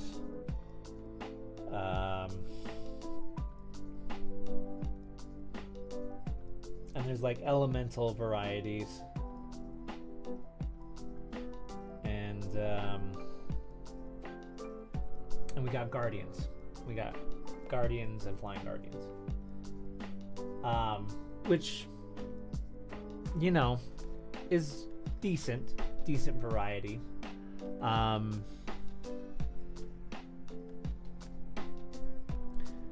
But I feel like the lack of enemy variety is more along the vein of the tedium that I'm talking about. Like, once there are no more new things to find, the game becomes a chore.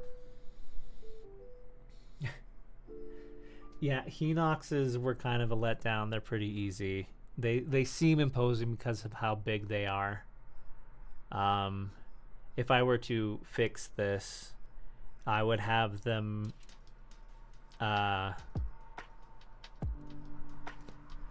have like more coverings. Like maybe early on Hinoxes are just out there in their clothes, but with greater difficulty and harder to reach places, have them like wearing like houses and trees and stuff, so that you couldn't just hit them anywhere. Because yeah, you hit them in the eye and then you spin to win.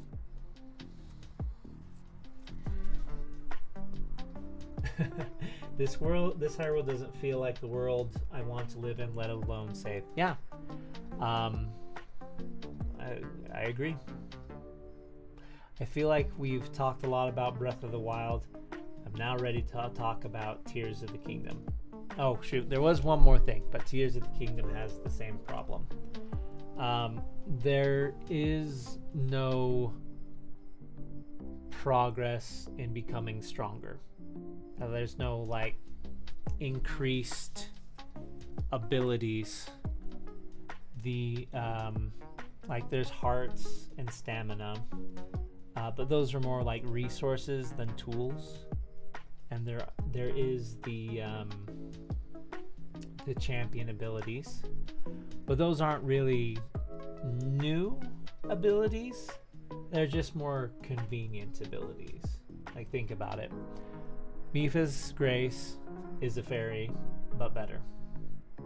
Daruk is just a shield, but it takes the time. It does it for you. Urbosa's Fury is just a spin attack, you know, a bigger area and with electric damage. And Rivali's Gale is just you lighting a fire, but it does it for you. Those are all things you can already do, but it's just like, we'll make it convenient for you. Zelda, look at my house. Relationship come full circle. She took the house. I mean, I do feel like this world is very alive in a way, but that most games aren't. And that's because of the open world. Everything is in constant motion, is connected with each other in some way. Okay. Fair point. So you are front loaded to talk about the tools. And just solidify what they mean to me. Is it gives you all the tools because it wants you to be able to explore the whole world. You have all the tools you need up front. That is, while that is fun to know that I am capable of going anywhere, it does take some of the mystique out of the world. There's no places like in older games where I'd be like, oh, I don't have this item yet. I'll have to come back and explore that part. There's none of that. It's just like, hey, whenever you're ready, go fight Ganon. And it's like, oh, shoot, really? Well, now I feel actually kind of guilty looking around, knowing that I could be defeating Ganon right now. Like, I have all the tools. And then if I have all the tools, what rewards are there for me for doing shrines or puzzles that could really impact the way I play the game? I have all the tools I need. What need have I for doing all the shrines? Could do the labyrinth and get the barbarian outfit. What does that do? Increases your attack stat. Oh, cool. It's not like a new skill or anything. It's just, you know, you hit harder.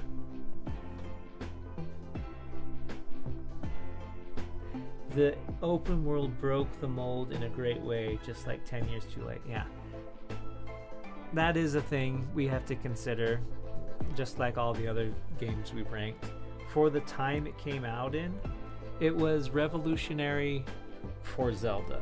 But for most games, an open world is kind of an already explored territory. I'll storm the castle in a minute, babe. I'm trying to ride this deer. That's great. Okay. Breath of the Wild and Tears of the Kingdom are A tier for you, really. Twilight Princess boss fight puts it in S for me. Style of the fights were a little Dark Souls meets Shadow of the Colossus. That's the saddest lacking feature. Yeah. If anyway, we could talk about what we would do to make the greatest game. I gotta talk about Tears of the Kingdom and wrap up this stream so I can go to bed. The Great Plateau is also considered one of the greatest tutorial sections in any video game. I agree. I agree with that. The tutorial is masterfully done. It's seamless. It lets you do things. It's not holding it in your hand. It's not putting like instructions right in your face, like you have to read this first. It's very easygoing, relaxing, and effective. It teaches you to do all the things. I think that's a good point. That brings it up to a C. I feel like everything else about it that we've mentioned, though, does not outweigh that.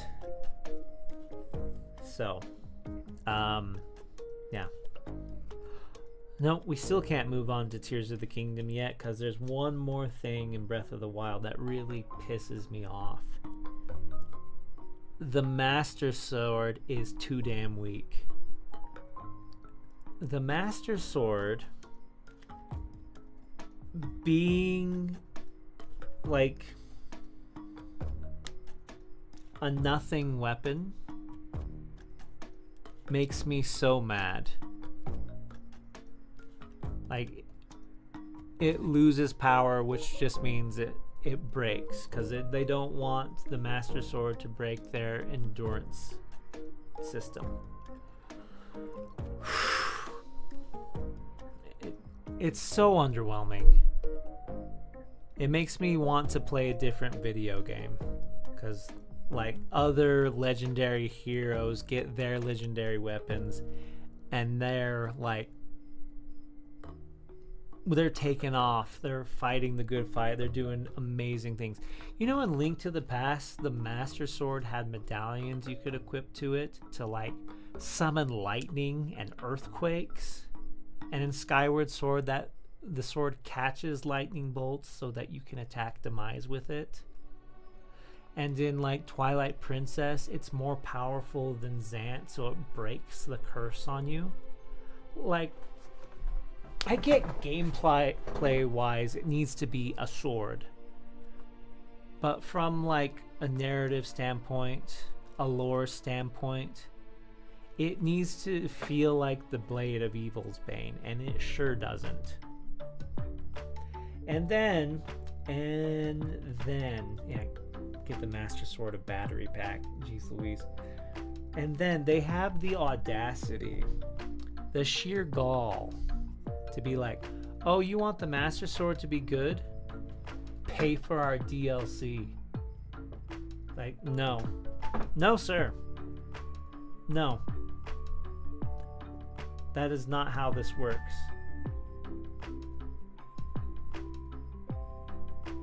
Like, I almost wish that they didn't put the Master Sword in the game.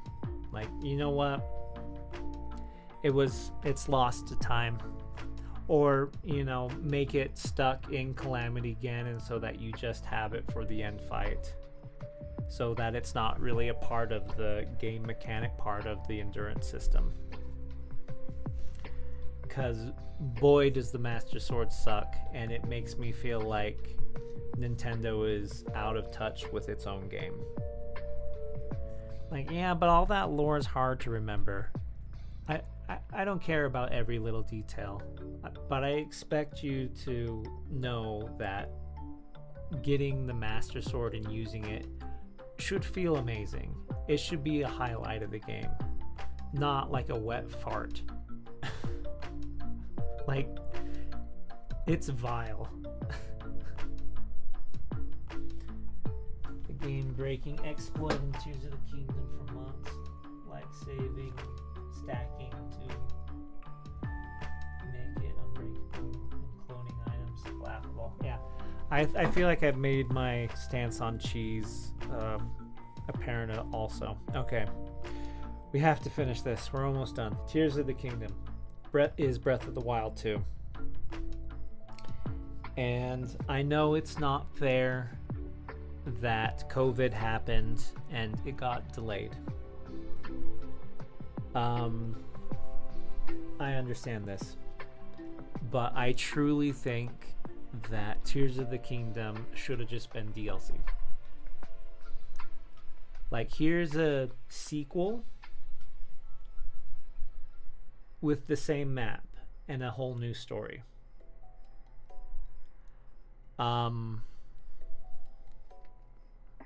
Yeah. So Tears of the Kingdom does the same thing as Breath of the Wilds with front-loading its tools and breaking apart its story. So I'm not even going to talk about that because I feel like we already covered that.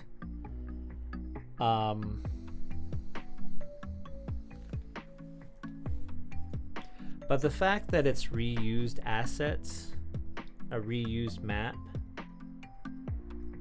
and they're same mechanics like shrines and towers, and most of what you're looking for out in the world is resources and clothes. Like, I hit that wall of like, oh, there's nothing new to see so much faster. Like, I'm not really interested in exploring the same map again, but I'll look at like caves in the Underdark. Okay. So the Underdark has Zonite for batteries and the same outfits from the last game. Excuse me? You're telling me that I went through a Colosseum in the Underdark for a magical prize and all it gave me was the Wind Waker Link outfit? Excuse you? That's unacceptable. I had that already. I have those outfits in Breath of the Wild. Give me a new outfit. I know there's a couple. There's a glider suit. There's a minor light up suit. There's the Zonite warrior suit.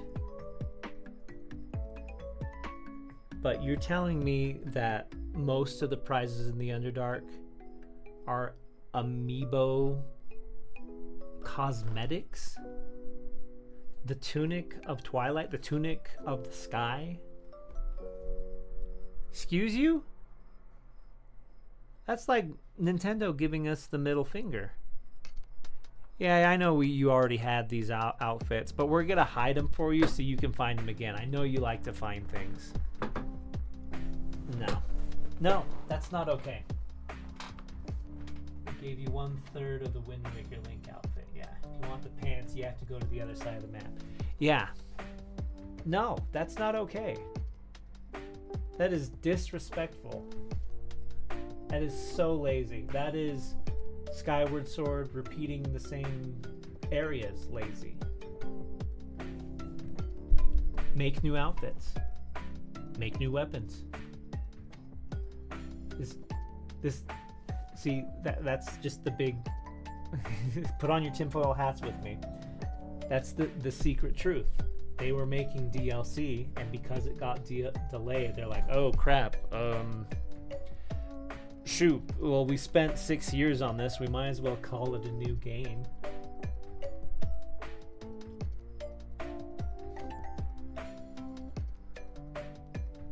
There are good moments. Master Koga's battles are a lot of fun. I like him as a character. Very funny, very hilarious, very engaging. Gleeoks are good. Like, the new enemies are good. They're adding variety with Gleeoks and Battle Tower Taluses and the Zonite Guardians. And, well, really, those just replace the Sheikah Guardians, so that doesn't really count. And they do the dungeons better and worse at the same time. Like, it's better because they're all not the same and they're a part of the world. But they're so aggravating with your travel companions. I feel like they heard the complaint that the world felt open and lonely. And they're like, oh, we'll give you companions. And then they make your abilities tied to that, which is the stupidest decision. Like, Fuse is fine. All of the tools you get on the floating plateau are fine. But I can't stand those stupid ghosts.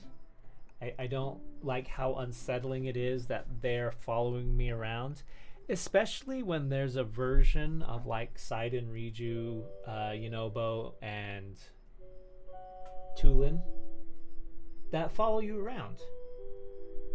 Like, imagine with me just for a second that it's more like Baldur's Gate.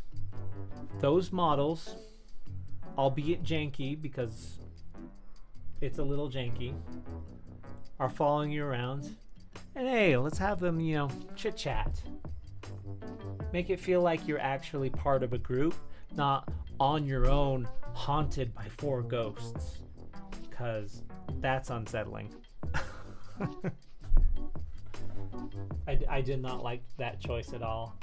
I did Tulin first, and I remember after clearing that dungeon and he following me around, I was like, really? Really? This is weird. I feel uncomfortable.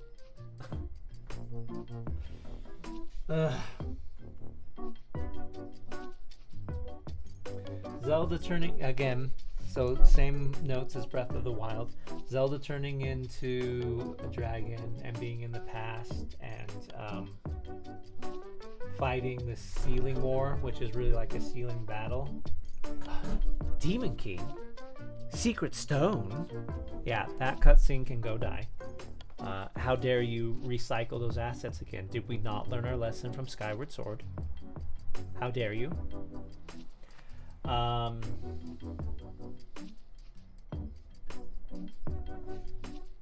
But yeah, the backstory with Zelda turning into a dragon and all that is, again, a better story that I wish I was playing.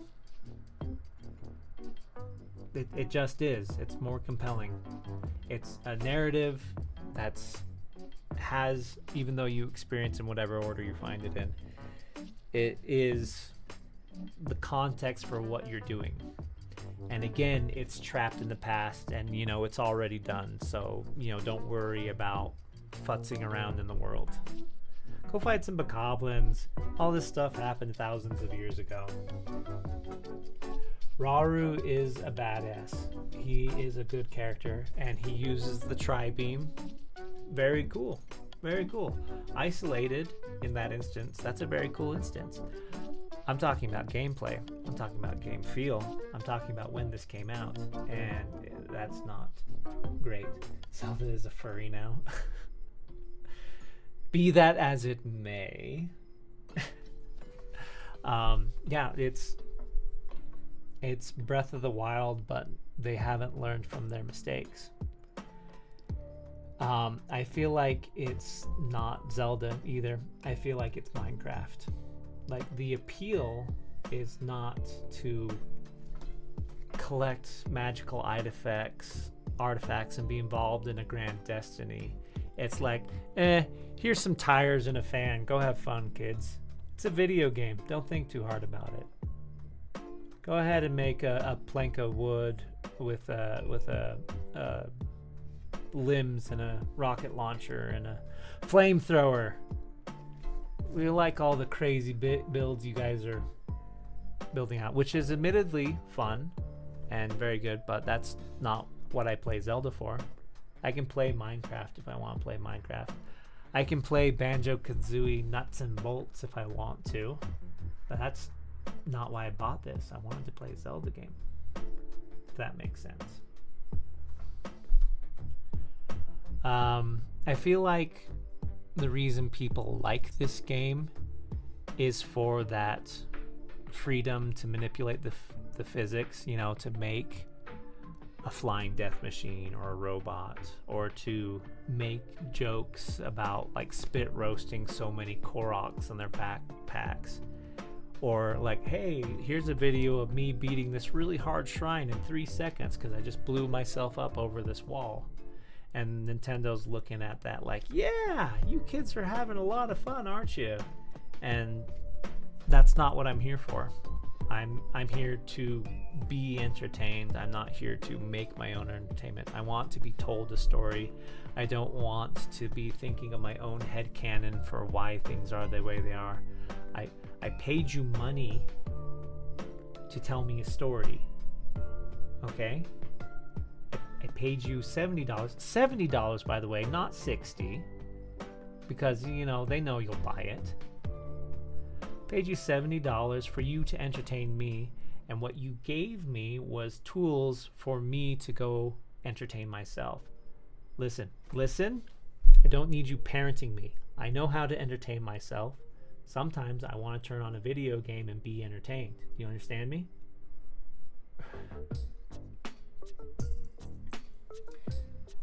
So, yeah. All right. Good night, Sam. Thanks for sticking on with us. This is pretty well the end of the stream. I feel like I've said everything I need to say. I thank you for commenting, everybody. Though it did not sway my decisions, I did appreciate all of your feedback. I believe that is the entire tier list now. Let's take a look over that. Just scroll through it real quick. Yeah, here we are, 1:15. We're just wrapping things up. Okay, let's read these last comments. We need better and more unique dungeons with more interesting concepts. Dungeons and puzzles are what make Zelda. Yes, not making cars, not making fan bikes that trivialize the whole map. Also, the sky's completely empty. Don't even bother exploring the sky islands. Wizard, I think the hard thing is Nintendo heard so much hate about the linear hand-holding Skyward Sword, and now they're overcorrecting and they realize that they can't please everyone, and it's frustrating. W stream later, man.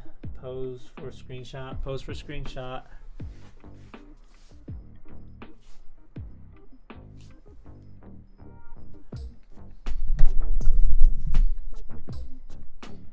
You want a screenshot, huh? You want the list? Perhaps my glorious face as well. Hey, how's it going? It's your boy, Carl. Thank you so much for tuning into this stream or watching the VOD later. Oh, my hat is so crooked. Oh well. Remember to like, subscribe, leave comments, share with people. I know people love to be told how someone else ranked their favorite thing and how that delegitimized that they should like it. I don't believe that was sarcasm.